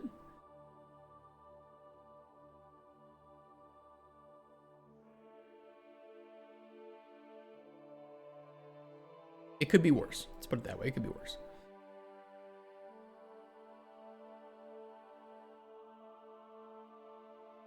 Oh, we have this one already.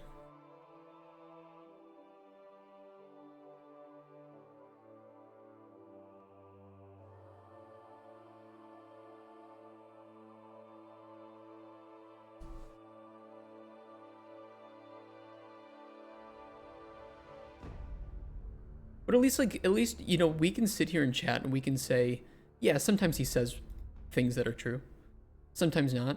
And at the end of the day, that just means that we are already wanting to be more honest than many of these people. Because it's not like everything he's going to say will be wrong. And if you tune out of people because you don't like one or two things they say, it doesn't really mean that you're open for debating or actually learning different things.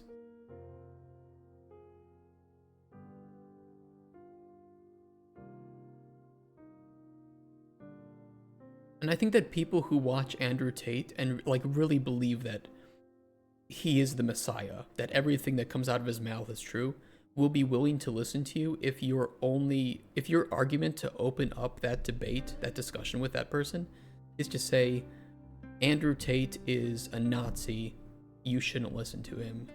Nothing he says is true. Because those are the kinds of people that, when you're that ingrained in the tribalism, you'll think, oh, you're just a hater. Shut off.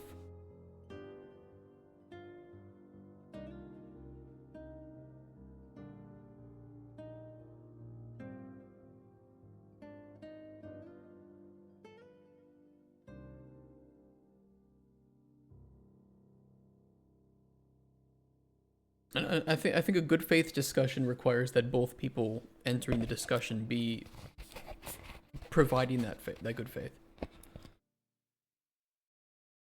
Never heard him say anything resembles a good day. Just one of those kernel of truth topics.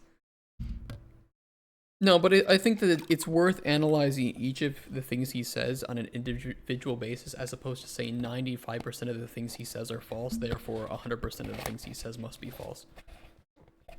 If that makes sense.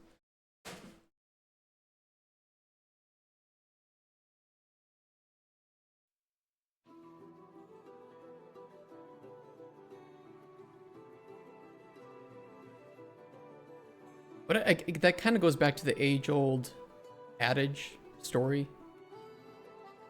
I actually don't know the proper definition of adage about the boy that cried wolf. It's one of those kinds of things. Like if you lie 9 times out of 10, people will see you as a liar, and they're not going to believe that 1 or that 10% of the things that you say that might be true, and they might just not even listen.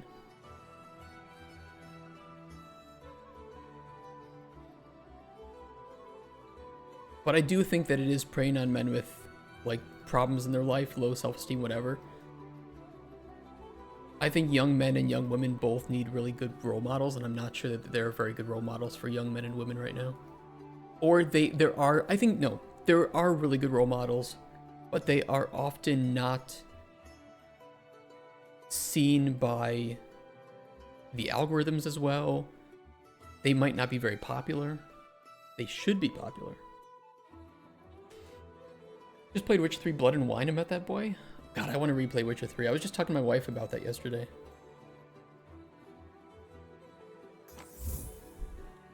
Dude, thanks for the resub, Bartosz. Bartek no just subscribe. He did. 22M ICRO R3 love. Thanks, man. How you doing? Your Tate's a better role model than 80% of the people from media? I don't know if I could give a percentage or agree with that percentage personally. I don't know, I think they're all pretty bad role models. I don't know if I could rate them, let's put it that way.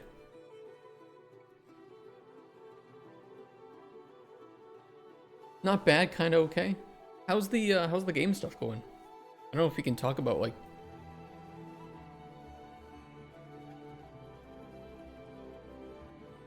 the game has been announced, right?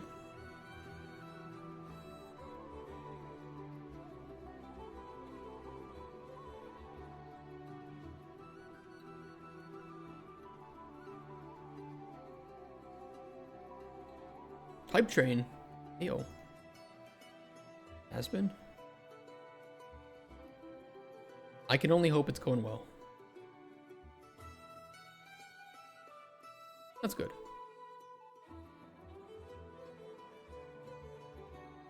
It's a stressful fucking time to work on games.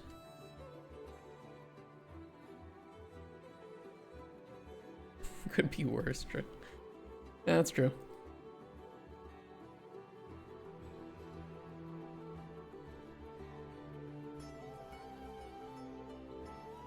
Do you think parents want, like, you know, we talk about, like, modern parents, and I think there are a lot of good modern parents, but there's also a lot of bad ones.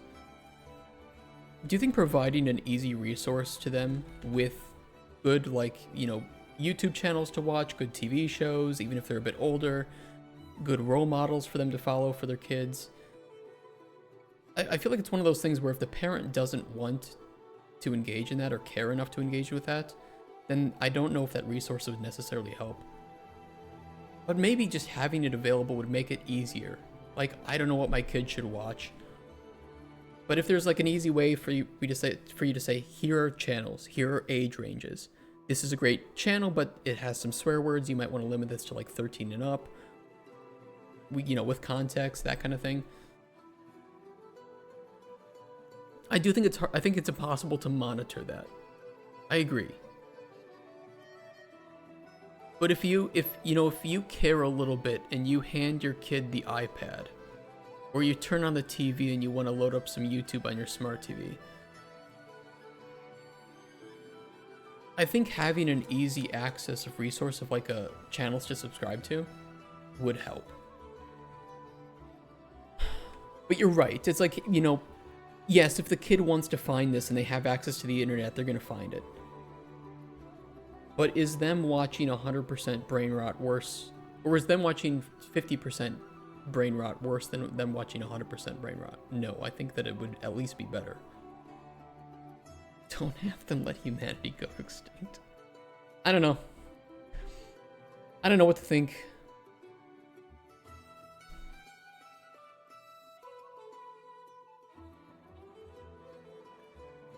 I only think that it would be pretty easy to make like a website or something like that that would provide those lists with some curation, right?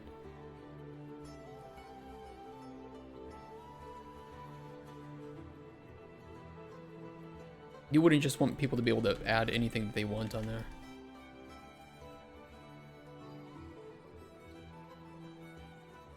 Expensive pets. When friends and peer groups cause the most influence, so if they're the friends that watch that stuff, they're gonna watch it. That's a good point. You're right. You're right. It isn't just the parents. But I think that works in both ways, right? Where like if the kids are going to watch brain rot, the other kids are going to want to watch brain rot because of course it's the thing to watch. And if you're not watching that, then you're not kept up to date with the latest memes and things to say to be popular. But also if the kids are watching, I don't know, Nile Red explode some shit while also teaching them chemistry. I don't know. But you are right. I think that's a pretty big influence. It might even be a bigger influence than what the parents do.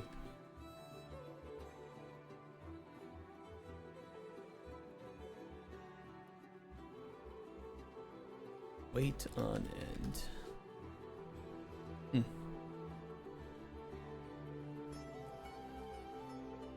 YouTube Teenager Edition curated educational creator channels only like YouTube Kids. Yeah, but this implies that YouTube Kids is not overrun with a bunch of bullshit slop.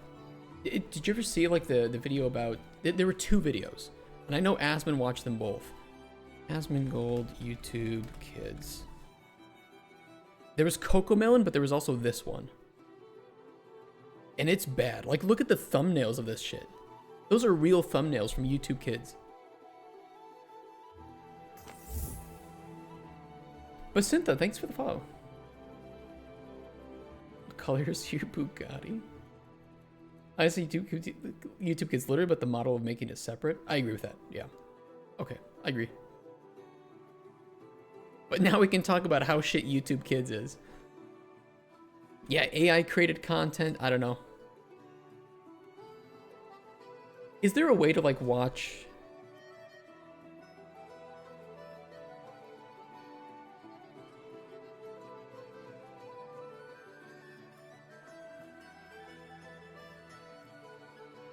There is literally like, I don't know if you guys watch this. There's Little Bear. Really great show for teaching like morals and values. So you can find all these online, which is pretty cool. How long have I been using UE5? Over 10 years.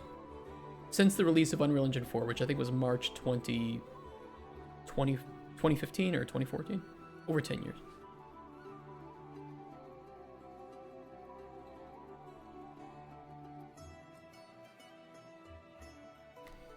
What was the last set of data that I have to add? Oh, like Magic School Bus? Click that subscribe button. I don't know. I think there is really good content out there, and a lot of it is available for free now. But it just seems like people don't want to find it, or don't care about their kids' education, which is sad, if true.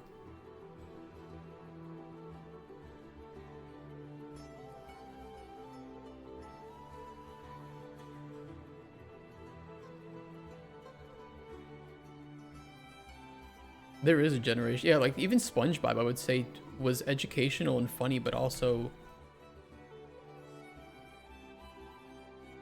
taught some good stuff. Dragon Ball.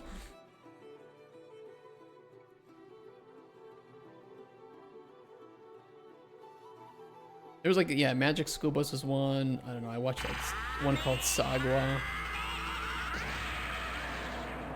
Little Bear, like, hey, there was Hey Arthur. I think it was just called Arthur. Lots of good stuff.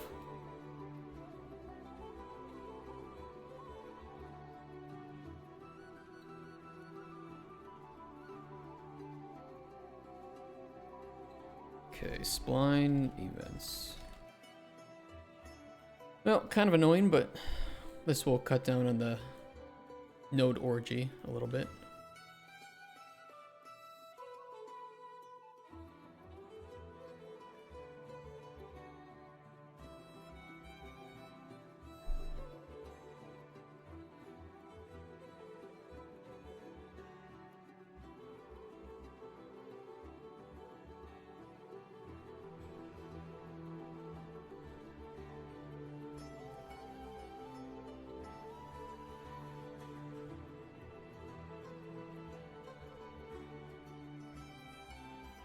We need it here.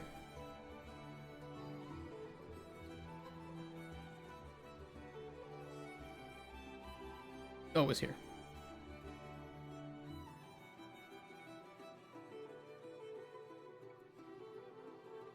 Backyardigans, yeah, that was one.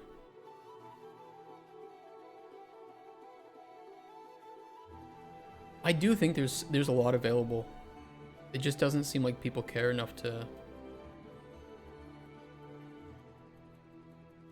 look it up anymore. I don't know. I guess we see the worst offenders, right? We see the kids that grew up without that.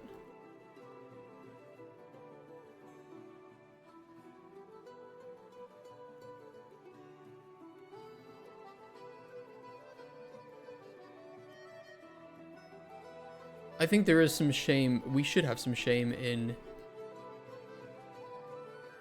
the most idiotic people having the ability to make the most amount of money.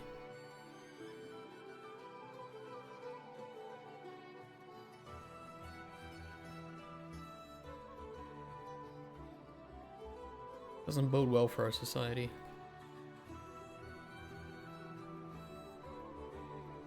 Dash override.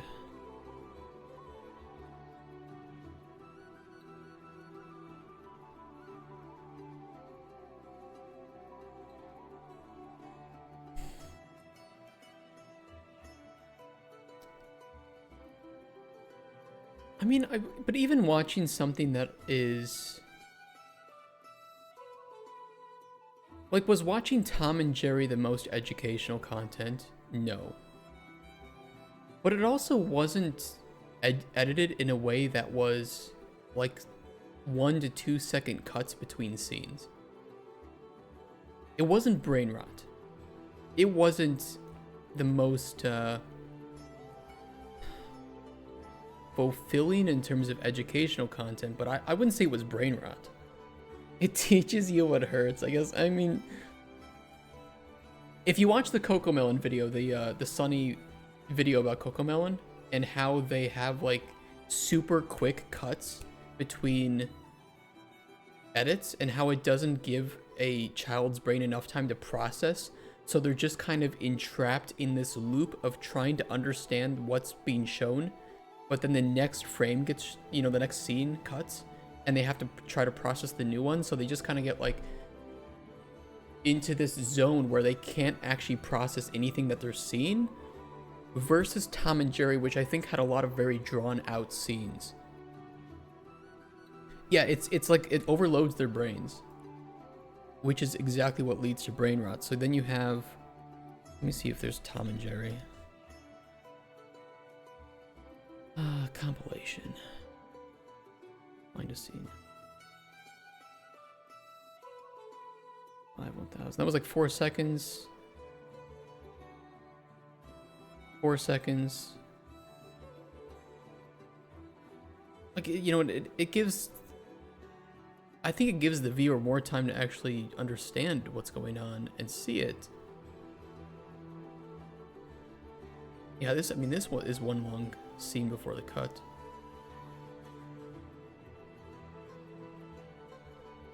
I don't think you would necessarily want to put your baby in front of Tom and Jerry, but I think if you wanted them to watch something, this is definitely less brain rotty than Cocomelon or something. And it's actually creative because it just actually shows something funny and out of the box. It's silly, but in a way that makes you think about, I don't know, I'm trying to apply some philosophy to Tom and Jerry. What the fuck do I know? Gonna mention a lot of telegraphing the next move. Yeah, that's a good way to put it. You can see that here for sure. Is Magic School Bus available on YouTube? Yes, Magic School Bus is available on YouTube.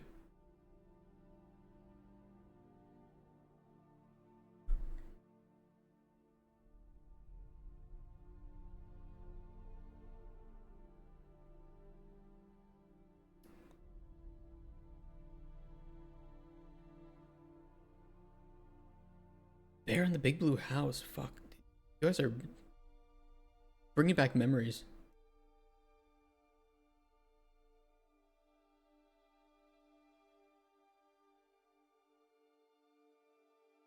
Get some more space between that.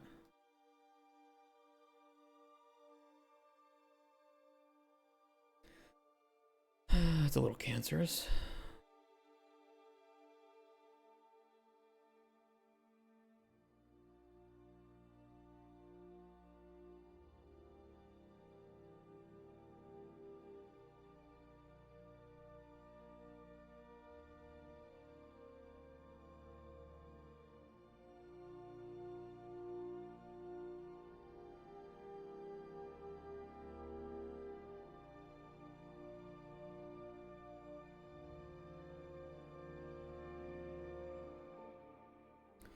Yeah, that looks good. Kill. This is spawning data. Kill at destination.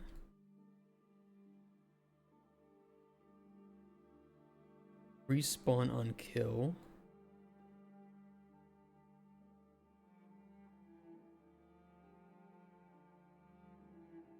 A respawn delay.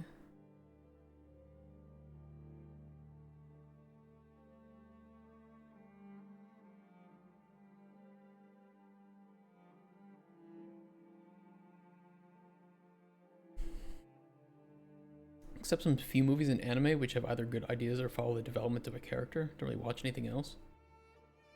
I don't know you, Frozen, but you might like Orb, about the movements of the Earth.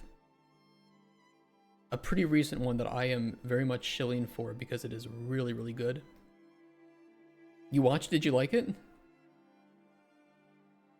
I hope you did, because I fucking love this. Very unpredictable, but really cool. And if any of you are Polish, this takes place in Poland.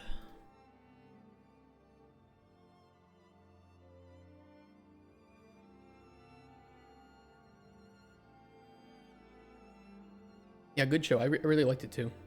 I didn't know what to expect before watching it, and then it was like, oh shit, this is a masterpiece.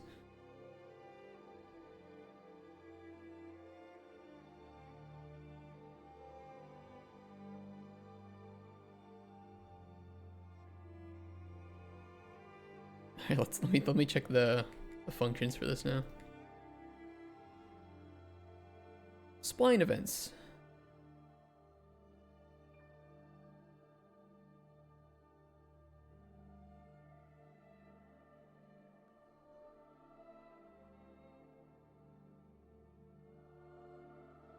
Trigger. Current event data. Current ID. Associated children, that's local. All looks local to me.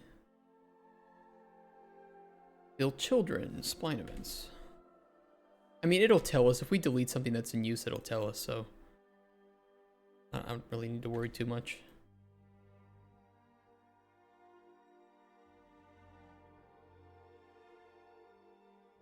Children IDs, that's local.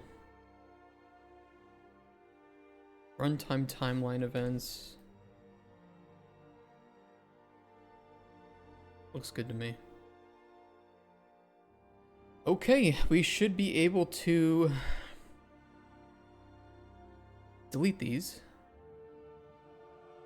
That will mean that we have to reset up all of the moving platforms. It's kind of annoying.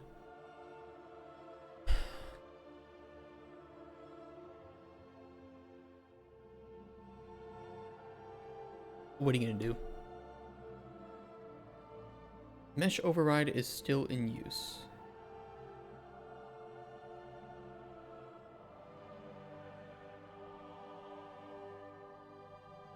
Aha.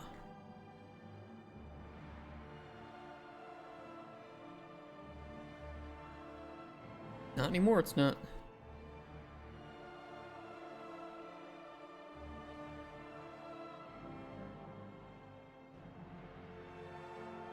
Platform ID is in use.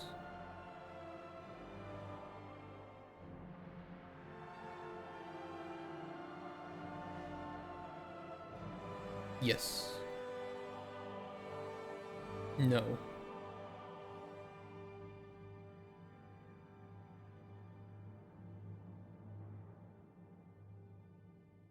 Oh. Yes, it is.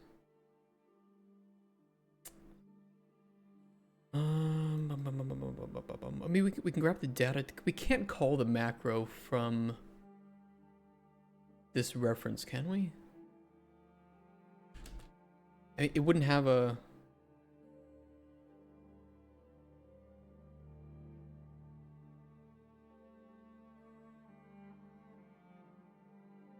No.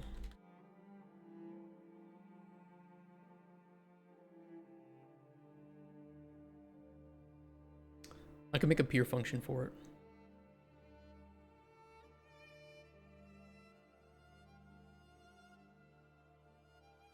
Or like a BPI call. I don't think I have a BPI added to this though.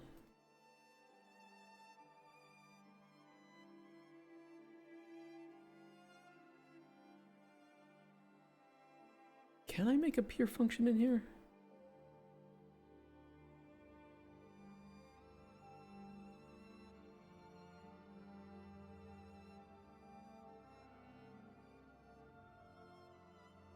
Let's see.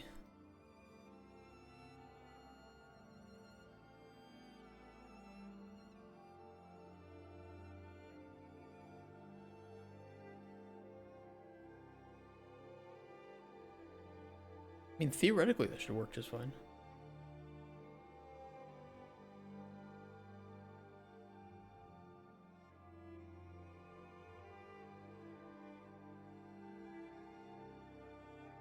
A little silly of a solution, but...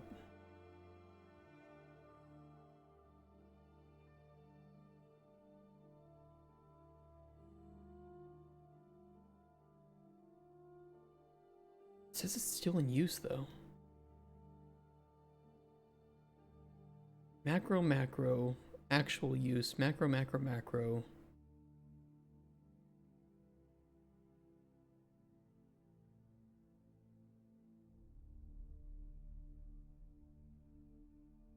No.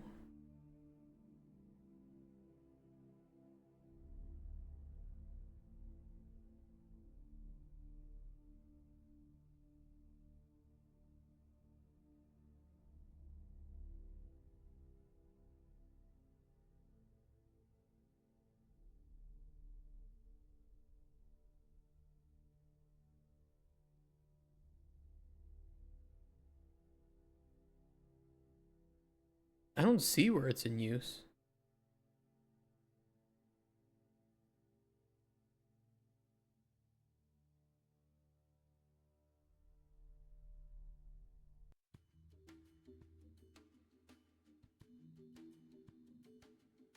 It's the peer function. Macro, macro, macro.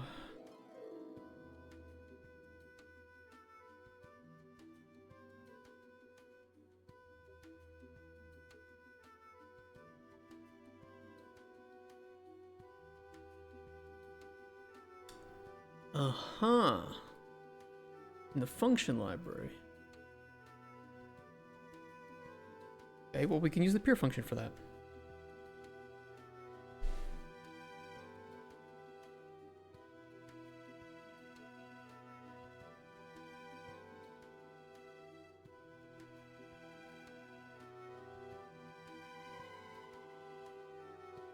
Now we can delete it. Awesome.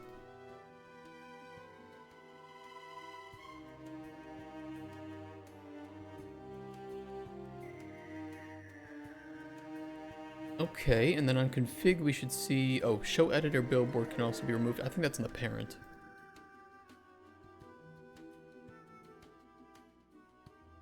Yeah.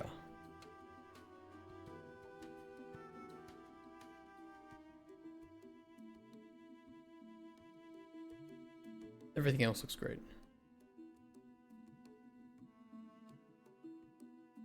Default, we could set the data table and row name to have a default like we did before.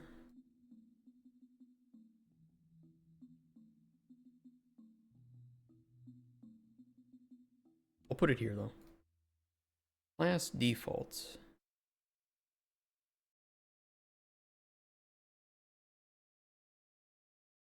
Platform config, moving, default.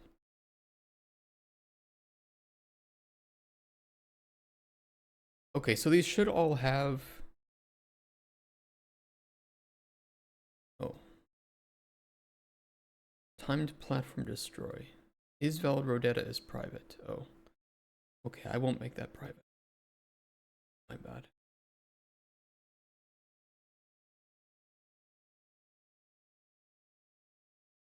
Yeah, so these will all just be the default, no change in speed. They're all pulling from the data table.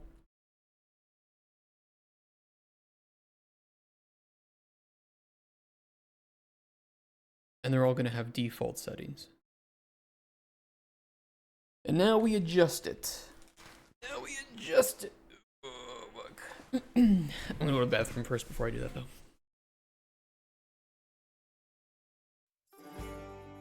And listen to the fantastic Titan Quest 2 soundtrack. I'm gone. Highly recommended if you're a fan of ARPGs.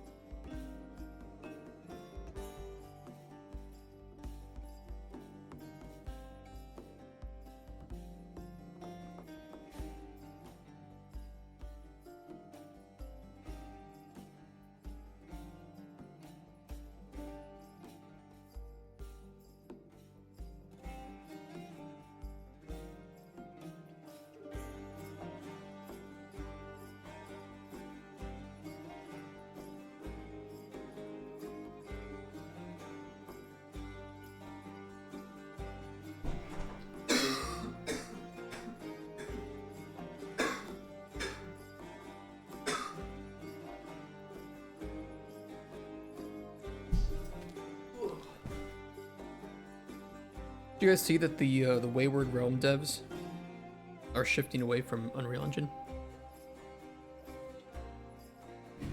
I don't know how to feel about their claims though. Their claims for how they're going to be rendering this game are, I think... Man, I don't know. I don't know.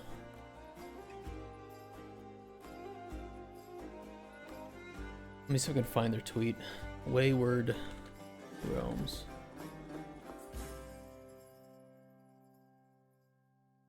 Yeah, this was their tweet.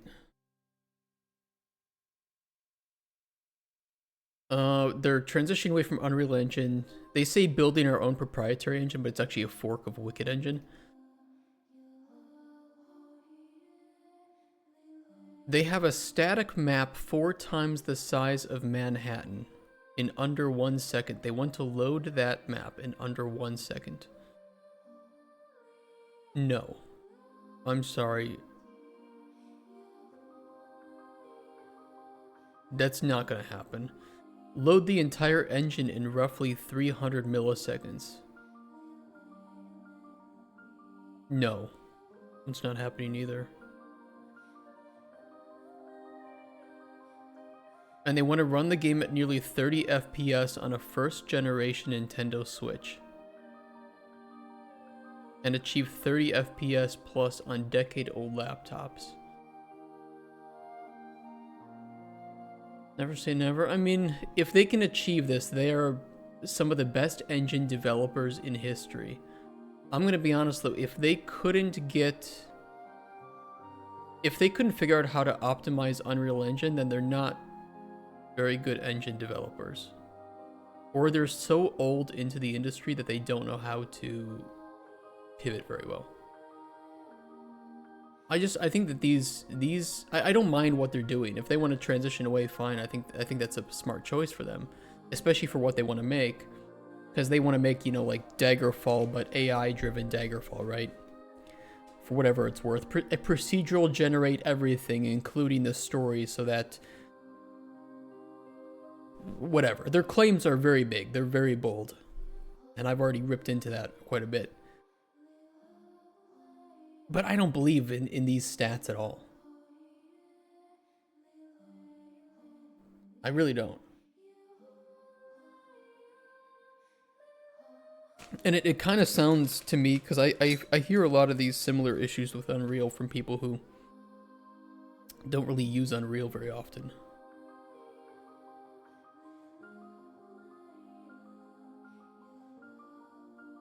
It's questionable, especially because they were planning to release this. Yeah, our new target is to release to our Kickstarter backers in June of next year, with a public early access release following a few months later. Switching engine this close to any sort of public release is pretty dangerous. I don't know, man. They say they've decoupled their logic well, but we'll see.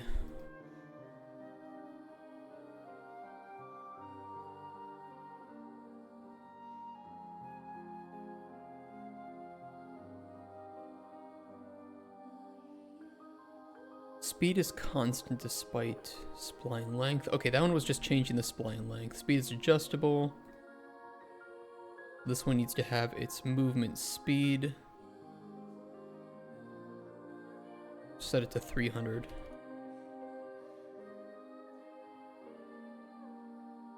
Linear and smoothed.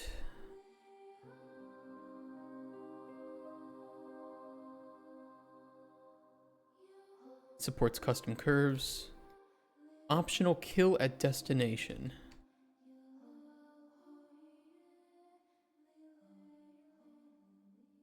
For context, by the way, this is the game that has promised this.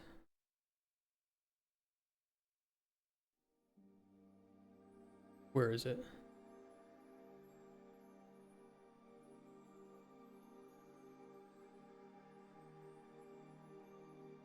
World of over 500,000 square kilometer with thousands of realistically scaled cities, towns, and labyrinthine dungeons to explore.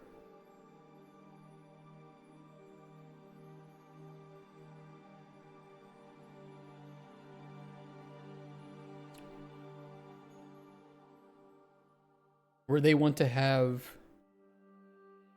a bunch of different playable races and classes, skills and attributes, melee combat, tons of weapons and armor, magic, spellcrafting, relationships, mass crowd systems, sailing, mounts and pack animals, reputation and law, and all of it driven by ProcGen.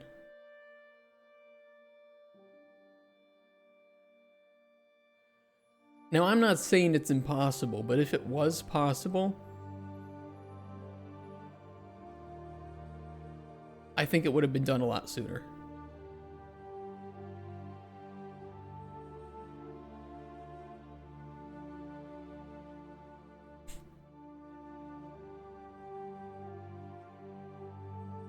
We'll see. We'll see. It just kind of, I don't know. You hear of these fantastic ideas for games and then they finally release, like, I don't think it's a scam. I just think that it's going to, when it releases, it's going to be so buggy and undercooked and not nearly as fun as they think it's going to be.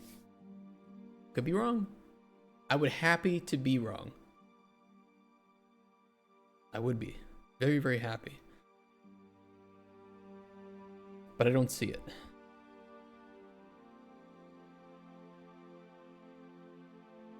Earth 2. Yeah, I just, like, I don't know. Maybe it's me. Maybe it appeals to a different type of player. But when you say over 500,000 square kilometers of map that is procedurally generated, I instantly lose interest because I'm like, okay, so yeah, there's nothing unique here. Like, at best, they're just going to use a bunch of prefabs to build these towns. And they think that I'm going to care about moving in some random direction. But they don't really have the same core gameplay elements that make something like Minecraft interesting to me. Yeah, Minecraft is not about the world being endless. It's about it being procedurally generated. For most people, the world of Minecraft being endless means nothing because they don't explore like over a couple thousand chunks in any direction, right? And you have so much well-built crafting gameplay loop within those, let's say, 1,000 cubic chunks that can make every session different and interesting. And you have a lot of like self-made goals within that. But it isn't relying on story or structure to create that. So the closer comparison to like Wayward Realms is like story generators, like not Palworld, RimWorld and Dwarf Fortress. But even then, these are about building within mostly single isolated cells. And I'm just not... Yeah, I'm just not sure about how they want to use ProcGen. It's more like we're using ProcGen because it sounds cool and we can do it. But they never asked, okay, but what's the point of doing it? I mean, yeah, it sounds, yeah, you're right. It's like, here we're making like Minecraft or, RimWorld, but better. I'm just not sure how to feel about it. And not only that, but I worry about if it's even possible to make good. Hey, Mars. How you doing?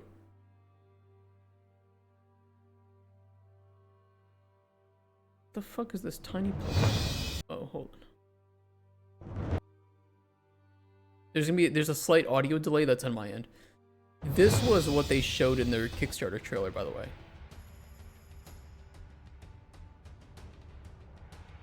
Welcome to the archipelago, a landmass of over 100 islands, a remote island. Blah, blah. We have come to the town of Melhelm, So, I mean, we can instantly see that they're using stuff like fluid flux and ultra dynamic sky Rumors have been to show this circulating of off. strange occurrences around the tomb of Lord Godsend. A former rival It's to the right now. Lord This is a lot of like asset slap for prototyping, but when they finally show like some of the combat and like their traversal, it's not the friendly. We have our It's all goals, just kind of some basic. obstacles in the way. It is up to us how we wish to achieve it. Combat. combat.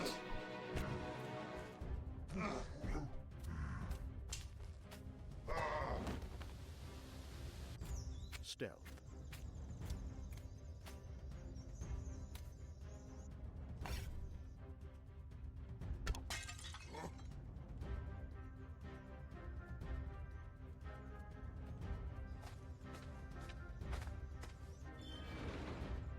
Do I need to say it? Magic.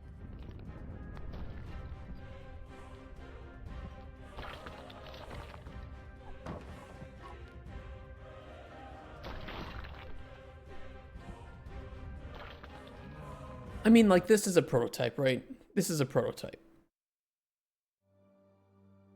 But when you promise this much, I feel like you have to show that you can deliver this much. I don't feel that here. I don't feel that here. Like, if you were promising, oh, I'm gonna make like a janky little open world RPG, I'm a small indie dev, support me, I'd be like, yeah, this looks fine. This looks great. You know, I hope you succeed. I hope you do well. You wanted, I don't know, $50,000 to help bring it to life. Okay, that's a bit much, but hope you can do it. But you know, you're asking for $500,000. You want to build a game that is over 500,000 square kilometers. And have all these procedural generation things being operated in the background by some mystical AI, you know, in-game, like world manager, right? I don't think it's crypto. I don't think it's that bad. This is made by the former developers, of Daggerfall. But that worries me.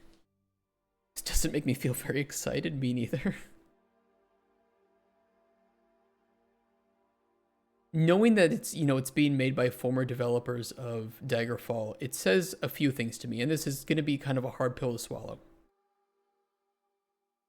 I think a lot of old developers are very knowledgeable and very skilled, but they've lost in the race for figuring out newer tools and expectations.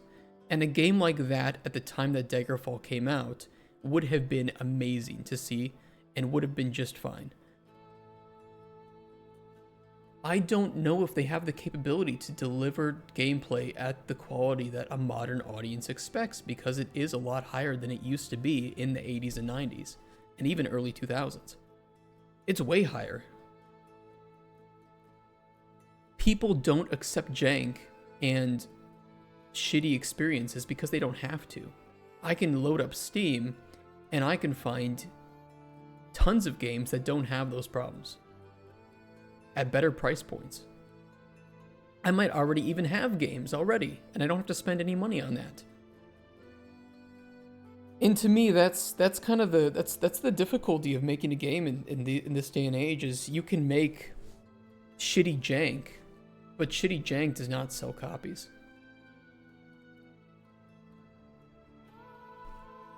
They're saying have all these features in a timeline, then it's like pretty obvious how unrealistic it will be to make. Yeah, they're saying they want to start to deliver it in June through early access.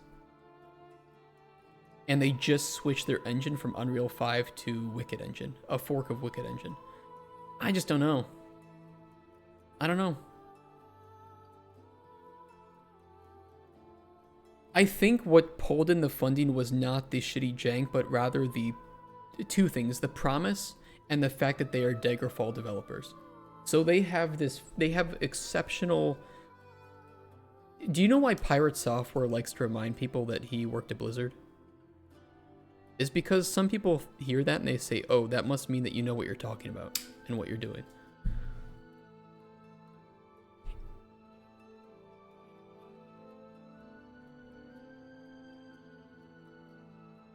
Yeah, it's credibility, and I think that there's a lot of credibility, but I have a lot of respect for Richard Garriott, right, who made Shroud of the Avatar, and he, you know, back in the day, he was like one of the grandfathers of modern RPGs, worked on Ultima.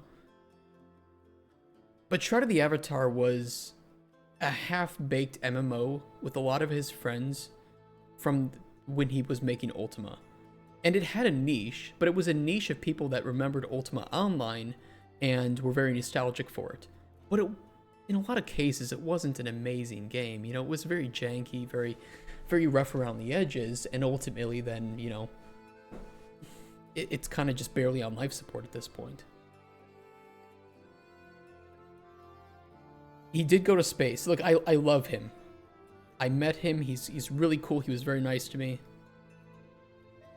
But, you know, you're in the industry for so long, and you kind of get in a rut. You kind of get into this feeling of this is what's acceptable. But nowadays, when you have Unreal Engine, when you have Unity, and everybody's just constantly pushing the boundaries of what is technically possible, that even us Unreal developers between 5.6 and 5.7 cannot learn all of the new features and how to use them before new features come out that we have to now are expected to like somehow learn and use. It's impossible. You can't promise a game that's bigger than Daggerfall and does things that no RPG game has done apart from, like, you know, 2D ones that have been in development for over 10 years, like RimWorld and Dwarf Fortress, and say that, oh, we trust us because we used to work on a game back from, you know, the 90s, and we totally can meet your expectations this time around too. I don't know.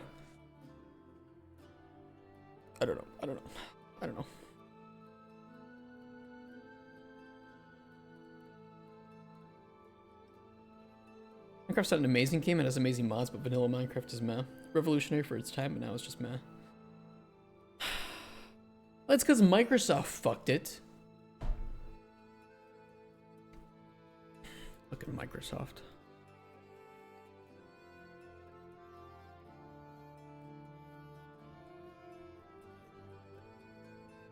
Should we give this the... Yeah, let's give this the timed platform.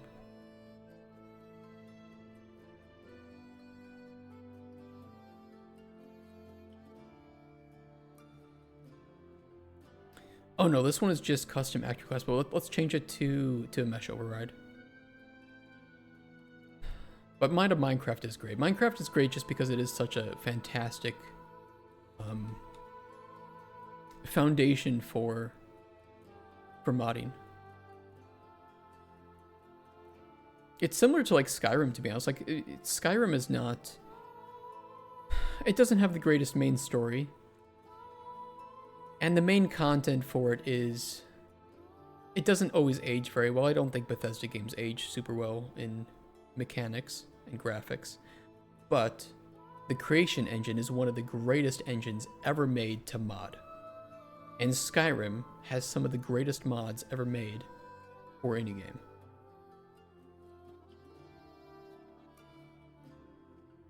I've heard a lot about Vintage Story. From what I've heard, I should keep my eye out for it too.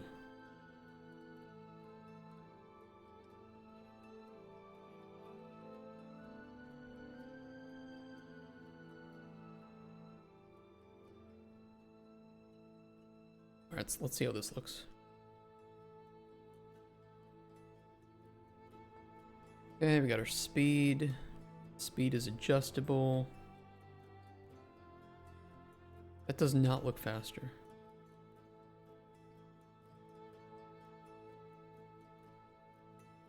Also, the curve isn't being used. What did I fuck up? Oh, I know why. I know why. I know why.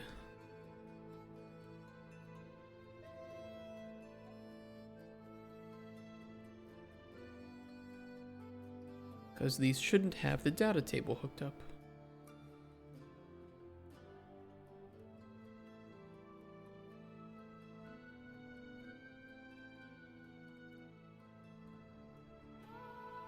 Now we're good.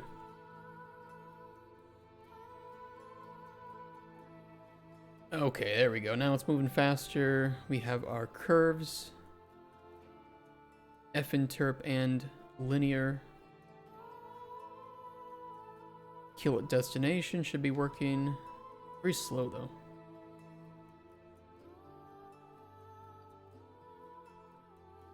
Maybe I'll speed that up. Bootyful, that won't respawn. This one will respawn. Custom actor class. We didn't override the mesh on that. Awkward.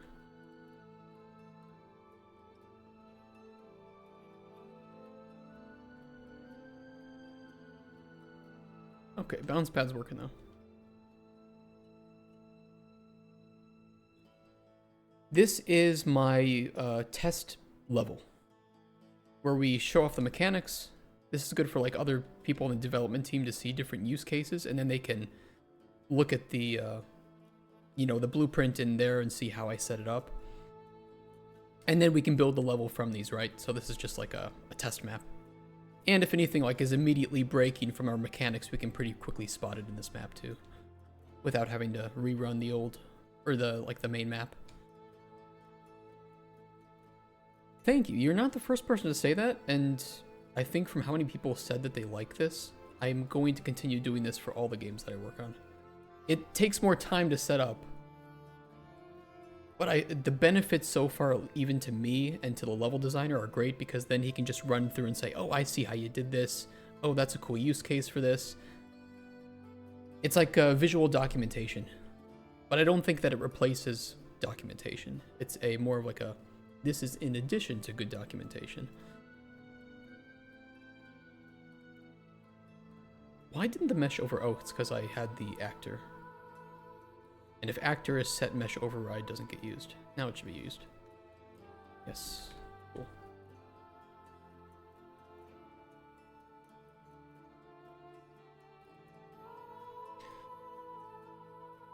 Okay, we'll speed this one up a bit.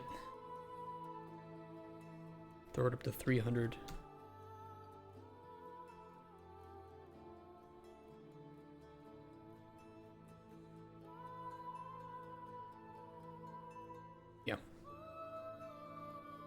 Yeah, I agree. I'm starting to do this for each of my games now. And it came from our old RPG game. Obligatory Colden Chronicles time. I had made it here to test out some mechanics and to show off one of our seasonal and corruption system prototype.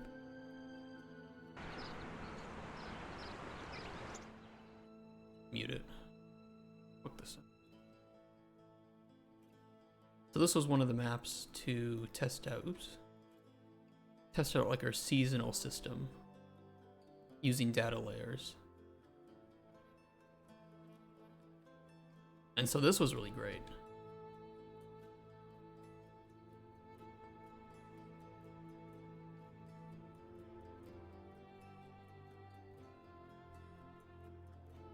Yeah, I like this a lot. This was really fun to it worked so well. I was so scared that what we wanted to do would not be technologically possible, or I wouldn't know how to do it, because, you know, I'm not like some god at using Unreal. What it does is the availability of creatures and ingredients are determined by the season, and then what type of ingredient you find here is also determined by the corruption. And it worked so well, and just like kind of seamlessly. And so even if I don't know, the world is uncorrupted, right? And we have this regular woody nightshade, and I harvest this, you know, it's not like it magically regrows when it becomes corrupted. I don't know, it worked so perfectly.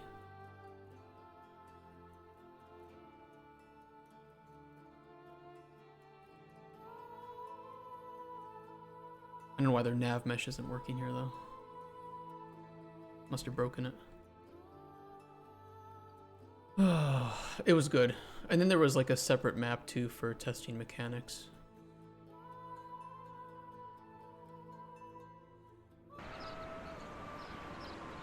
I'll go to that too.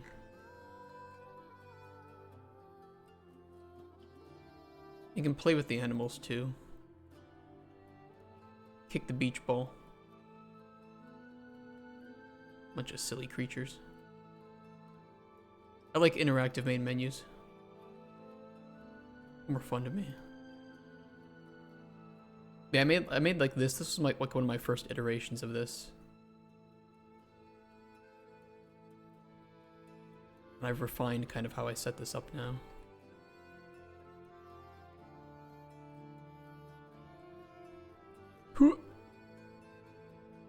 I missed.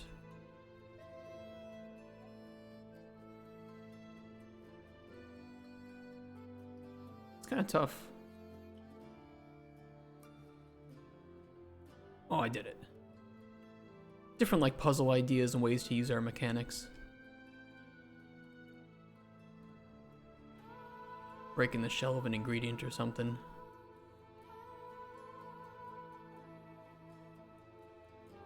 Animals that you could collect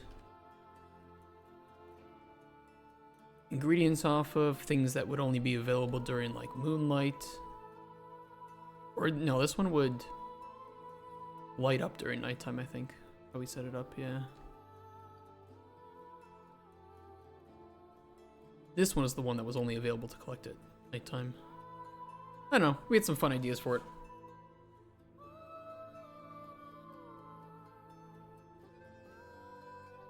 Good tests.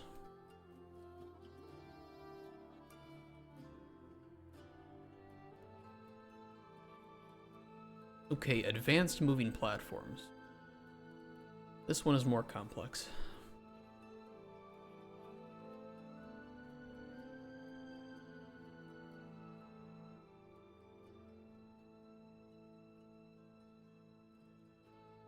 We need to clear the configuration data on all of this.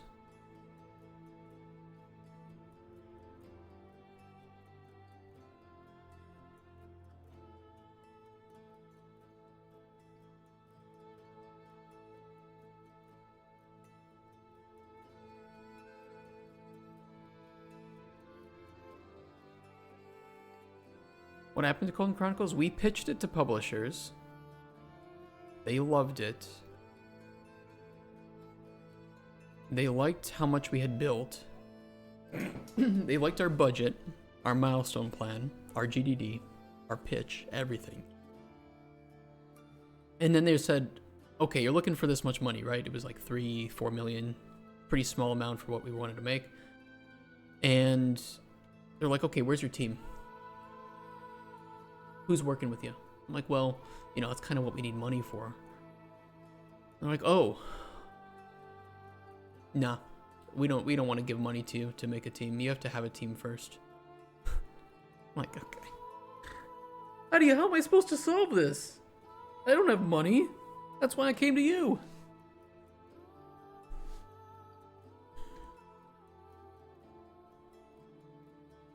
What are you gonna do? So we kind of had a couple options. We're like, okay, we can reach out to investors and we can sell, you know, like a 40% of our company or something, right? A minority share. And we can use that money to kickstart the development of this by hiring some people. We could take a loan, or we could do both of these things and use that money to kickstart the development. But I think it was also just very scary for us to scale up from like 2 to 3 people to 30 people in full production. And I don't feel confident enough to run the business side of things to scale up to that many people. And so we would have to find somebody to replace me running the business, and I would just work with the team. But it just seemed too risky right now.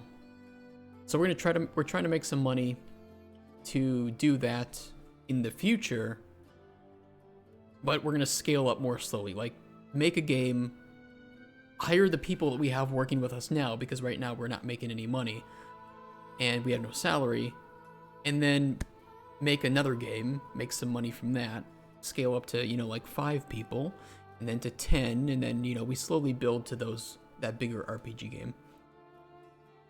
You're getting replaced. I would have to. I don't want to be CEO. Thanks, Mars. Thanks for the follow. Nice meeting you guys here. Hold on, I need to get my new drink. I don't like the business side of running a company. I don't make a great CEO. I just want to be in charge of the company so that we don't abandon our values, right? When I say I don't want to do loot boxes, NFTs, blockchain, anything that scams or dupes people, I have to be in charge of the company to be the one to ensure that that never happens.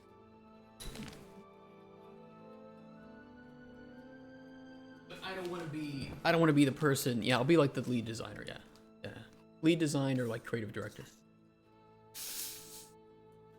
I would remain owner of the company, but not the CEO.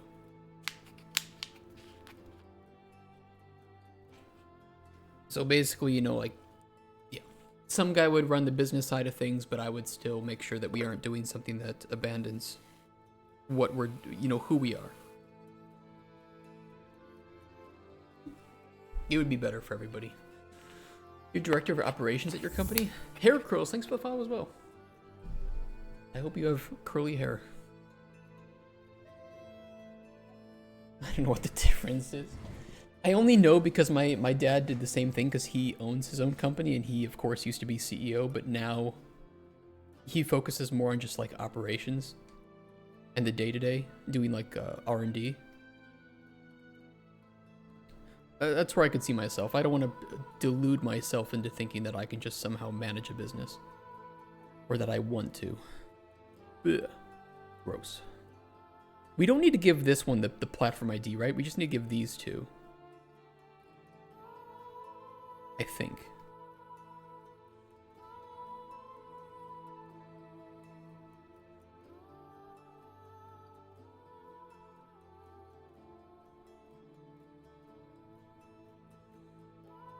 Test 1.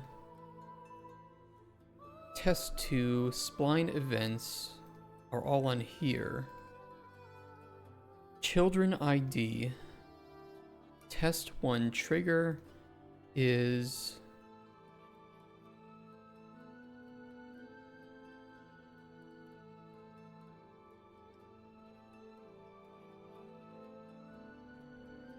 I don't remember how we set this up.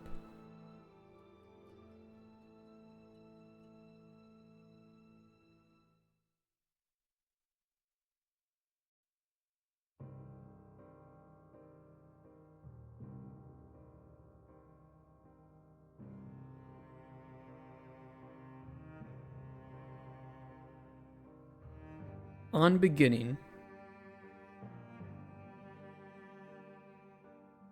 event would be to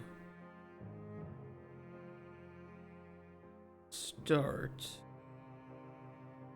I think this one we need to hold on. I'm trying to remember how I had this set up before so I can have the same thing shown here. Wait on start. Yeah, but that'll only happen once.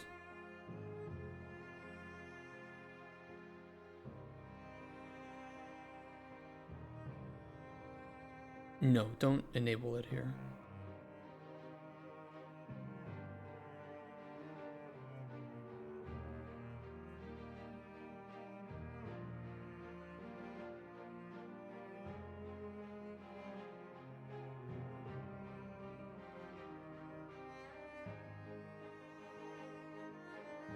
Yeah, okay, do that, and then on end,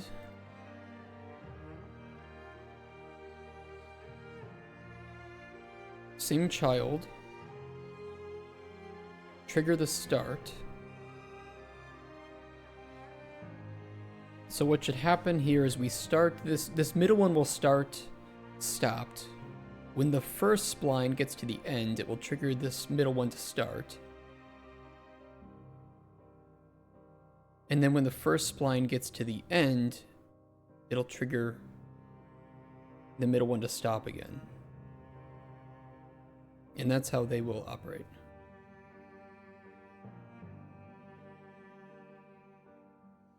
Good so far. Then the middle one, we can set up events on that one.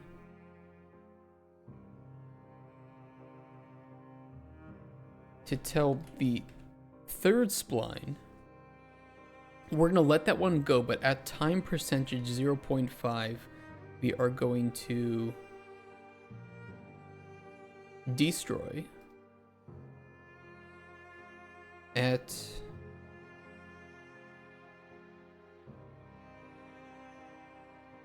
end. We will tell it to restart.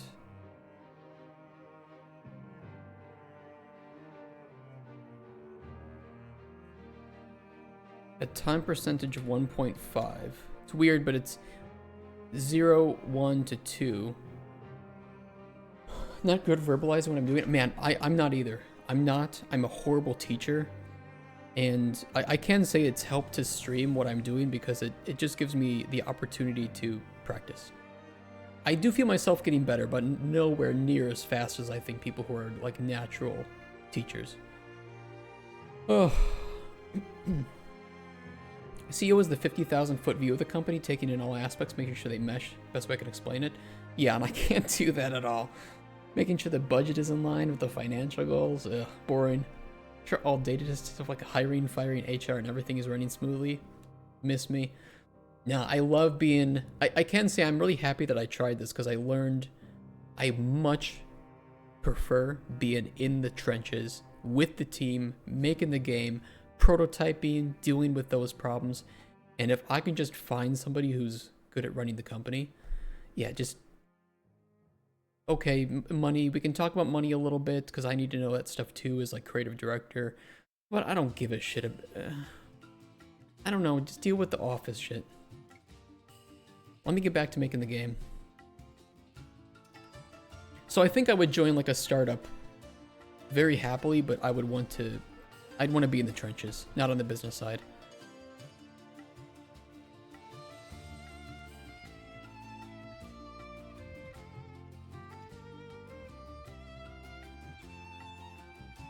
Time percentage and restart. Time percentage.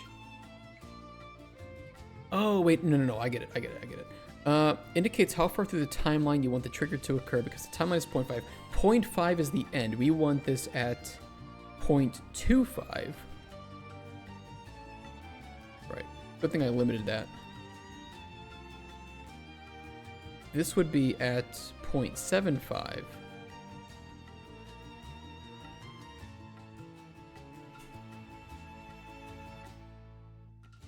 And then we do another event. This is on end. Do a destroy. CSPON podkreślenie just subscribed. Poland guy. Thanks for the resub, C-Spawn. It's good to see you today. Leave the taxes, accounting, payroll, bookkeeping, advertising, and crap to someone good. Yeah, it's we're thinking exactly the same.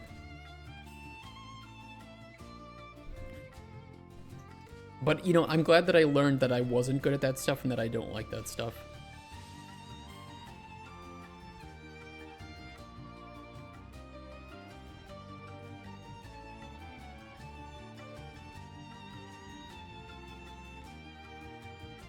Oh, destroy, restart. Destroy. Restart. I think that's set up correctly, but let me double check.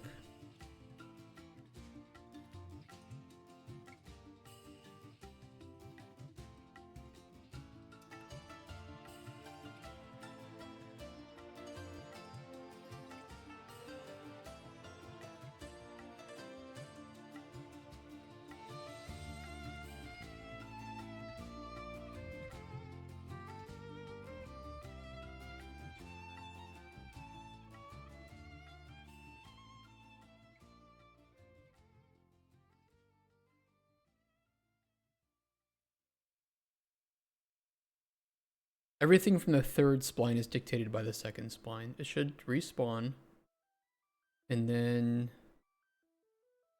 destroy. So it'll only ever get halfway unless we doubled the speed of the third spline, then it could reach the end.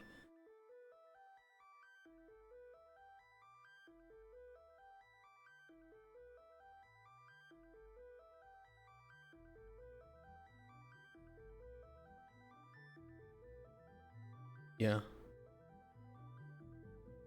I made a very advanced way to control multiple splines through events. And I think that my level designer will not use it at all. No, I think he will use it, but it is a bit over-engineered for most use cases, I would say. I got a bit carried away with it. But it is fun. That was Polish.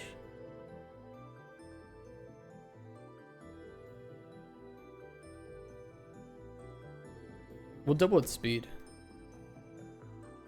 Wanted to work from home? I'm actually doing that. Brand new though. I just left my job at a paper making company. Dunder Mifflin.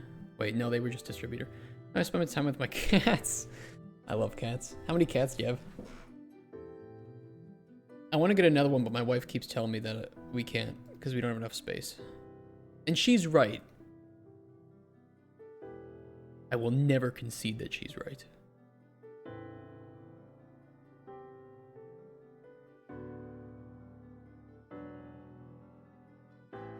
Four fat cats if you want.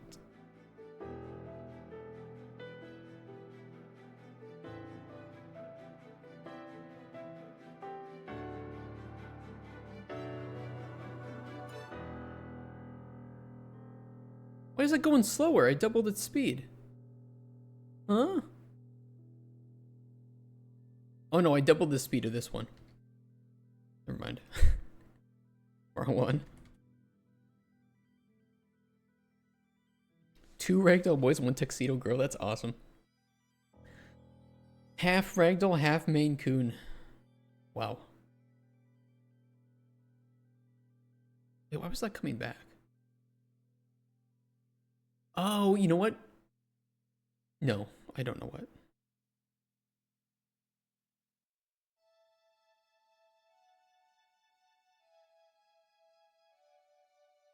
It's not still moving, is it? Does anybody remember if we told it to destroy and restart? Because I can't tell.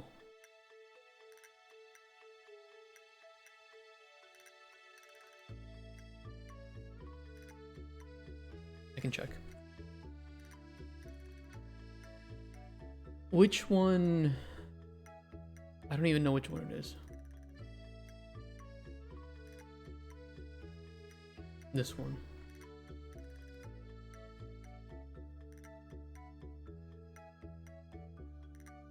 Yes, it is still moving.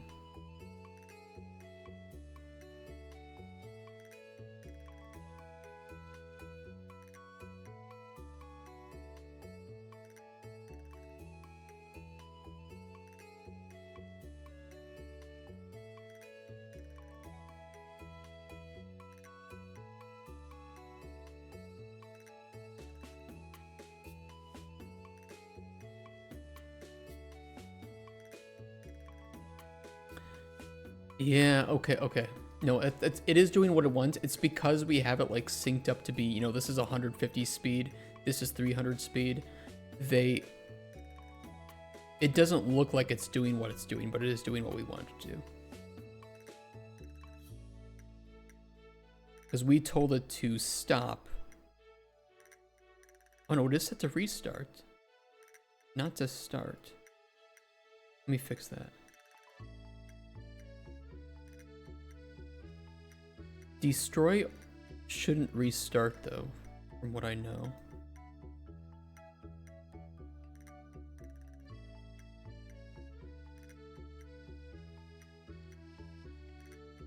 Clear and invalidate the respawn timer. Destroy moving actor. That stops platform movement. It does not restart movement. So it will stop it where it was and then resume it from where it was.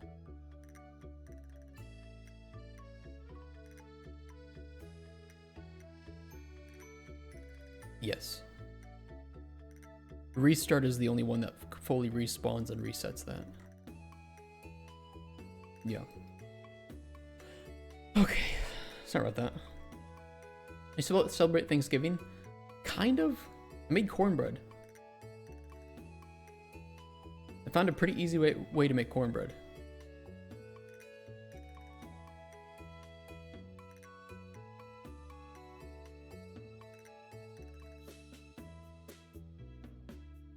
And some chili. That'll go. When this reaches the end, this will start. This will stop. When this reaches the midpoint, this will start.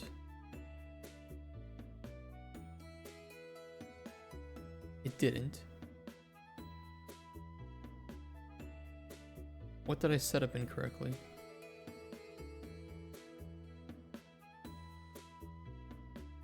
Want your kids to be US citizens? No, I want them to be citizens of Sealand.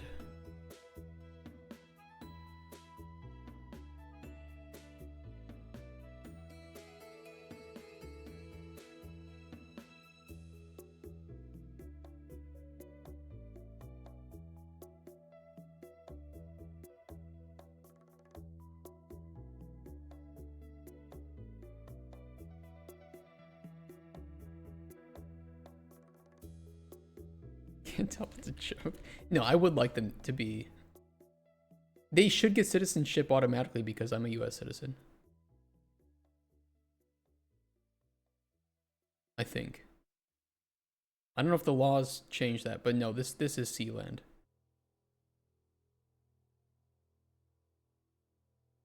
I included this in a game.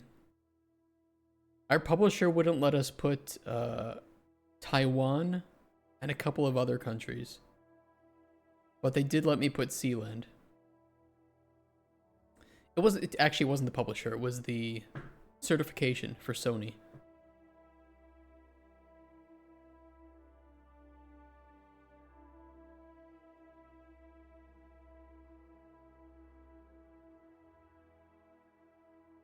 I'm 25 start.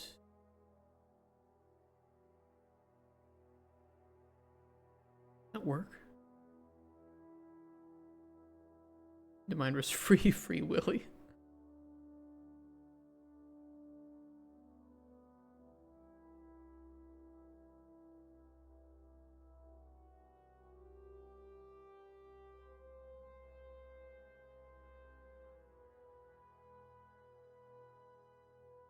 Oh, start doesn't. Huh. I feel like that's a bug. I'm telling it to restart and it doesn't recreate itself. How weird.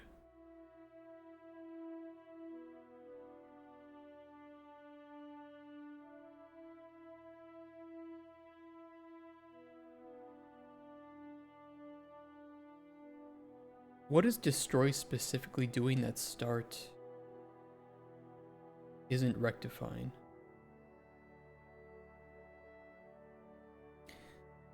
Invalidating the respawn timer.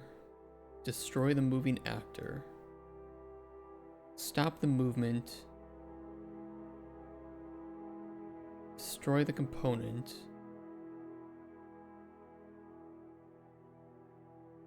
Run on destroy.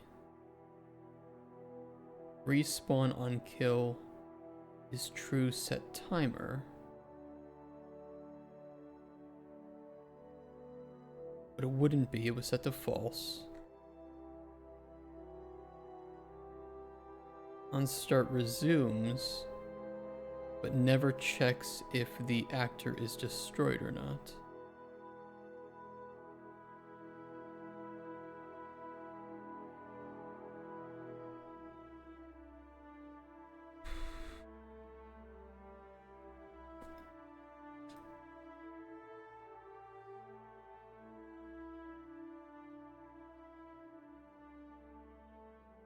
I might want to fix that, but not today. Unrelated to today's improvements.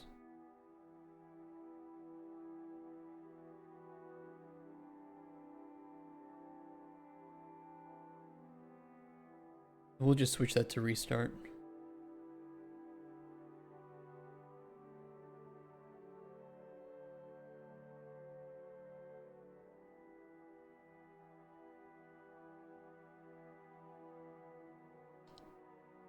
Phil Children isn't the best name for a function. Jeffrey Epstein would beg to differ.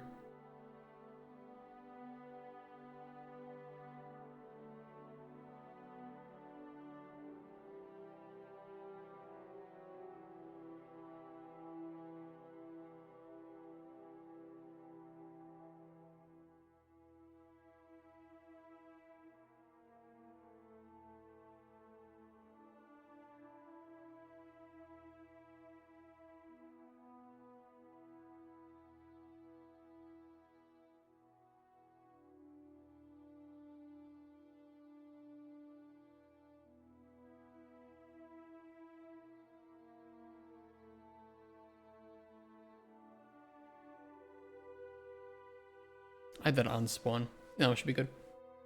When the first one reaches either endpoint, it will stop and start the middle one. When the middle one reaches the midpoint, it will start the third one. And then when it reaches the end, either endpoint, it will destroy.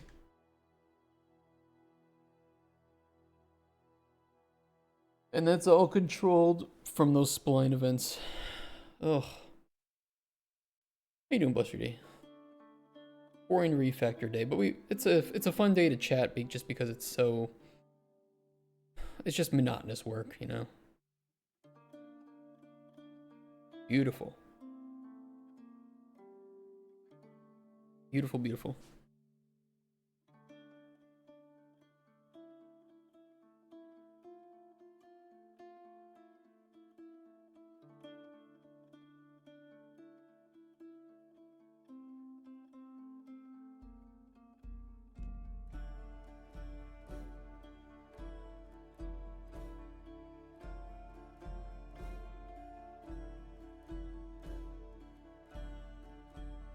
Awesome. Okay. A little bit of a mindfuck to set those up sometimes, but they do work. Can trigger on timeline percentage after reaching beginning, after reaching end, on spawn, on destroy, timeline resumed, timeline stopped. I don't remember what we had this one even functioning on. Let's just give it some other bullshit to run.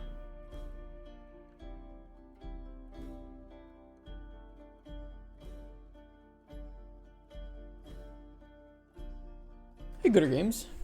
What am I working on? I am refactoring some platforming mechanics so that they'll be easier to use for the level designer. And I refactored these, and now I'm just trying to get the old data back in place in my little showcase level. And making sure it all still works at the same time.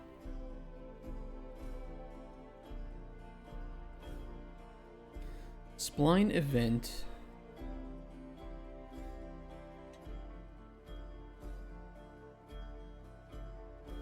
What do we want to give this one? Let's give it let's give it some timeline percentages. No. No. On spawn, we'll tell it to stop the second spline here.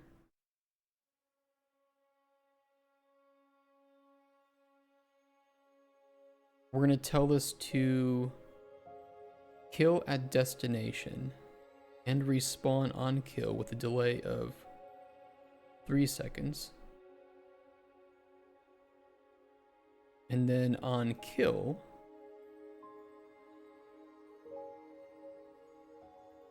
or on destroy, we can tell it to start the second one. Did I give that the right ID? Yes, okay.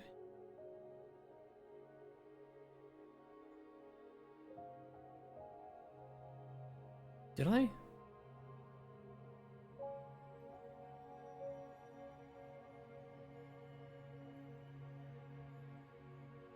Oh no, I didn't.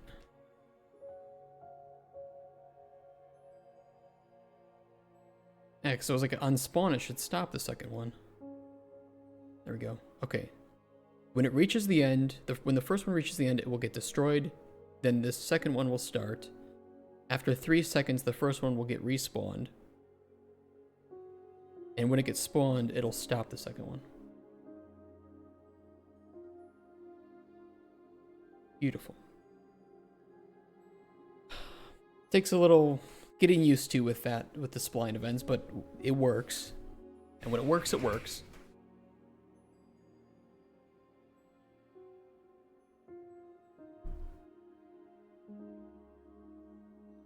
Okay. Wait on start, wait on end must be triggered to move if either set to true. I don't remember how I had this one set up. Yeah, we can tell these to wait on start, wait on end. And then we'll use this first one to trigger and control that. So that will be...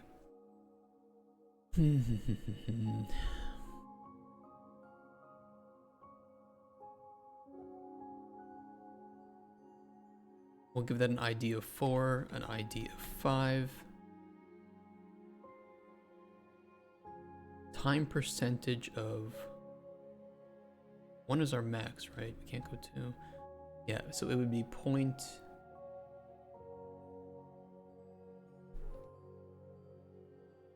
On 0.25 trigger... Number 4 to start. On 0.5, trigger number 5 to start.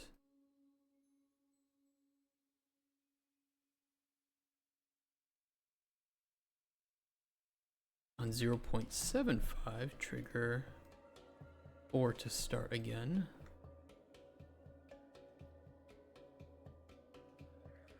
And then we can shove this up to 1 until number 5 to start. I don't know what that'll look like, but I can mess with the speeds of these as well. Let's say speed of 450, speed of 250.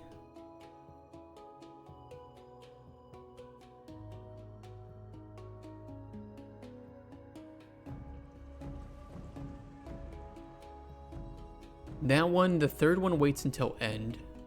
The second one waits at start.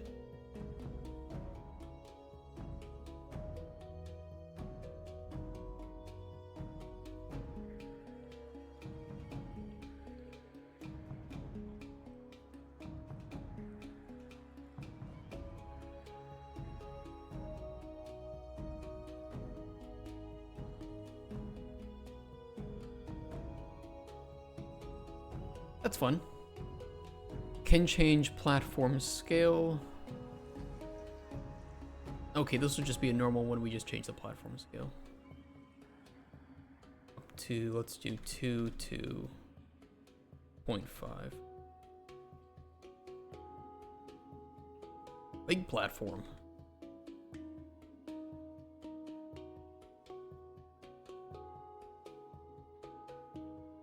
Good stuff. And this was to show the rotational options you have available. First one is normal. Second would be same as spline actor. Third one is follow spline directly. And we even gave this one some ice. I should have an icy platform somewhere. Moving platform actor icy. Yes.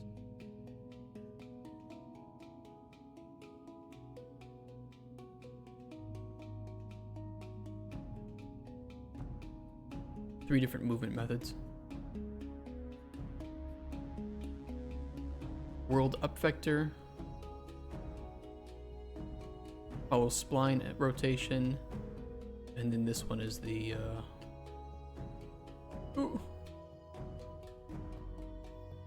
following the spline points directly.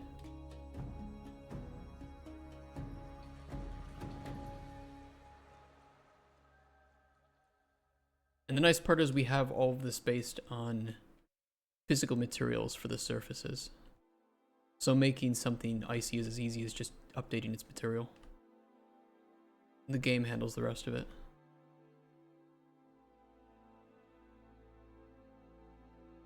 Perfect. Alright, well, that's moving splines updated then. That was an annoying one. We'll get tooltips in, we'll organize the blueprints a bit more, and I might go back to the timed platforms and make macros to reduce node orgy.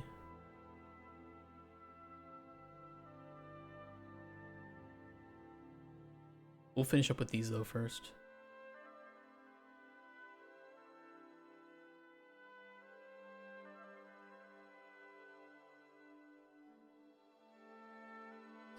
What a day, what a day. At least we're making progress though.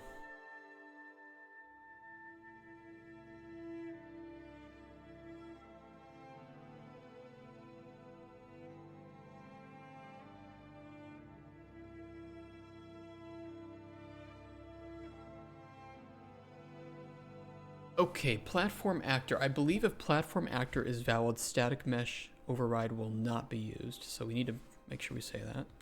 The actor to use for the moving platform, if valid, overrides mesh override. The mesh to use for the moving platform is overridden by platform actor if it is valid.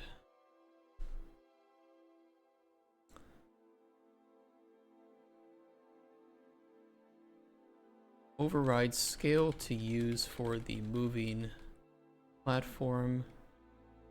This should be used instead of scaling up the actor directly.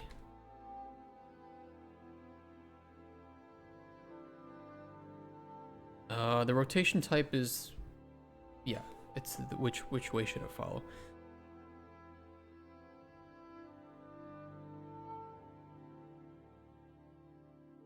Rotational system to use on the platform while it follows the spline. Hold on. I need to know what they're named exactly. World up vector.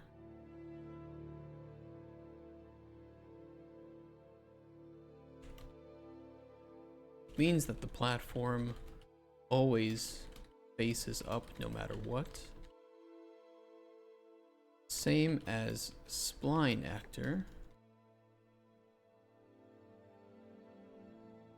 Means that the platform will adjust, or the platform will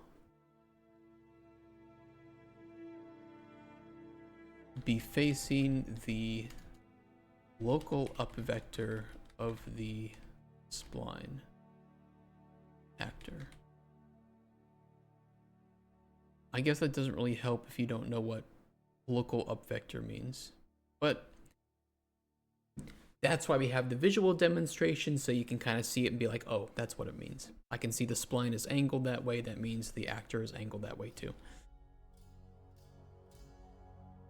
Follow spline directly means that the thank you for auto saving and making me not edit anymore.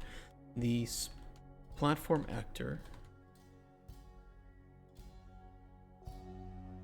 follows the rotation of each spline point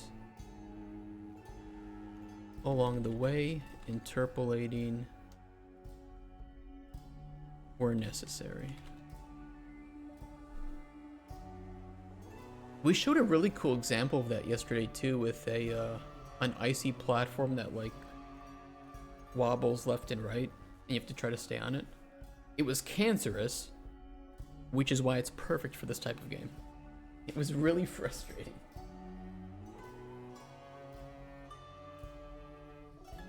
Emails. Useless emails.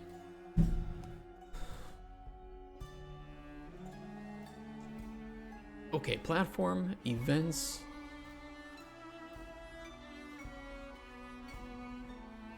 The ID for this specific actor, which is used by other moving platforms in their spline events. Didn't we test, and can't you actually trigger your own spline with spline events? No, I don't think you could.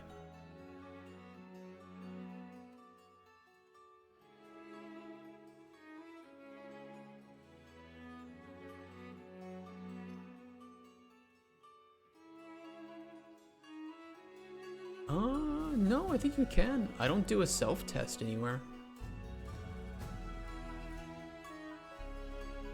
I do see an error with this blueprint, though. Actually, it would spit out a warning.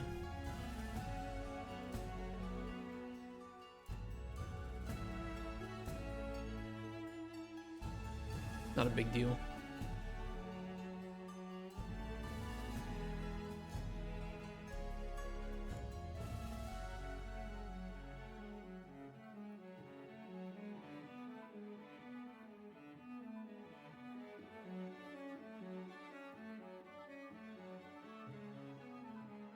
A little bit of spaghetti.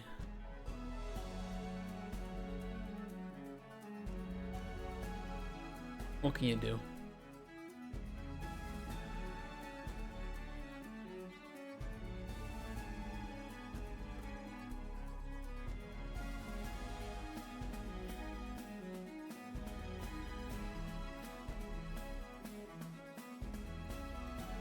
Spline events for this actor, which will be triggered from here to the associated children IDs per event.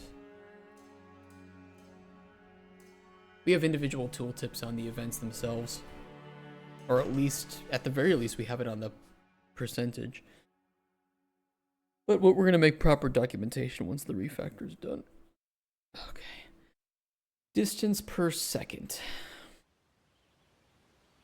How far the platform moves along the spline each second while the timeline is actively running. Good thing is you can see the distance above the splines here, which should give you a rough estimation for how long it'll take to go from start to back.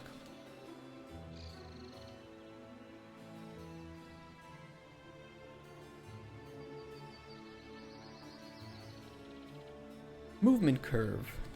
The curve to use when interpolating the moving platform actor along the spline.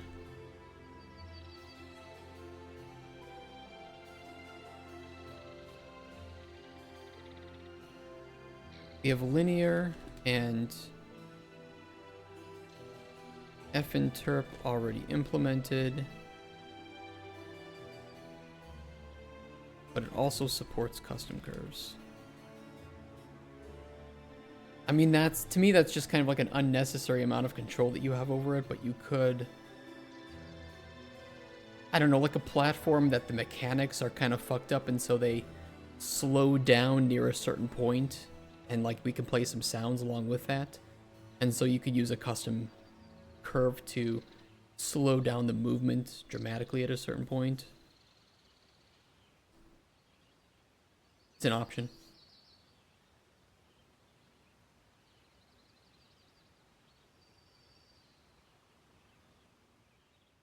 You kind of could. It would mean that the movement along the other sections is dramatically increased. Well, whatever. Future stuff. Kill a destination. When the platform reaches the non-starting end of the spline, do we kill it? If ever killed, should the platform actor be respawned?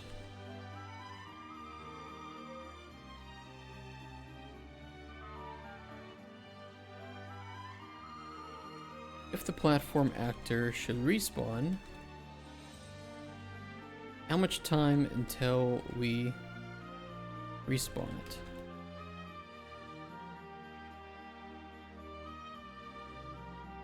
If the respawn delay is set to like a negative number, do we handle that in any way? Out of curiosity?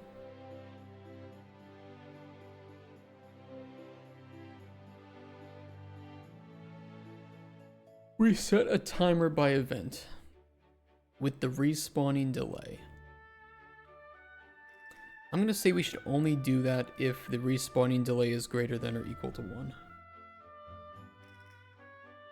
I'm sorry, greater than 0. Keep it simple.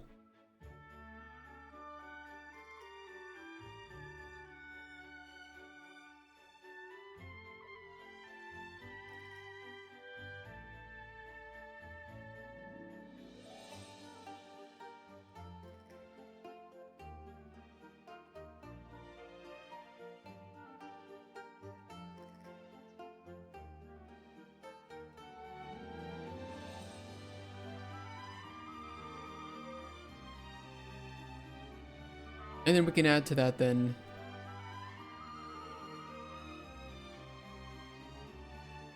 only respawns if greater than 0. If less than or equal to 0, the respawn is skipped and would have to be manually respawned via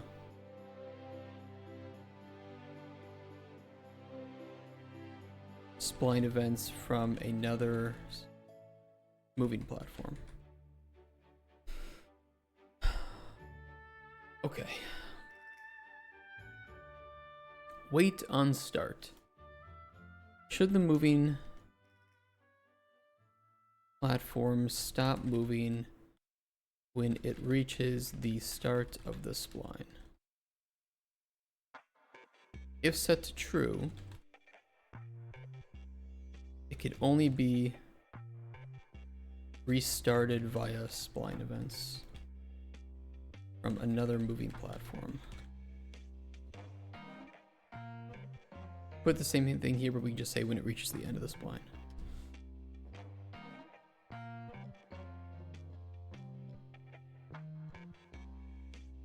Alright, let's add some comments here, and then we can go back to the timed platforms and get those updated too.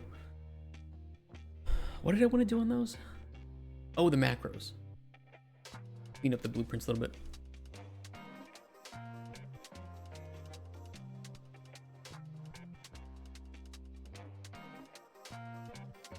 That was the wrong button. That was not C.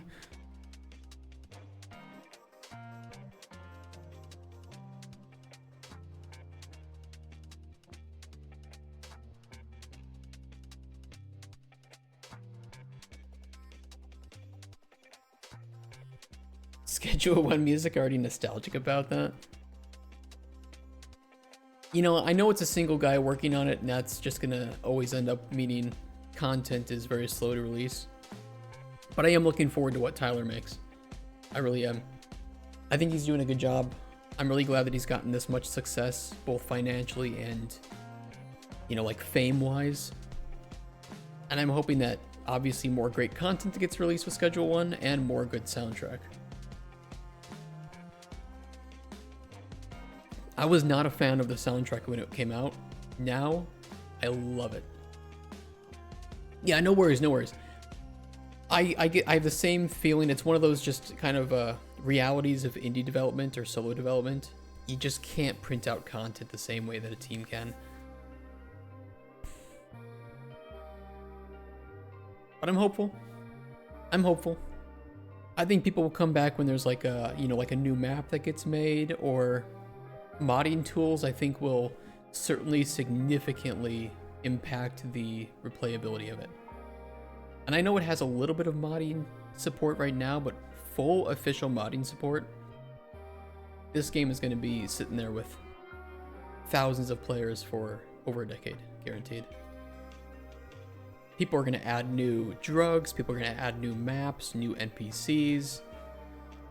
But I can understand that he probably just wants to develop the full game according to his vision first, and then release modding support so that, you know, he doesn't like work on some official patch that some group of modders just creates super fast without him. That would be kind of, you know, it wouldn't be great.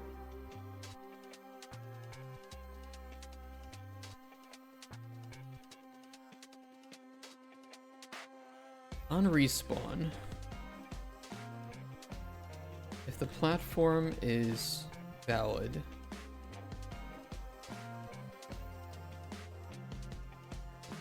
simply restart movement. Otherwise, remake the platform, restart movement.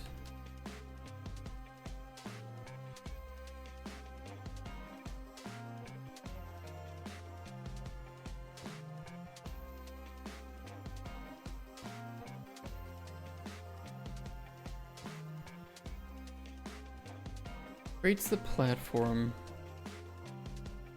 prioritizing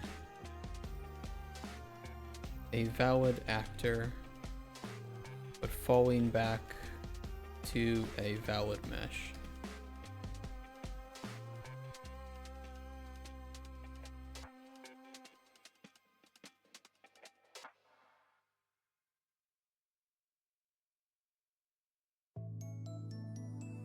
I saw that Tyler was doing some live streams of Schedule 1 development. I don't know if he still does that anymore. I haven't seen him online for a while.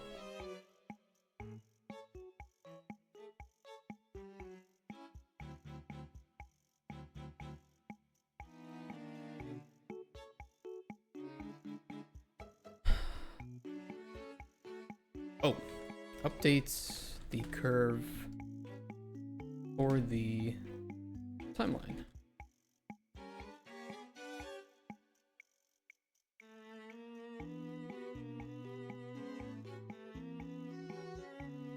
Updates the timeline play rate based on distance per second. I guess we could say desired distance per second to be more clear.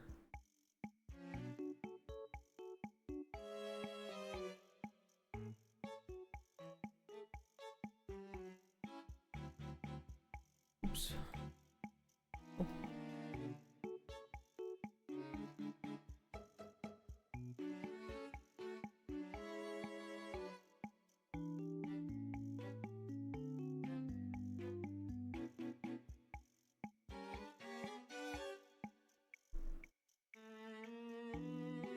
Restart, stop platform movement and play associated spline events.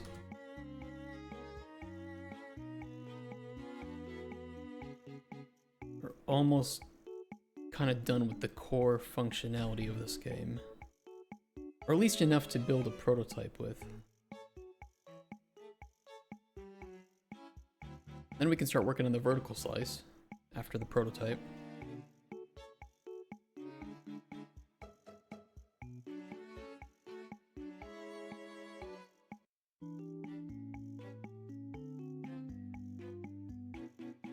Just spelled handled wrong, I know it.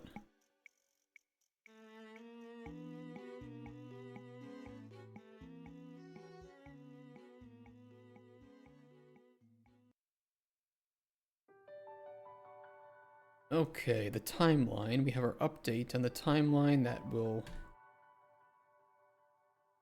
On timeline update. Blurp the moving actor.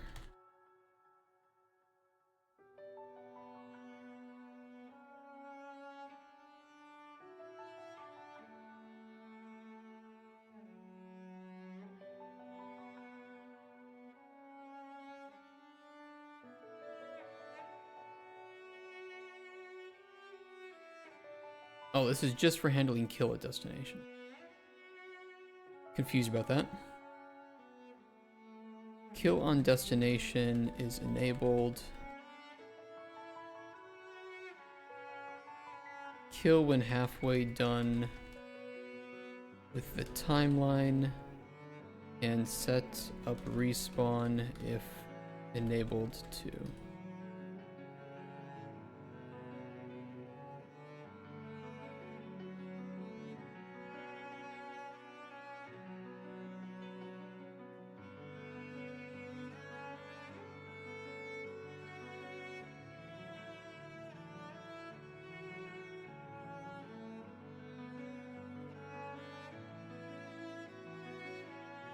What is this handle?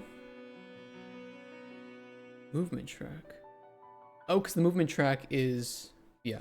I get it now. Basically, we're grabbing the length to determine if on start or end we should be playing the associated spline events for that.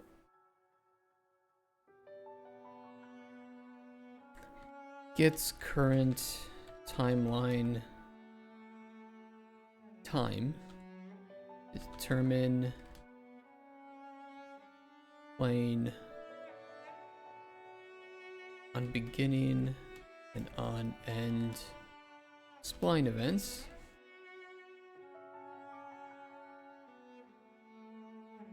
And if we should stop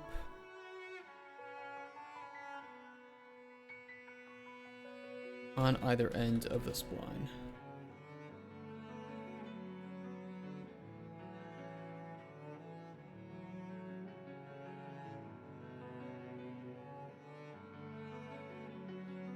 Okay, what does this down here do? Time percent trigger. Oh yeah. Once we set up custom time triggers, we can call the events associated with that time. We learned that during runtime, something I didn't know you could do, but you could actually dynamically create events on a timeline during runtime, which was really cool, and I think has a lot of applications outside of just this game. So many.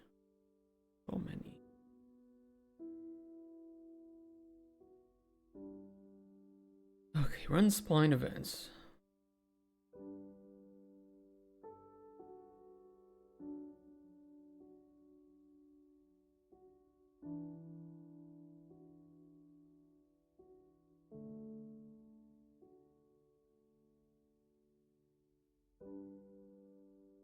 It's weird that I missed those.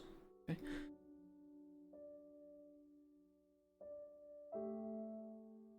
If we have valid spline events, bill the children.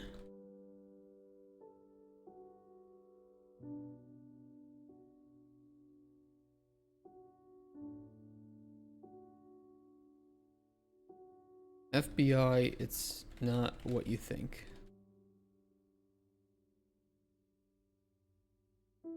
Jeez, how you doing, man? It's not what you think, I promise.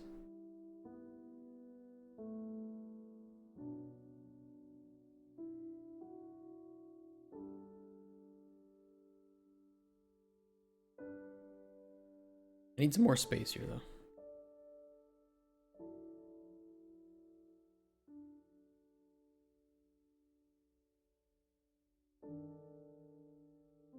First, we match up the valid triggers with the current trigger.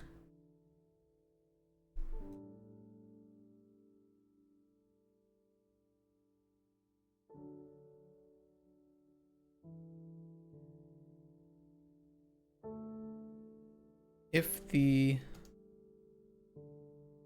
trigger is based on timeline percentage,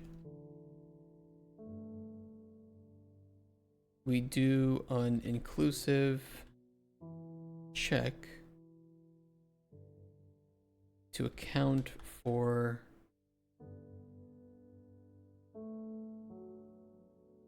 any tick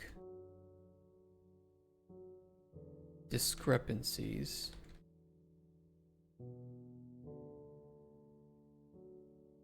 I feel like we should include that in the tooltip for spline events. I forgot that we did that. I mean, it's smart that we do that, of course. But if that's not included here, we probably should include that here.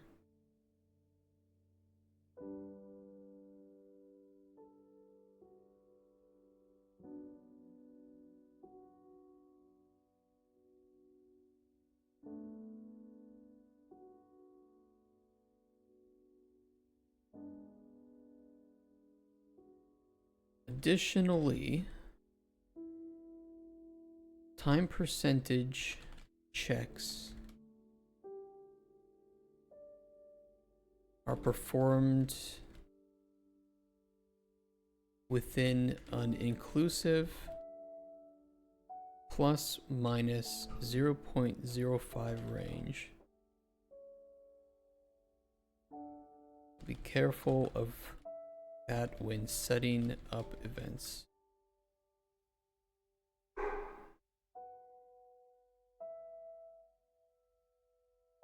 I'll fill these out too because these should be filled. IDs of other moving platforms.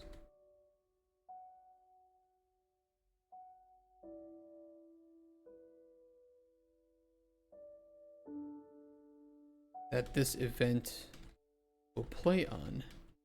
As it is an array, you can do multiple.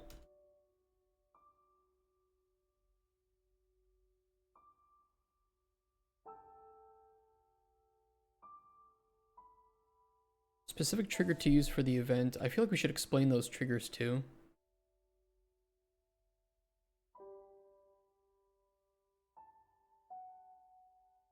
If time percentage, beginning, end, spawn, destroy, resume, stop timeline.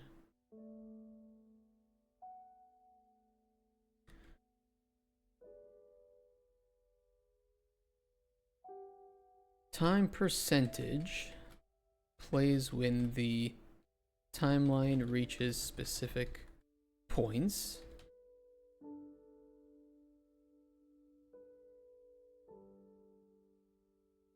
On beginning and on end play when the platform reaches the start or end of a single trip along the spline, respectively.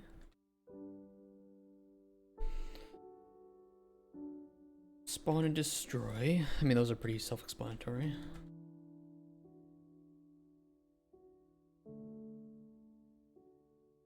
Play as you might imagine. Whenever the spline actor, or the moving platform actor, gets spawned or destroyed, respectively. And then resume and stop timeline.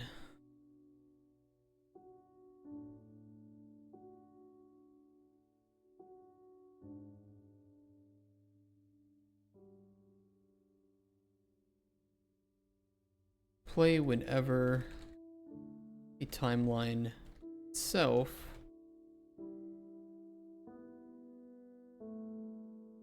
gets paused or unpaused.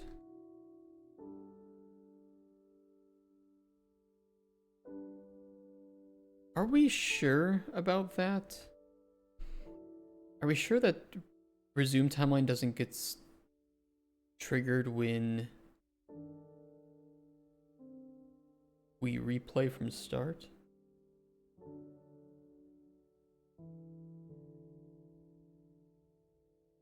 I'm just gonna double check on that. I mean, I guess it's okay if that's how it works, but I want to check.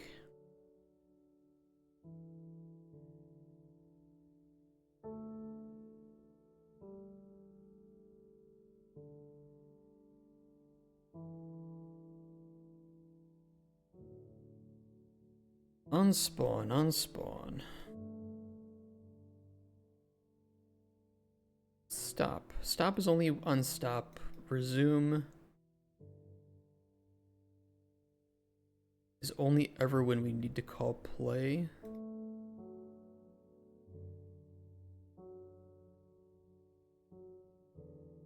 That's literally only called on start.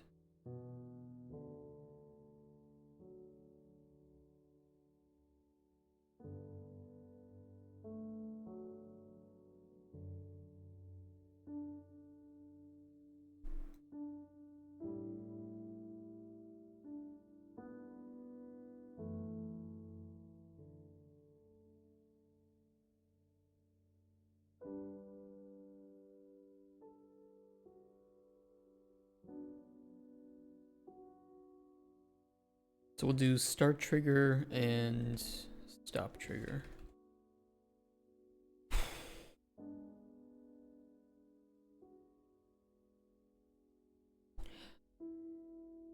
So much work. The event to play if the trigger succeeds.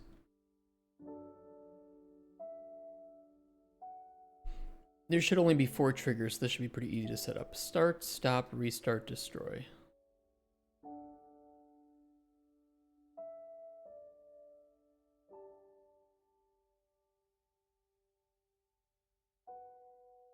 Start will start the timeline as long as the actor or the moving platform is not destroyed. Stop will stop the timeline. That should happen no matter what. If the timeline is moving.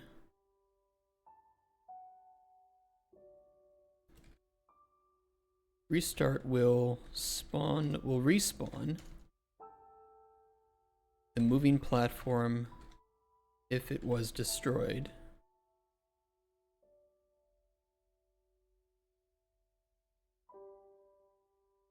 Or resume the timeline if it is valid. Destroy will stop the timeline and destroy the moving platform.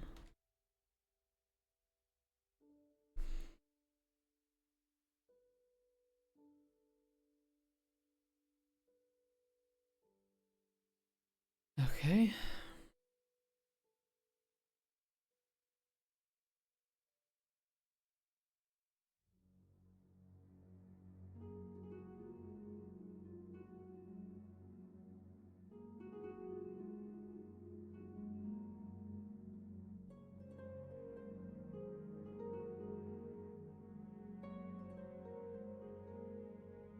Why do I not do validation checks on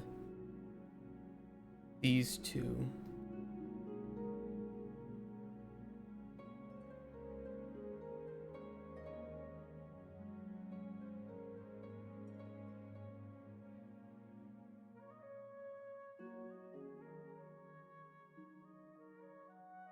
That's kind of weird. Was it broken for some reason, or was there some specific reason why I didn't do validation checks there?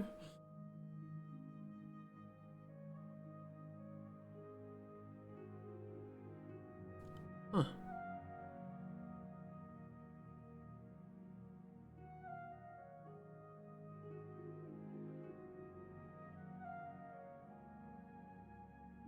I don't know.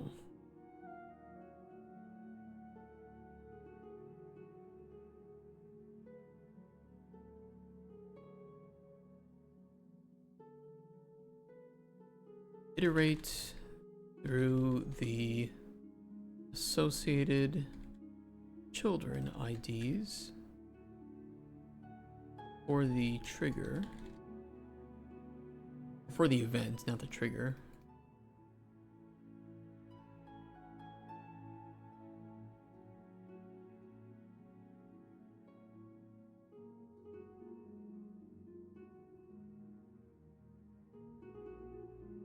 We'll say kind of want to put the same info that we put here.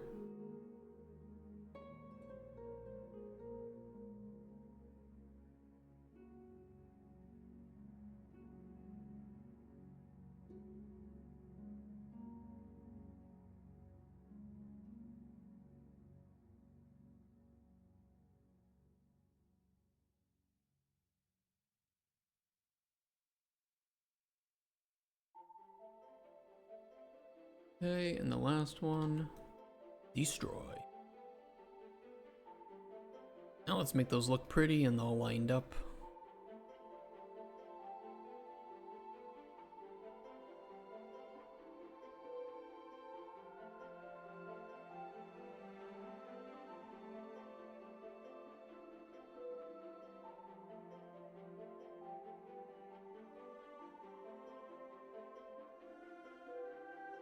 And we use some redirectors to make them look even more pretty. Happy little wires. The Bob Ross of blueprinting.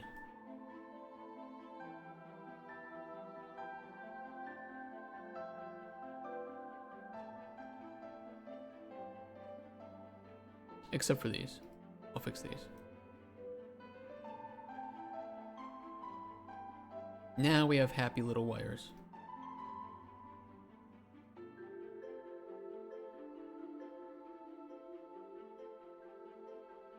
Okay, that looks good. Fill children. My favorite pastime in Unreal Engine.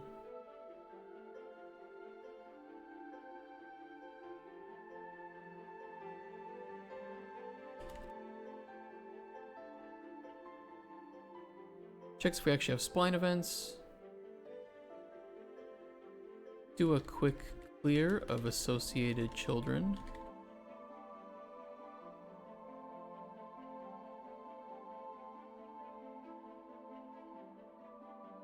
Get all unique children IDs, since the hashed map doesn't need duplicates.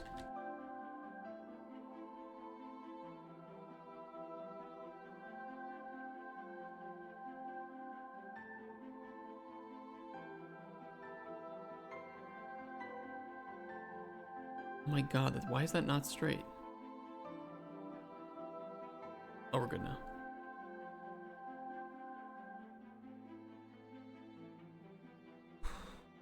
God, I was like a Catholic father there for a second. It's not straight! Murder it.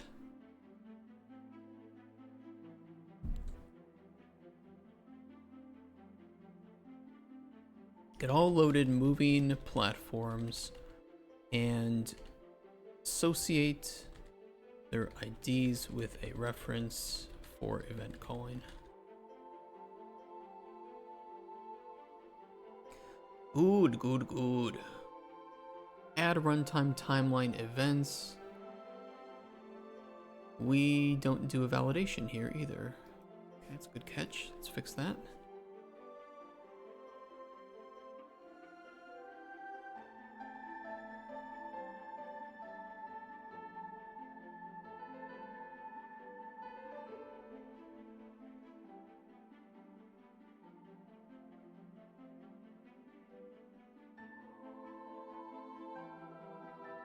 We need happy little wires.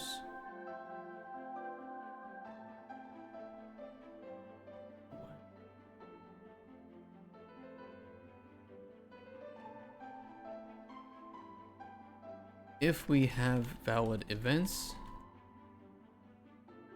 dynamically add in events to our timeline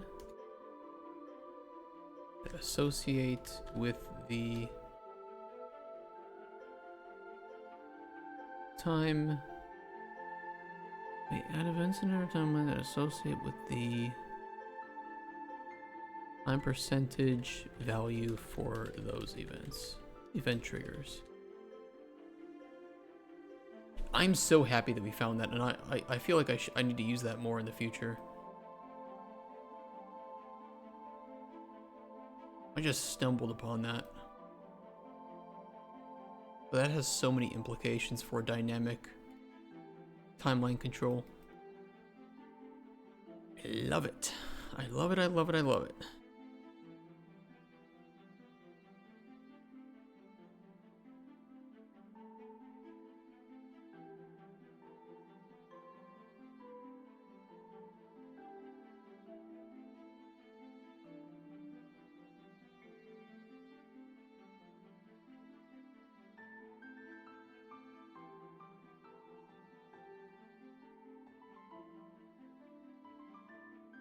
Okay.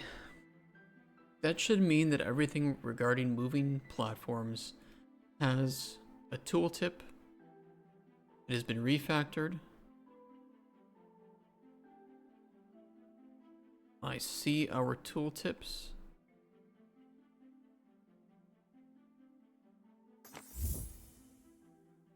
They call me Unk. Thanks for the follow. What's up, Unk?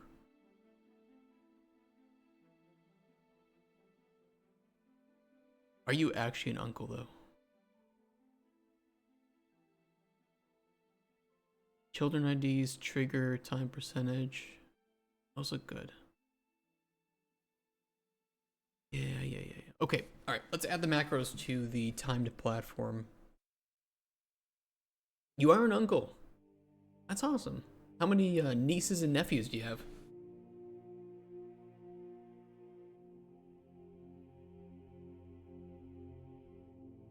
I'm not an uncle or a father. Yet. I'm Crevice. Thanks for the are you a Crevice?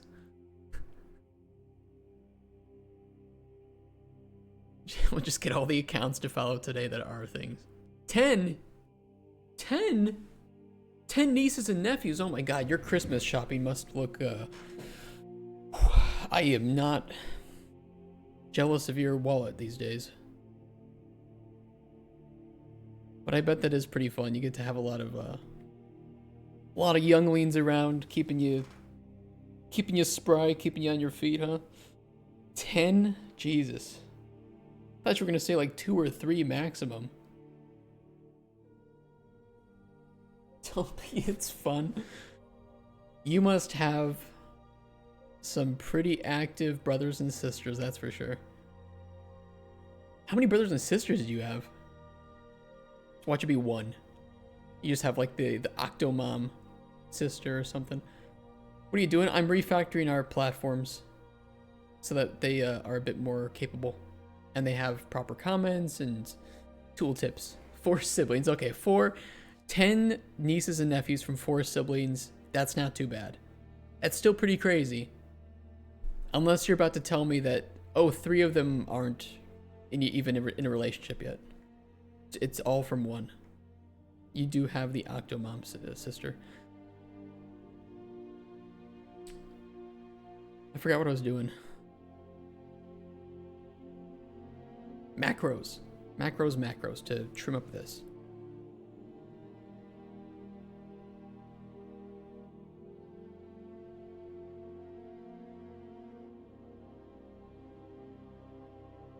They're spread out, okay. Man, that reminds me of my parents. I don't know anybody these days that, I mean, even if they have 1 kid, there's no way in hell that they have like more than 2 maximum. Kids are expensive these days. But it is good to see some families still spreading out. I think it's nice to have that support network. And did you know you can get 50% off a yearly plan of Proton Pass with our affiliate link? So true.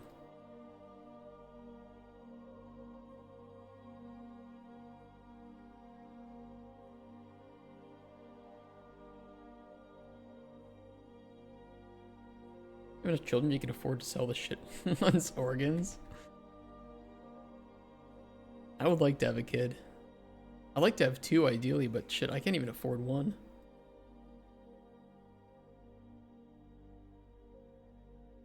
So not yet.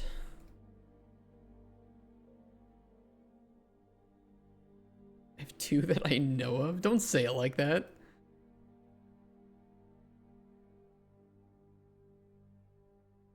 You know what would be even worse? You could say, I have two that I support financially. Just let people draw the conclusions themselves.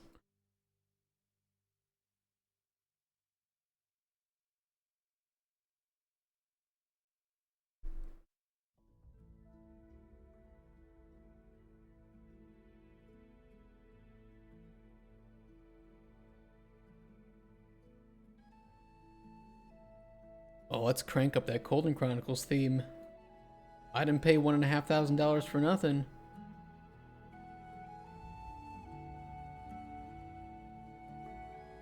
At least I like to think that.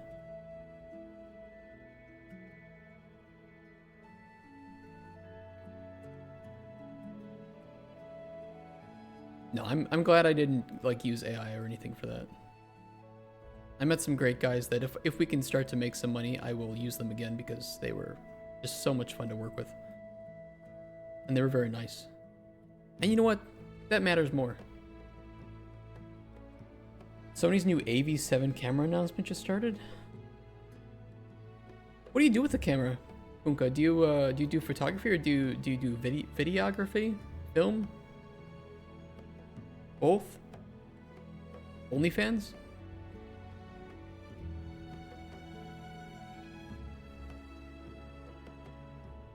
Really pressing raid on Suno's enough. No, I'm not gonna mind too much if like some indie developer or something is using AI. I wanted it to be by humans so that that was like a selling point. Like everything you see here was made by us. Or was made by humans. But I don't think it's necessary to do that.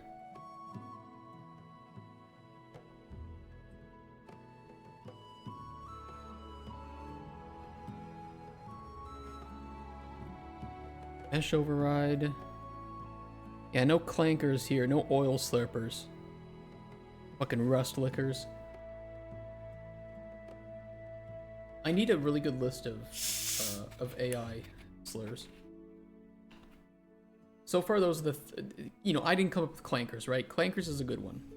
That's simple. Goes back to Star Wars. Beautiful. Or clankas if you don't want to be super offensive to them. And I doubt that I was the first person to come up with like oil slurpers or rust lickers. But I do like to use those too. Obvious mostly. Might start an OnlyFans, give you super good quality feed pics. Fuck yeah, let's go. Airy feet splashy OnlyFans. But is it like mostly pictures or something? I used to take pictures of like flowers when I was younger. I used to sell those too. Made a little bit of money when I was a kid.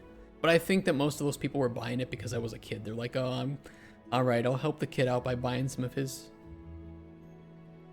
pictures of flowers.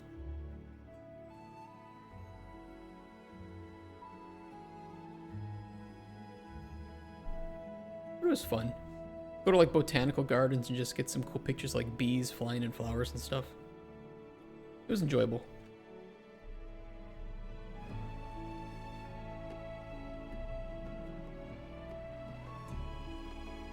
And I think it was a good activity for kids too. Like, what do you want your kid doing when you go to a park or something? Playing with their phone? Watching some oil slurp content on YouTube Kids? Or taking pictures of flowers? This song is good? Thank you. I didn't make it. I did give the direction for it.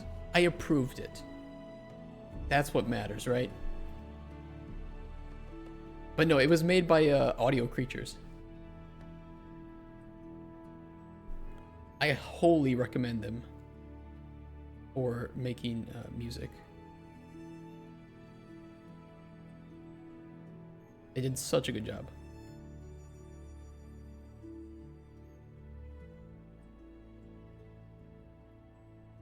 And I wish that Colden Chronicles had succeeded so I could put it up here. But yeah, it was good. Really good guys.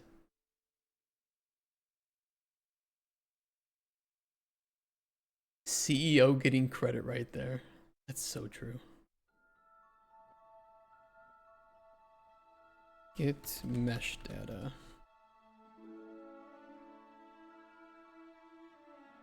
Delete. Clear, clear, clear. It'll be the step off behavior. I think this is just the enum, right? Yeah.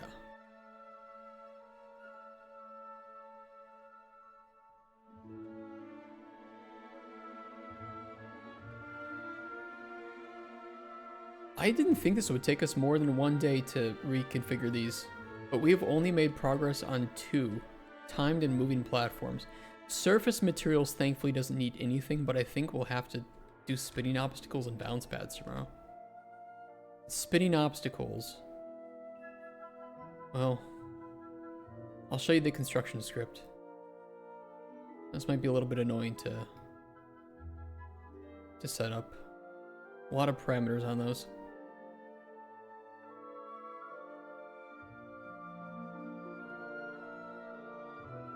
But it'll be done this week for sure. Camera's a new image sensor and processor. Gonna leap in performance instead of an incremental step. I don't know anything about... I only know more megapixels means higher resolution. Fancy schmancy light diodes and shutter speeds. Don't ask me for any more than that.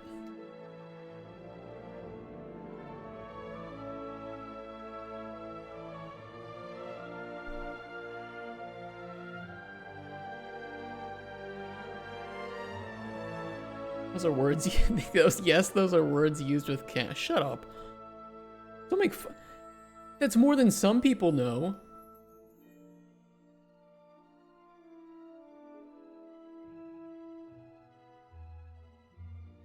God.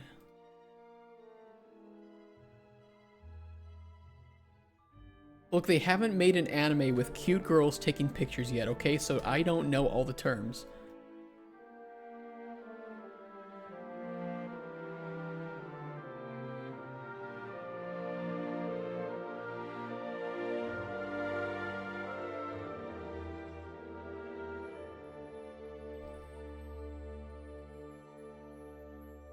I do know a lot of terms about like mineralogy and geography because they made an anime about cute girls looking for gemstones. Actually, pretty enjoyable, pretty educational too. But man, does the author have a fetish for thick ladies? Because my God.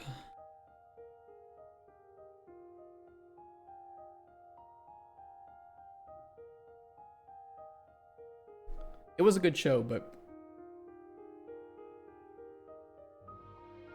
some of the camera angles.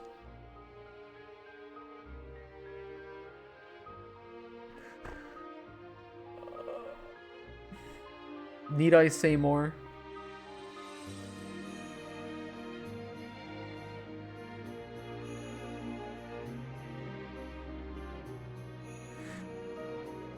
Be like, okay, here's some really in-depth lore about how like this geography creates this gemstone, and it's like it's really beautiful animation and everything, and then bam, here's an ass in your face, and it's like, all right, you had my interest, now you have my attention. We're looking from the rocks. Shut the fuck up. I don't... You're not supposed to... Fine, whatever.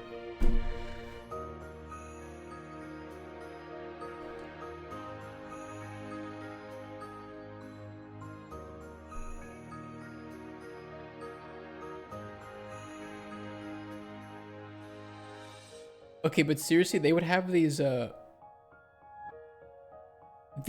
you know, like when they cut to an ad, these would be the ad cuts, and this is like obviously the translation for it, but they would actually just teach you shit about all this stuff while they were bombarding your face with ass and tits from these ladies.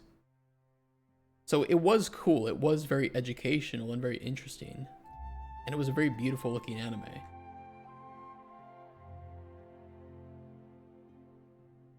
Some pretty good Sakuga. Like animation quality, right? I don't know. Weird stuff sometimes.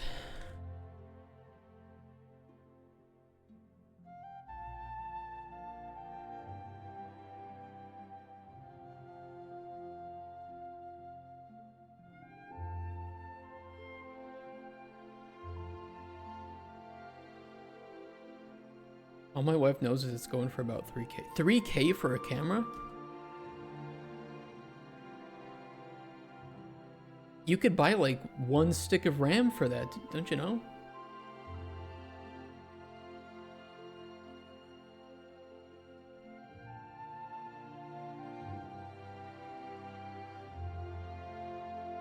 Entry-level pro camera?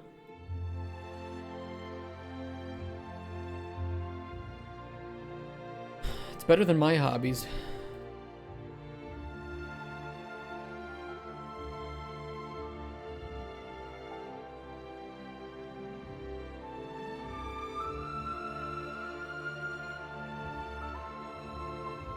Full frame.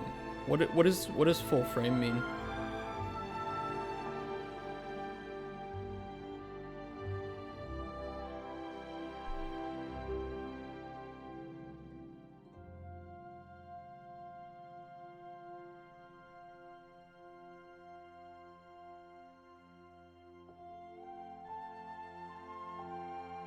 Destruction data. Yeah, we can put this here.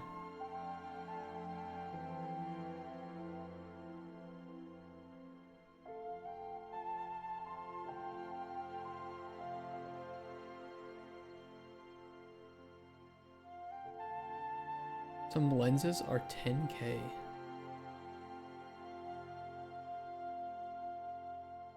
Damn, dude, that's like 2 feet picks that would cost.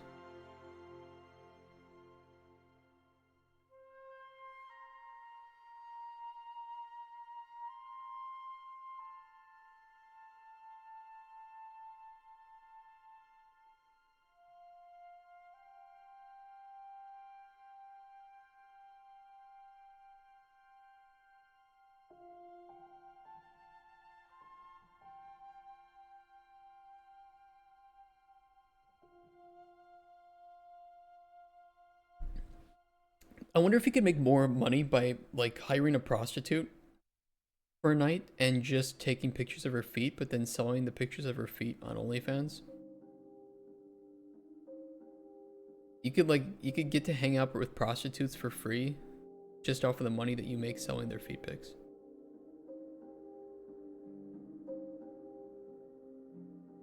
Did I find like a hack to life?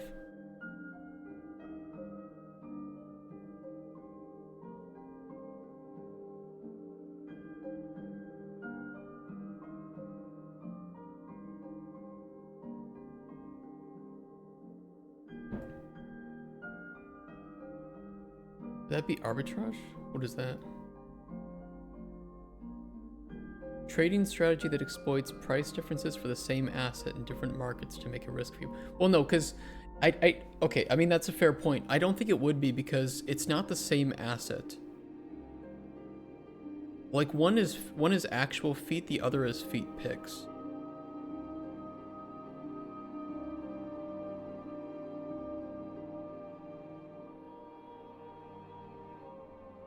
Yeah, it is asset conversion.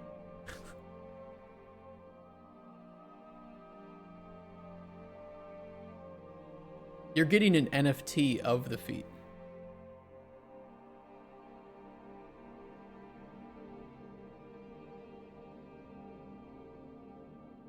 Wait, could you then additionally sell the NFTs of the feet to the crypto bros?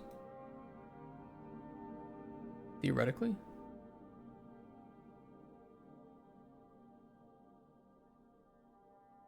And like that would be double dipping into the sale?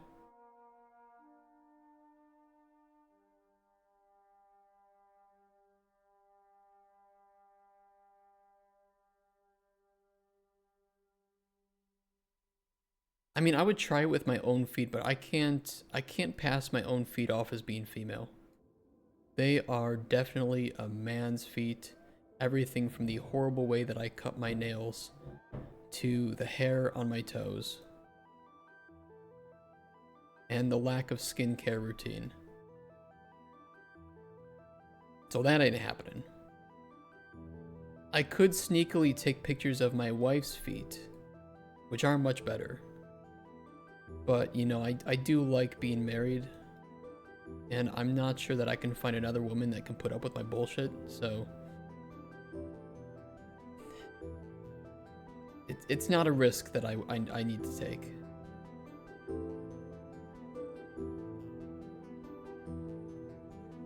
But prostitutes...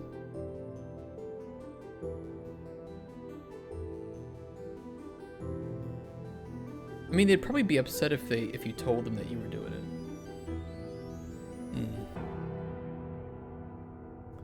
I'll need to think about this.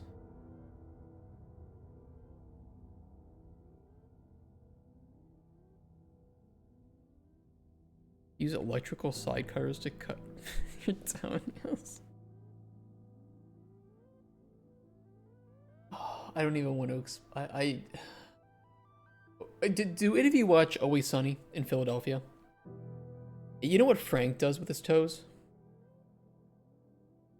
Now you know what I do with my toes.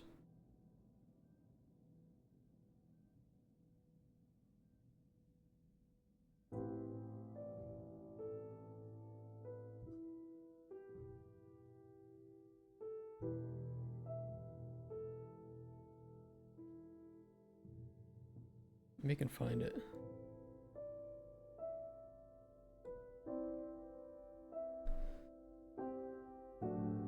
Yeah, this is me with my toes. Jesus Christ, Frank, are you cutting your toenails with a steak knife? I suppose you have a problem with that, too. Oh, botched toe. I botched that one. Oh, that's a botched job. That's bleeding. I need some trash to plug up the cut. Do not plug an open wound with trash. It's bleeding like a sieve. Yeah, that's what I do. Not the okay, I don't do the trash part. Admit I don't stuff it with trash. But I have some botched toes. That ain't good. Timer overlay. Okay, I mean the timer data and the overlay material data. Timer material overlay. Look how much cleaner this is.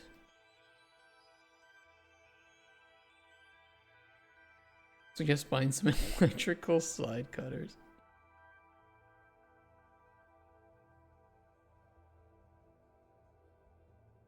Horrible. That replaces that. That replaces this. Delete these. And we can put this here. And this can be moved back up here.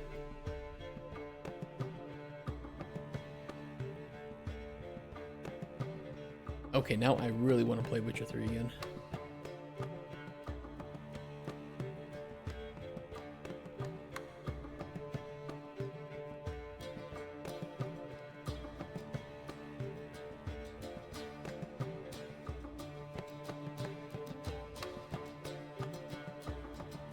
Nothing here. Here we had the step off behavior.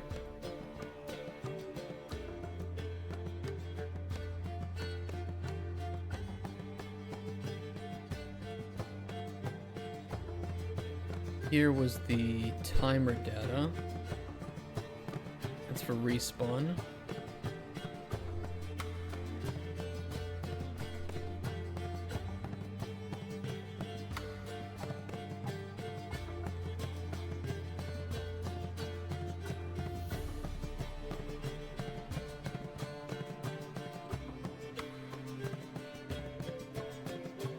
Okay, respawn doesn't have anything. Update collision doesn't have anything.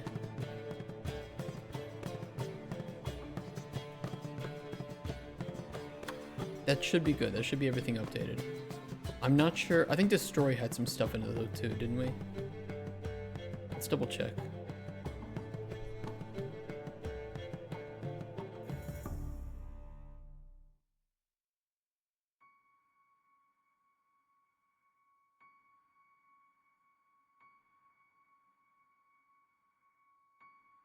Yes. I can call macros in the children, right? Should be able to.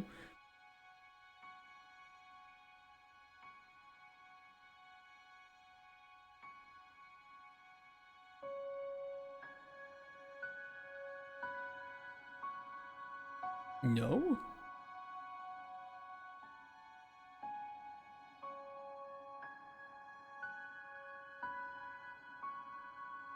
Oh.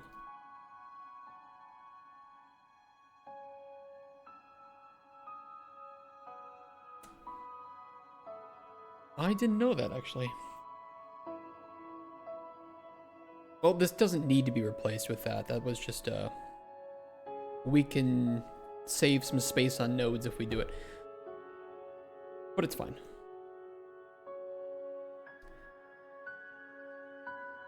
And now I learned that you can't call macros in children blueprints.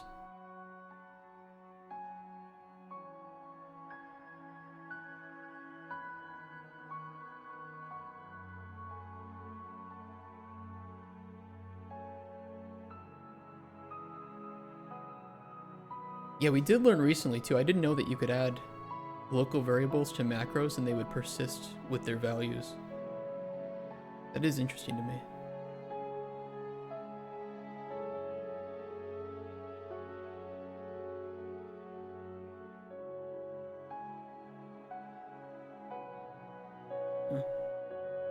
I feel like I should use I should use macros more, and I just don't.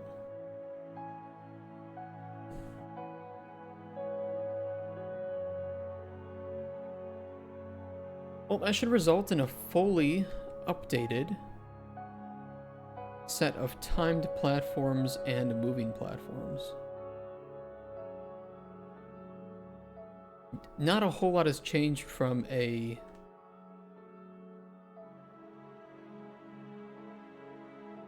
like the point of view of the code. Just that it is easier to copy the setups for different nodes or for different platforms between iterations and instances if you want. But you can also just do the old method of overriding each instance.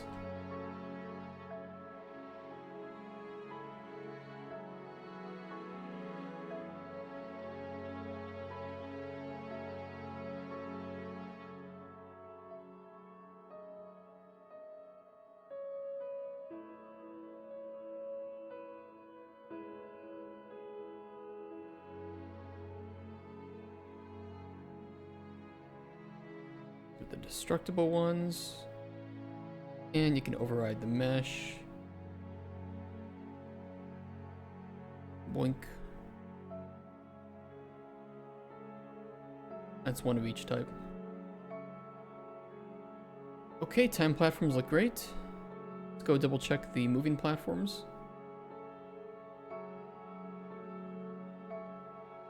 See if we're getting any errors or any issues that I need to directly address. I don't think so. Put that here. Spline follow. Speed is constant. Speed is constant. Speed is adjustable. Looks good. Linear and smoothed. Looks great.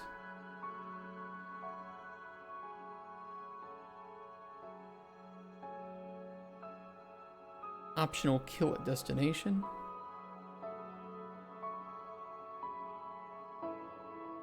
Beautiful. Kill at destination with respawn.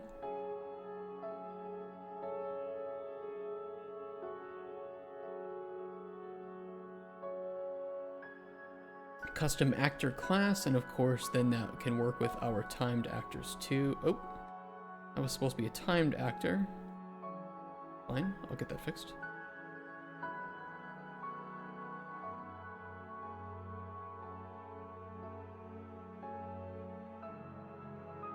Moving spline events. We already tested this. This was working just fine.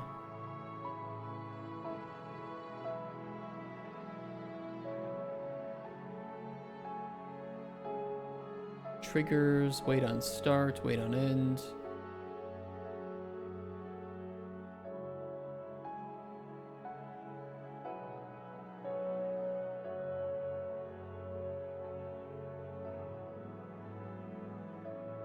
Looks great. Platform scale and then platform rotation follow. It's great too.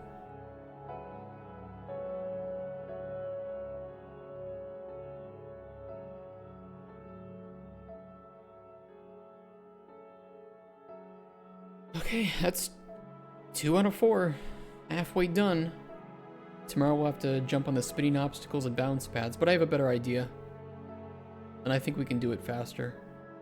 Though it was really fun today just to kind of chat and chill out, doing some refactoring. Sometimes when I work on stuff, we don't really get the opportunity to chat much, but I like when we do.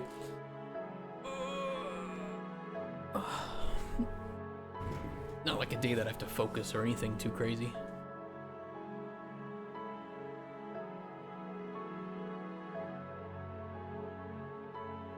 Okay, let's update this to the timed platform.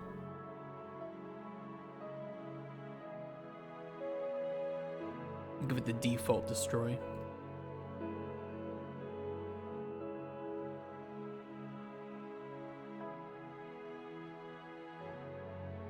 Yeah. That was working.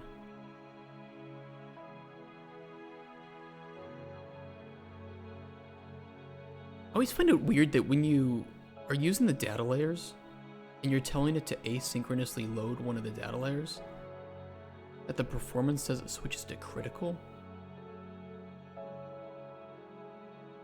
Very odd. Very odd.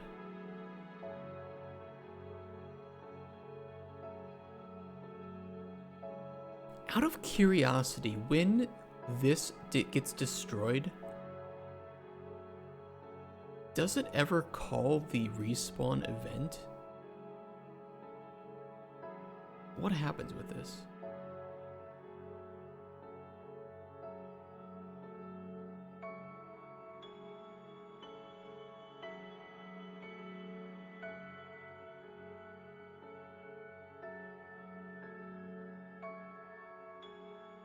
It triggers on beginning.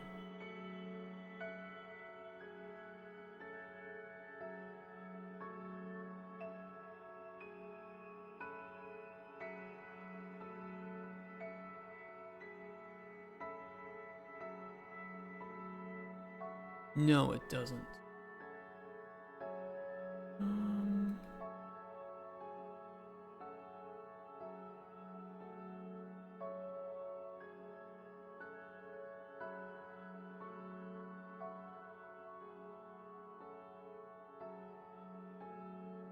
Let's add that to add.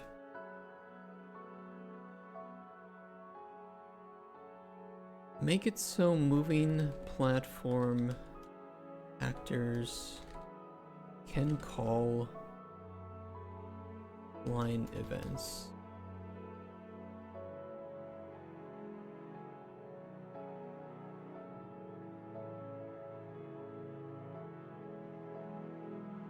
We should be able to do that.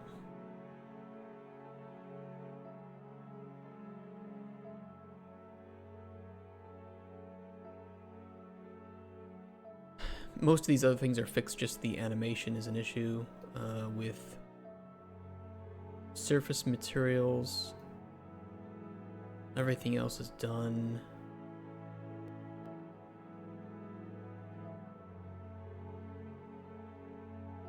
And then once we're done with the refactors, we'll need to start adding documentation. And if we want to add like this spline event call, we'll do that too, and any other platforms that we want. Oh, it's a little bit early, but I might end the stream there because I got nothing else to do for 30 minutes and I don't want to start on one of the new platforms only to have to quit it after 30 minutes. So that's what we'll do. That's what we'll do. We'll come back. We'll set aside the entire day tomorrow for the refactoring.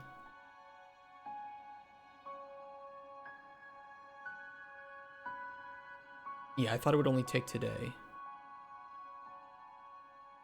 Clearly wasn't the case.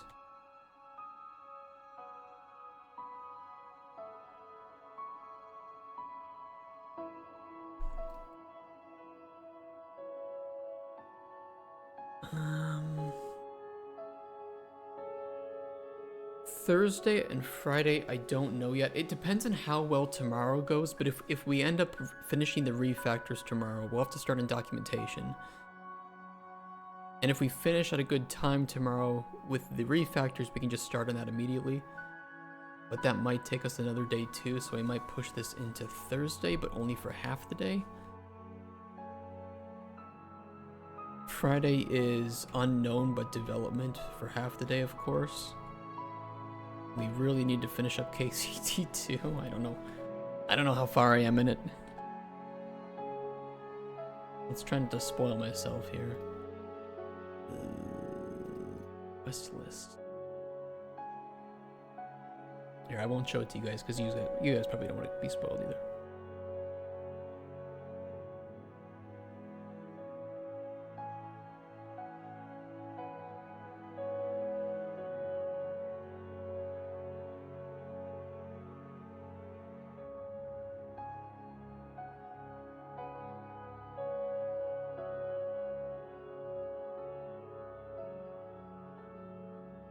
I actually don't know where I am.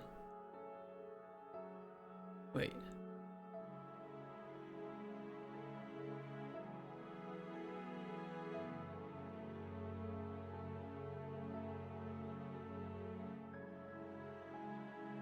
Oh, this is the first game. I'm like, wait a second. This doesn't look right. I don't remember doing any of these quests this game.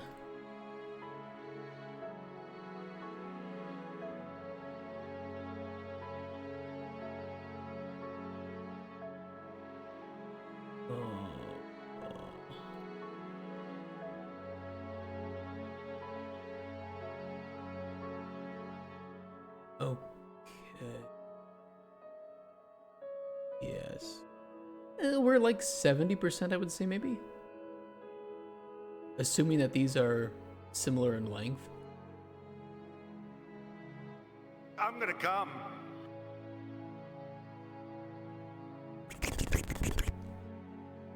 Okay, so yeah, we'll continue with Into the Chasm on Wednesday and Thursday. With documentation and refactoring. Friday, I don't know yet. Just depends on how far we get through the documentation and any additional mechanics we need to add. So Friday's a question mark. Next week, Monday, Tuesday, for sure, potentially Wednesday, we're going to do charity streams for Make-A-Wish. But I need to get that set up. I'm going to try to do that over the weekend. Because there's like an overlay and a QR code and a link that you guys will be able to do that will... You'll get your games and all the donations will go directly to them, so it doesn't filter through me. But I want to make sure that that's set up correctly. And the week after that, we have the Goaty stream. And then the holidays.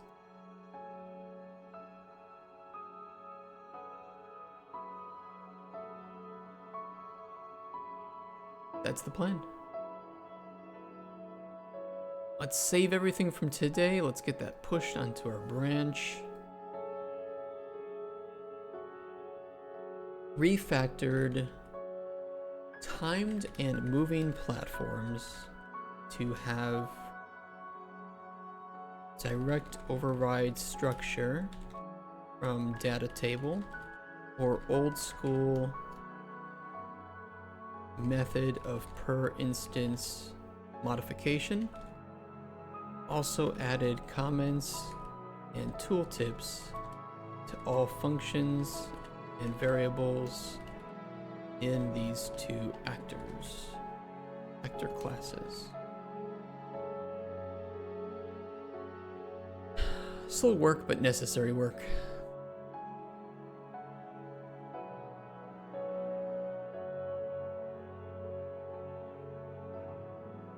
Alright guys, I'm leaving a little bit early today. I We'll see you tomorrow. Thank you for the resubs today. Thanks for all the follows too. A lot of new people in the stream today. It was always nice to see. Hope you enjoyed your time. Nice chill music. Weird topics like feet pics and brain rot. You never know what we're gonna talk about any day. Start rating. Well, the people who raid me. The people who raid me are often not streaming by the time that I finish. And I don't know who to raid. I don't know who to raid. We raided one person and she made fun of our game. That wasn't very nice. Most of them have been nice though. Most of them have been. We can raid somebody today. Who was that?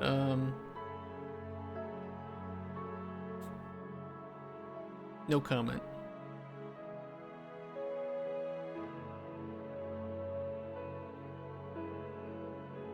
No comment. Yeah, I saw me Megatron. I was gonna raid her, but doing Minecraft, which I don't mind. I don't mind raiding somebody just playing some Minecraft.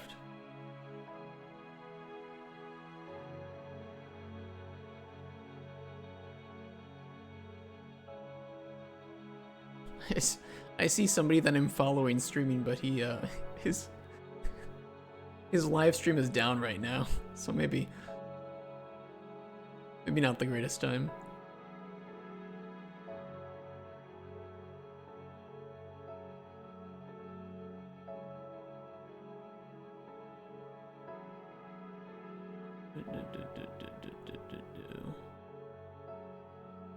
Let's see here. Any UE5 streamers?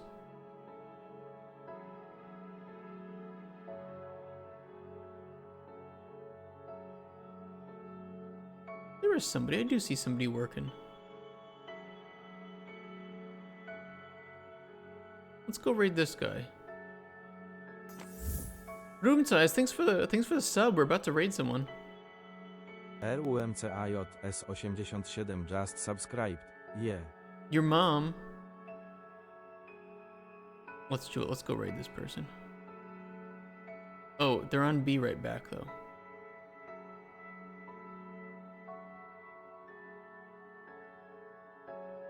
I don't know how long that be right back will take.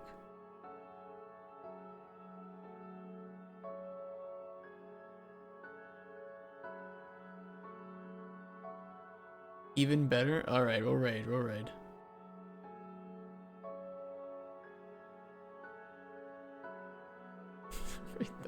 Yeah, but I mean, that could be like 10, it could be 10 seconds, it could be 10 minutes, I don't know. Some people just get up and leave, you know?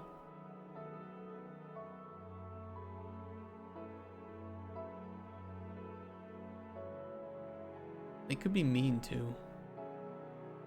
Which scares me.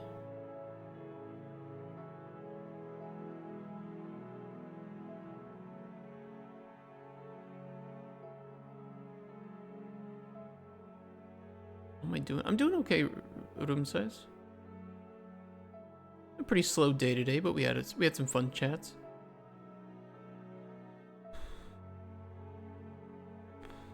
Okay, I know somebody we can raid. I know somebody we can raid.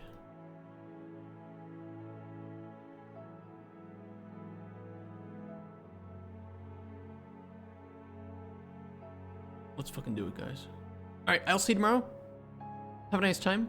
Be nice to the people that we raid, okay? We don't want to create some drama.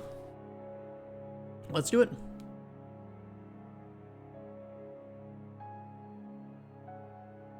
I will see you guys tomorrow.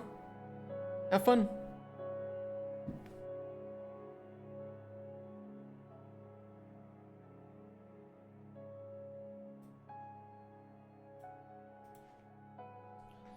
Bye.